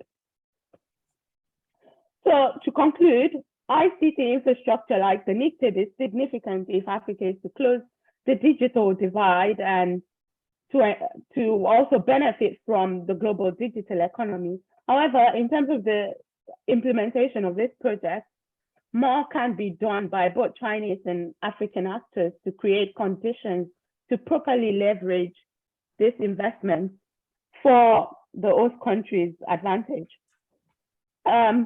I have noted down some policy recommendations that perhaps are much more prominent when we look at this particular case of the NICTIP, and it's mostly centered around human resource development. I think human resource development should be prioritized in the provision of ICT infrastructure. So skills and knowledge transfer, meaningful capacity building is such an important aspect that can actually ensure that this infrastructure can be operated, managed, and sustained by African host countries. This also ensures that investments in this project can actually be sufficiently recouped by the host country. So the benefits of the infrastructure also has to be fully realized. And in order for that to happen, then there has to be meaningful capacity building attached to the project. Also, Africa doesn't want to just remain as or African countries do not want to remain as producers or as consumers of technology, but also take meaningful role in actually producing through technological upgrading. So African governments also need to press for meaningful technology transfer within projects like this. Policies also that can maximize benefits from this investment, such as local content policies, which would ensure that Chinese firms and contractors have detailed plans for job creation, recruitment of local engineers, human capital development corporation contributions, and value creation for the whole ecosystem within this country. So various studies show that multinational enterprises actually respond to the institutional and regulatory environment within these host countries. As such, the host country has to have play a unique role, or has a unique role to play rather, in influencing and maximizing the employment creation benefits or the skills and technology transfer effects of this infrastructure project. So there is the potential actually for skills and technology transfer within projects such as this is also contingent on the skills composition in the host country and the quality of the human resources in the host country. So attention has to be paid also to this in terms of education and development of strong institutional framework for human capital development, as well as strong local regulatory environment to ensure that policies are being implemented and adhered to. One thing that I would also mention that I think is also very prominent in the other case that would be coming up from Southeast Asia is transparency within this project themselves, particularly in terms of the financing and contracting terms. This should be improved. And there's been so many discussions around this, but I believe that the next presenter will probably touch upon that when we look at the case of Cambodia. Thank you. Thank you so much, and I hope we really hope you feel better soon. Thanks so much for pushing through and sharing this with us today. We're moving rapidly to Dr. Gong Xue, and we're very grateful for her kind of hanging on, you know, in Singapore this late. Please go ahead, Dr. Gong. All right, thank you, Chair. First, I will introduce the features of Chinese ICT investments in Southeast Asia, followed by a brief introduction of a particular case study on the submarine fiber optic cable in Cambodia to see how the ESG was implemented. Then I will conclude with some findings. Different from Africa, that China generally, uses government concessional loans and preferential buyer's credit in those ICT investments. In Southeast Asia, Chinese market entry in the region is largely through joint venture or capital or equity investment in the telecom companies of Southeast Asia. So that is the first feature. And second is, unlike other sectors of infrastructure dominated by SOEs, Chinese telecom related activities in Southeast Asia are driven by a mix of private and state-linked companies. And among all these Chinese telecom companies, Huawei remains the most active, and also at the global level in building ecosystems for the digital economy in Southeast Asia, especially in assisting Southeast Asian cities in achieving those smart cities aspirations. And the third feature is that China has been making efforts to set up multilateral mechanisms. For instance, China and ASEAN standard docking, as well as China ASEAN Information Center. And those multilateral formats are very receptive in the region because they are in line with ASEAN's interest in building digital connectivity region. And in particular, and Southeast Asia is a very disaster-prone region. Chinese technology in this regard can help with the disaster management preparedness. And it is very vivid, vividly shown in the global health crisis in many of the Southeast Asian countries that they use the China ICT related technology to trace or to detect the cases in the region. And in terms of the specific case that I mentioned about this submarine fiber optic cable projects here in the region, China has completed more than a dozen, projects, and nearly 20 more are being constructed or implemented. With regards to the environmental social impacts of China's telecom infrastructure, to be honest, there are scant studies in this region. One reason is that the sector involves much less controversial hotspots like land acquisition, resource exploitation, and therefore it is more acceptable for the civil society compared to resource and land related projects. And second, it has a relatively mature and well-established international standards, where Chinese companies like Huawei, they are part of a few international bodies in safeguarding or in engineering, implementing those projects. Based on the study that I did for the report for SIA, the Chinese company that I chose for the case study, High Road, has made great efforts in locating itself or localizing itself in the host country, which is Cambodia. This Chinese company has adopted some common practices for the fiber optic cable laying in terms of adopting the environmental and social impact of the project. It also took the initiative to conduct different forms of corporate social responsibility, capacity building, training the local employees, etc., etc. However, my investigation found that the Chinese company, although they're famous for observing the local laws and regulations, but they do not really move further to promote a much more advanced practice, which they actually have done in the MDB sponsor project. For instance, the same Chinese company High Road, which was awarded the AIIB funding and adopted the standards following the AIIB's environmental social policy, as well as the environmental social standards in the same country, Cambodia. And additionally, this Chinese company has adopted this environmental and social management plan that details mitigation measures for minimizing negative environmental and social impact. And more importantly, this Chinese company actually followed the AIIB's regulation in terms of adopting the Project Effective People's Mechanisms, PPM, which respects and protects the indigenous groups and minorities in this funded project. So you see, there are two contrasting pictures by the same Chinese company in the same country. So you wouldn't help but ask why there's a discrepancy in those behaviors, right? In my report for the SIA, clearly transparency issue remains despite the publications of those public reporting. But there's no further information on the details, such as how the financing is provided, and whether it is in loan or whether it is public fundraising or third-party investment.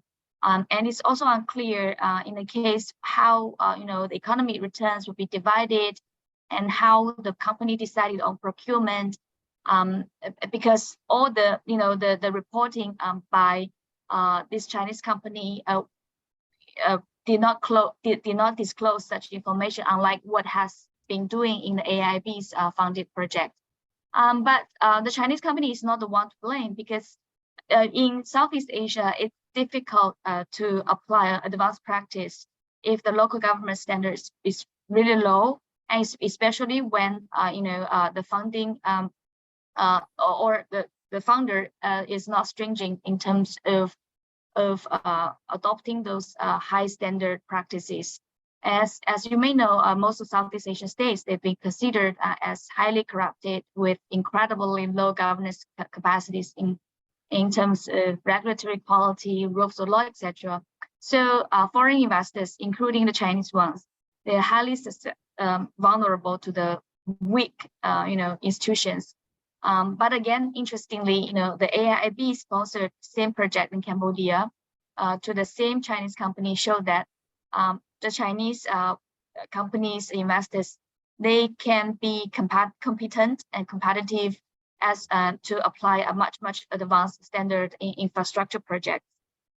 So once again, I think in terms of the ESG standard, the business actors, they can be very flexible, very adaptive to the legal and normative institutions, regardless of their nationalities.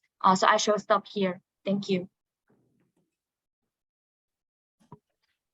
Thank you so much. It's that comparative perspective on the two different projects in Cambodia is so interesting, very revealing. We're moving on to Desiree Nouveau, who's speaking to us from Huawei itself. We're looking forward to this intervention. Thanks, Desiree. Go ahead. Hi, hello everyone. Can you see me? Yes, we can see. Okay, I'm quickly going to greet you and then I'm going to switch off my video just to conserve some bandwidth if you don't mind. I am joining you today from Lusaka in Zambia, where we're attending a very important conference that enables the digital economy in our world that we are all trying to build and work towards. So if you don't mind, I'll switch off my video and I shall begin. Firstly, I must start by thanking you, the South African Institute of International Affairs, and to the Chinese Embassy for affording me this opportunity to speak at this forum today. As mentioned by the chairperson, I'm Desiree Nouveau, and I spend my work days in Huawei Technologies, Public Affairs and Communications Department, overseeing the ICT policy and regulations for Southern Africa region. Founded in 1987, Huawei is a leading global provider of information and communications technology infrastructure and smart devices.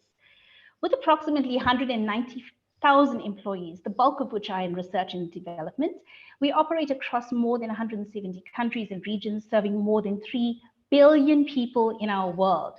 It is my greatest pleasure and my deepest honor to talk to you about ICT and its vital role in creating a foundation for digital countries across the African continent. Now, when we talk about future-proofing Africa, there are a few critical elements that must be included in those strategies that take form to move our continent forward. Firstly, Africa is no doubt resource development, with its natural resources that ranges from our arable land to water, oil, natural gas, minerals, forests, and wildlife. Harnessing these to grow the economy of African countries can only be aided and supported with the use of modern-day technologies. This would then better position the continent to simultaneously address persisting problems of inequality and inequitable access to services, while creating opportunities for intensified and deepened economic growth across all sectors. The uneven distribution of and access to quality public and commercial services for rural versus urban population groups, or rich versus poor, educated versus the not so educated, remains alarming. This divide was, of course, brought sharply into focus in the last 2-3 years with the onset of the COVID-19 pandemic. Next is, of course, the topic of resilience, which took on added importance and urgency in the post-pandemic era. How can governments and businesses build in resilience into systems to enable continuity of service delivery should any other life-altering external threat emerge like we experienced with the pandemic? Threats or the realities of war, droughts, flooding, intense storms, phenomena related really to climate change, water shortages, food shortages, and environmental pollution all have the potential to disrupt our daily lives. Guarding against these disruptions using whatever means necessary can therefore no longer be delayed until adequate funding is secured, resources are allocated, or time presents. Now more than ever, Africa has to consider policies and strategies to attract and increase investment, boost productivity, and drive development for meaningful and tangible results to be seen at ground level in the way people live, work, and play. Closely linked to this discussion is the topic of skills development, of course, of a growing youth population that we expect to fuel the workforce needs of Africa in the fourth industrial revolution. According to a report by the IFC and Google, Africa's internet economy is one of the largest overlooked investment opportunities available currently, with the potential to add $180 billion to Africa's GDP by 2025. So there's undoubtedly massive potential for digital growth opportunities across Africa. This, however, is critically dependent on ensuring that digital infrastructure is pervasive and the access thereof is seamless and affordable. So when we talk about reliance on quality digital infrastructure foundations, we have to consider that infrastructure affects economic growth through a number of supply and demand side channels, according to the World Bank.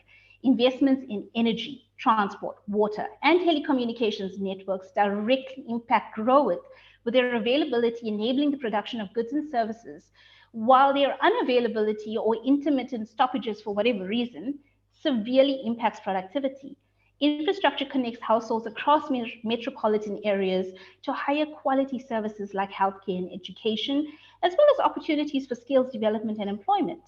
ICT, however, also has a significant cross-cutting impact across different economic sectors and verticals, with its ability to use technologies to deliver better quality and more responsive services on demand. Africa, though, still lags behind other regions in the world with the scale and impact of infrastructure rollout to all parts of countries currently. In terms of investment trends, we know that in sub-Saharan Africa's internet access has grown in leaps and bounds at one of the fastest paces in the world, given the strong incentive for investment within the continent. And also we know that there's a massive, large growing youth population, as well as rapid urbanization, which serves as strong drivers for the demand for digitalization. Digital transformation can only be fully realized if access to high quality telecommunications networks and services is made available readily and, of course, affordably.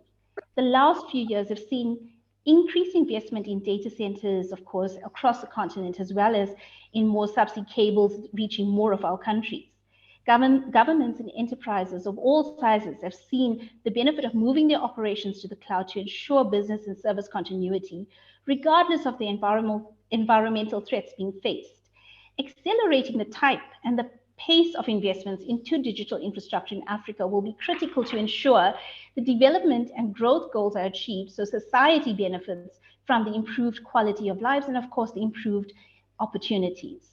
In terms of mobile networks, connectivity has played a vital role in boosting Africa's internet connection. Africa's network coverage by population, if we consider the statistics reported by the GSMA Intelligence Organization, at the end of the second quarter for 2022, 3G was reported to have reached 90%, while 4G coverage by population had reached 74%. 5G networks have started to be deployed, and they've been established already in 6 African markets, including South Africa and Togo, and the island nations of Mauritius, Madagascar, Seychelles, and Reunion.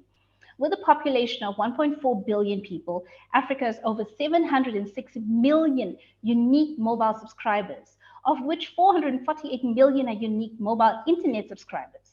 The continent has in excess of 1.2 billion connections, and mobile market penetration by connections that reaches around 87%. Yet smartphone penetration by connections remains at 48%.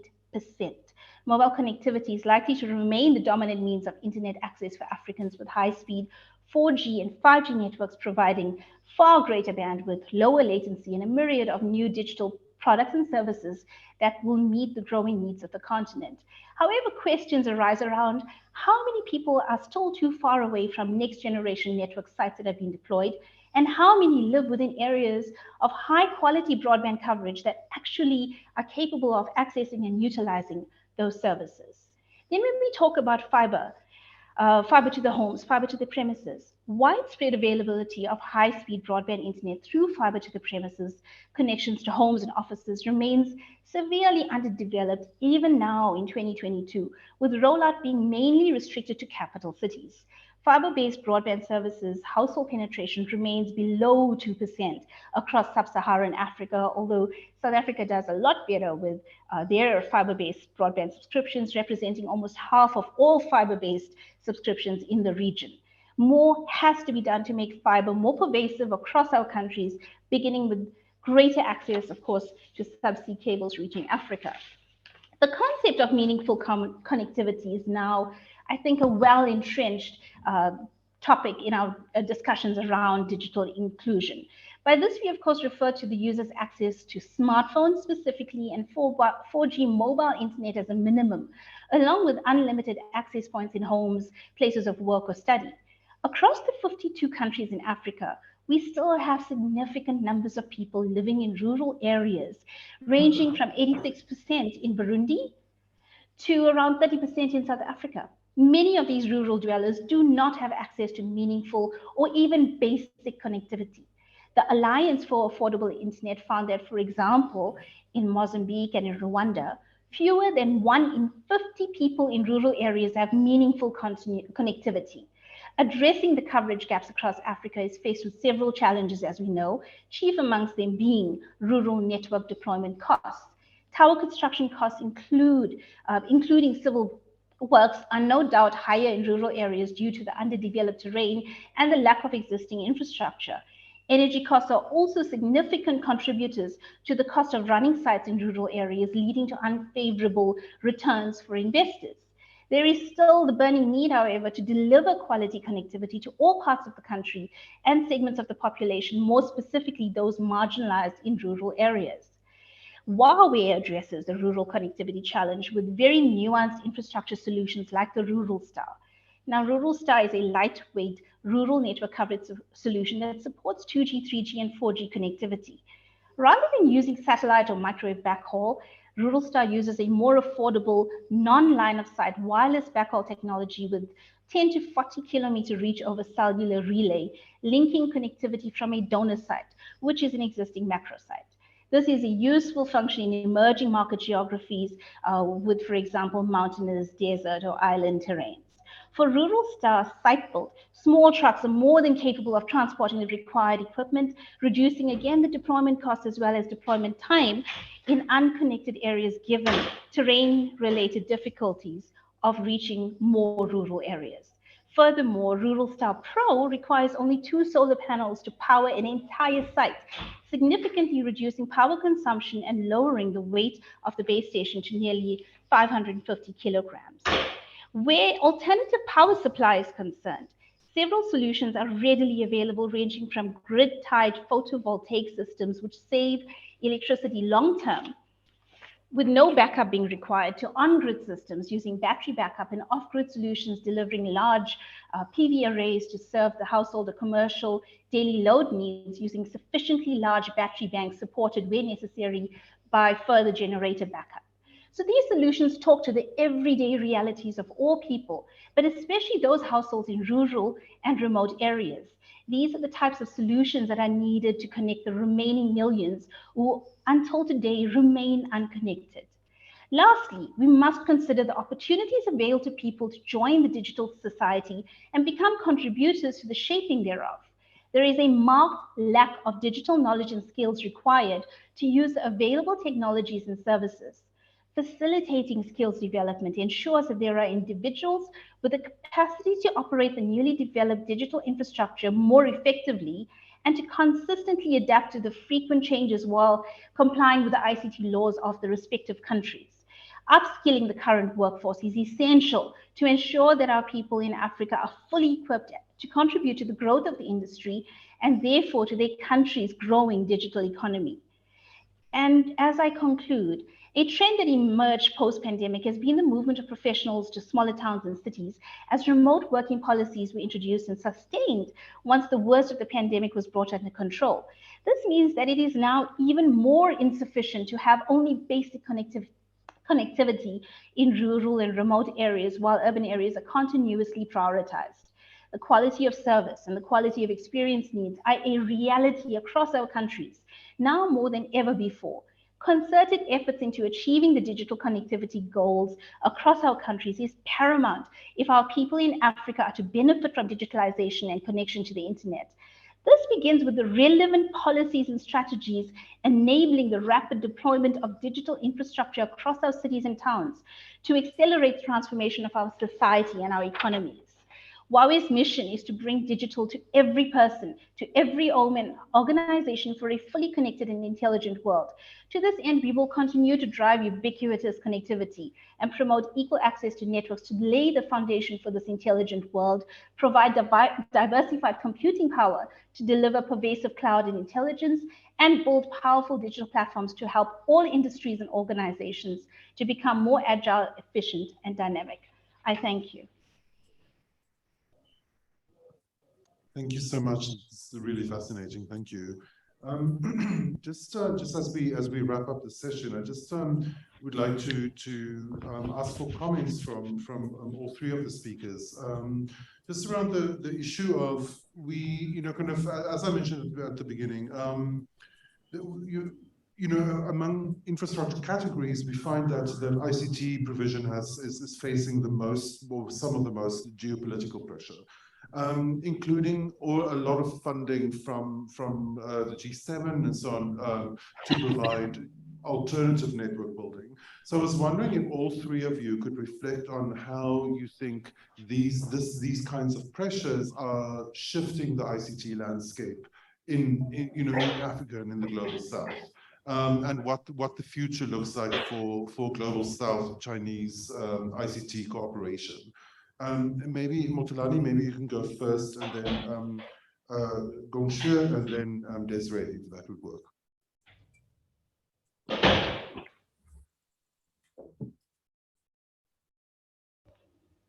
Cobus, was that on geopolitical implications of ICT infrastructure provision? Was that the question?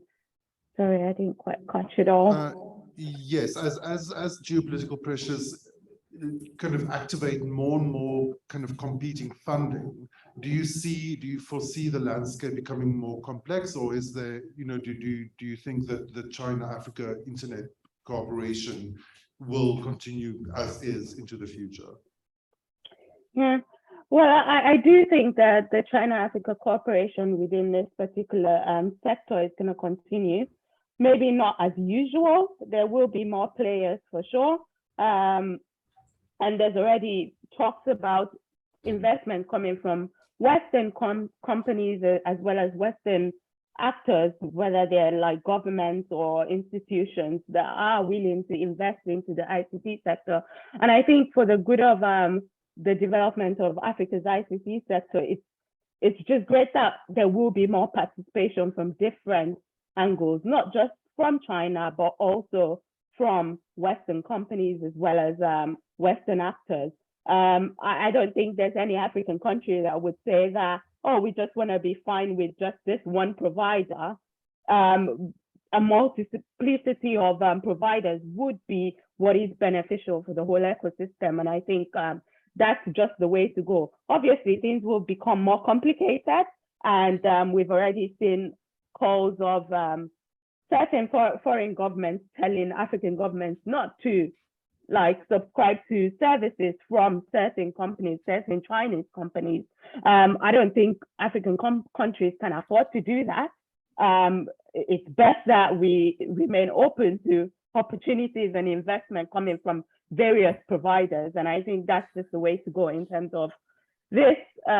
We shouldn't be one-sided in terms of where or who is providing what. Obviously, we should scrutinize this projects and make sure that African governments can actually leverage these investments for what's best, as beneficial as it is, or what would be most beneficial for African societies. And I think when we have multiple players, then we can actually do that better. Thank you. Gongxue, how does it look from the Southeast Asian perspective? Yeah, for Southeast Asia, it's a very interesting case because it has already become a strategic competition hotbed for the two great powers, China and United States. But here, if I can borrow, the survey conducted last year by our local institute, ICIS, based in Singapore, they conducted a survey in terms of which, nationality of telecom or telecom-related technology is preferred in the region.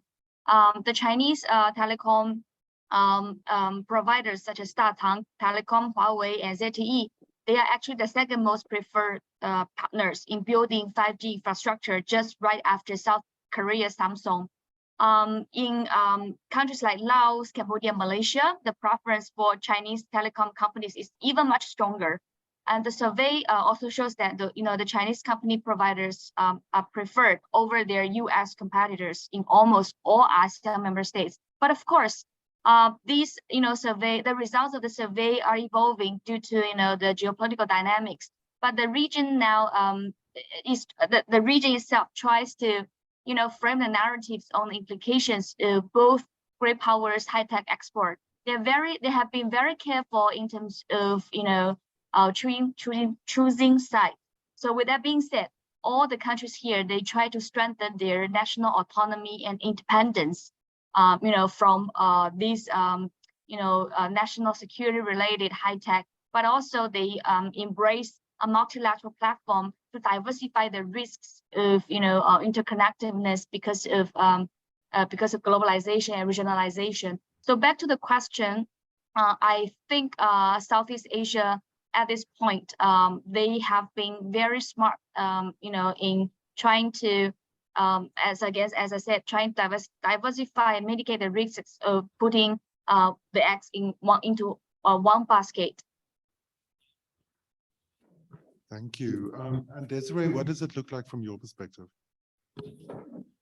So I think for Huawei as a network equipment vendor, it's important for us to stick to what we've been really good at.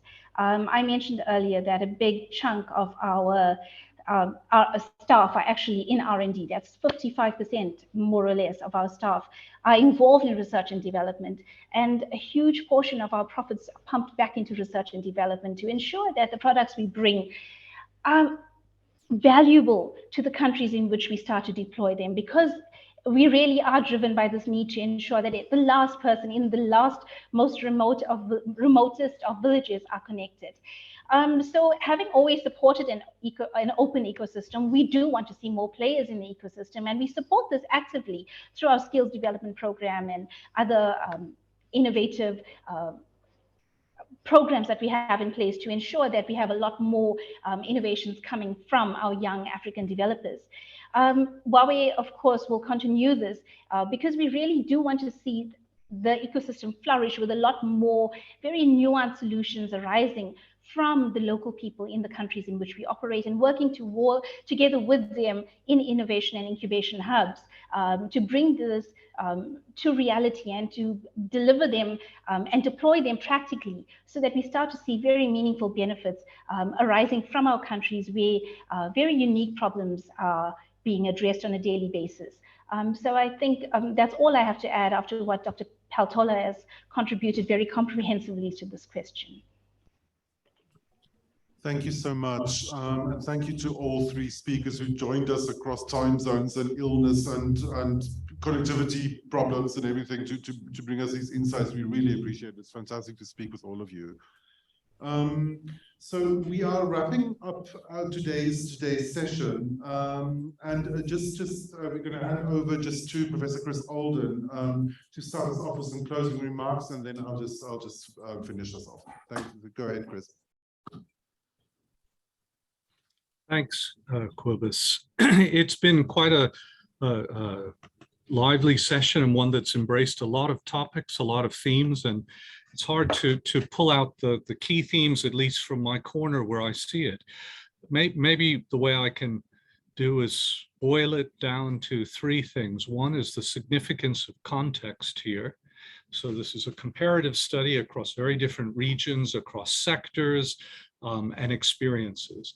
And the context at a macroeconomic level has influenced choices on the part of the government of China, on the part of firms operating within a changing economic and indeed even political context. We just concluded a discussion where geopolitics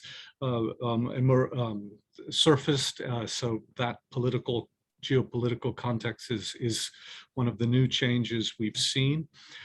So decision-making on questions of ESG at the planning phase are probably most likely to be found emerging out of that larger systemic setting where Agenda 2030, the SDGs and other things have been formulated and signed onto by states and indeed leading businesses as well.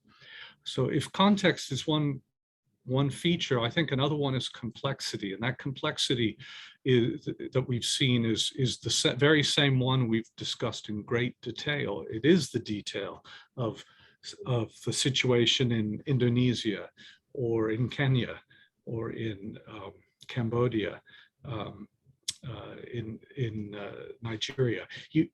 This Tanzania, this level of complexity is what we experience when we dig down into the national economies and in parallel the sectors that are there.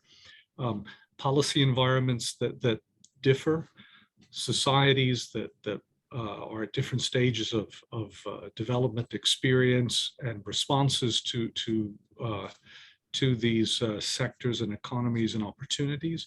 And in that context, I think the implementation of environmental, social, and governance dimensions of the infrastructure projects is most readily exposed to the implementation by Chinese firms, is most readily exposed to all that complexity. So in some cases, state-owned enterprises can find themselves, or private firms or Chinese firms can find themselves at the center of controversy without even meaning to be. They're hostage, if you like, to a host government's own lack of capacity or lack of planning or failure to communicate to local communities about certain dimensions, or poor investment decisions, or all other factors. So that idea of complexity is baked in to any implementation of infrastructure projects, and Chinese firms would do well to recognize that. They certainly do in some cases recognize it, but find a way to engage and mitigate that. And then finally, compliance. Our research has shown across all the different projects we've examined that the Chinese firms do respond. They don't always put it at the forefront of their implementation strategies, but they do respond to incentives that make the ESG elements a requirement of projects. Who's going to provide these incentives? Do we find those in the policy banks at the planning phase? Is it with the Chinese government? Is it the host government in the negotiation of that initial project, as it were, if they're involved, unless it's more localized government? Is it to be found in actually the reactive or responses of civil society who say, hey, you forgot about us. Where's the land payments, as was the case in Kenya? We've been displaced. So I think that understanding these, if you like, these 3 C's of context, complexity, and compliance helps us to understand what the issues are in upgrading and universalizing this ESG standard that at least formally is part of our discussions and recognized by national governments and on the international stage. Let me leave it at that and hand it back to you.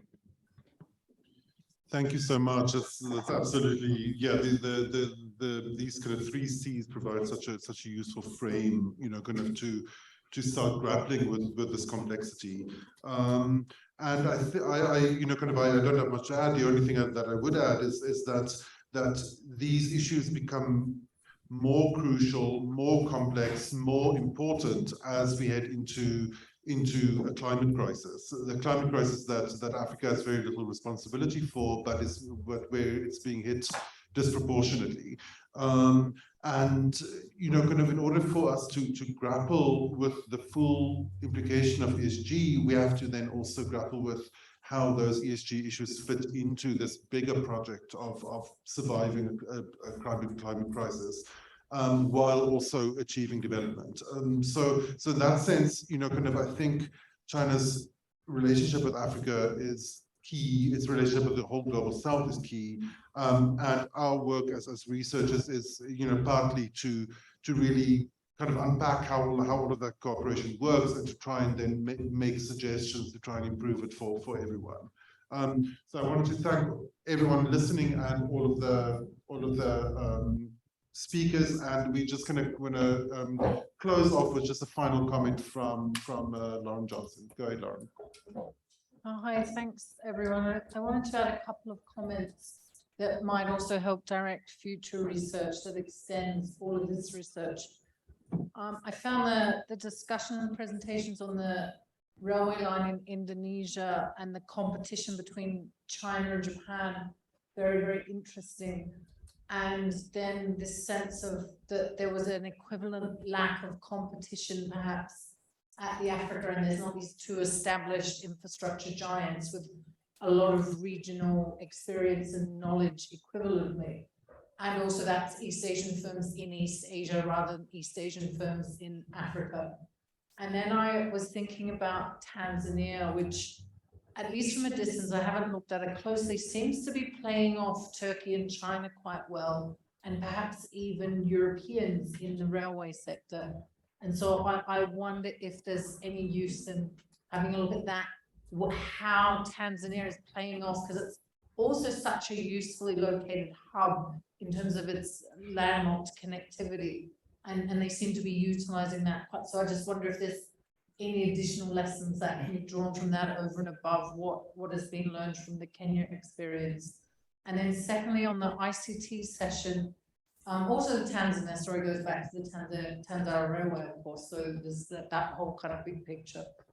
And then in the ICT sense, in 1980s and 1990s, China, I suspect they were saying equivalent things to some of today's speakers in terms of how can we make sure Chinese citizens, Chinese nationals can learn all about this ICT framework. And at the time, it was Nokia and Motorola in China with a presence teaching Chinese how to, and of course, Huawei sort of have since displaced relatively Motorola and Nokia. So I just wonder what Africa's plan is to displace Huawei.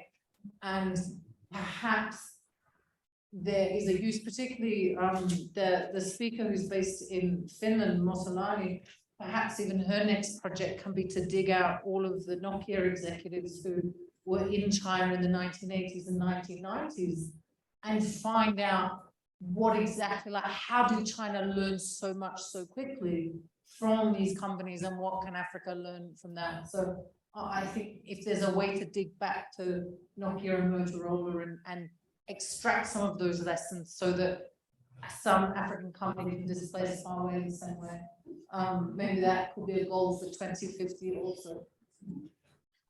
Thank you. There might be a Desiree Lauren fight coming down the way. Thanks so much for these comments. They're fantastic, and they give us this kind of glimpse of how we can draw this work forward. I think there's so much more to explore. I'd like to thank everyone listening, and all of the speakers. We so grateful for your work, for your research, and for presenting today. We're really very glad. Thanks so much, and thanks for everyone for listening.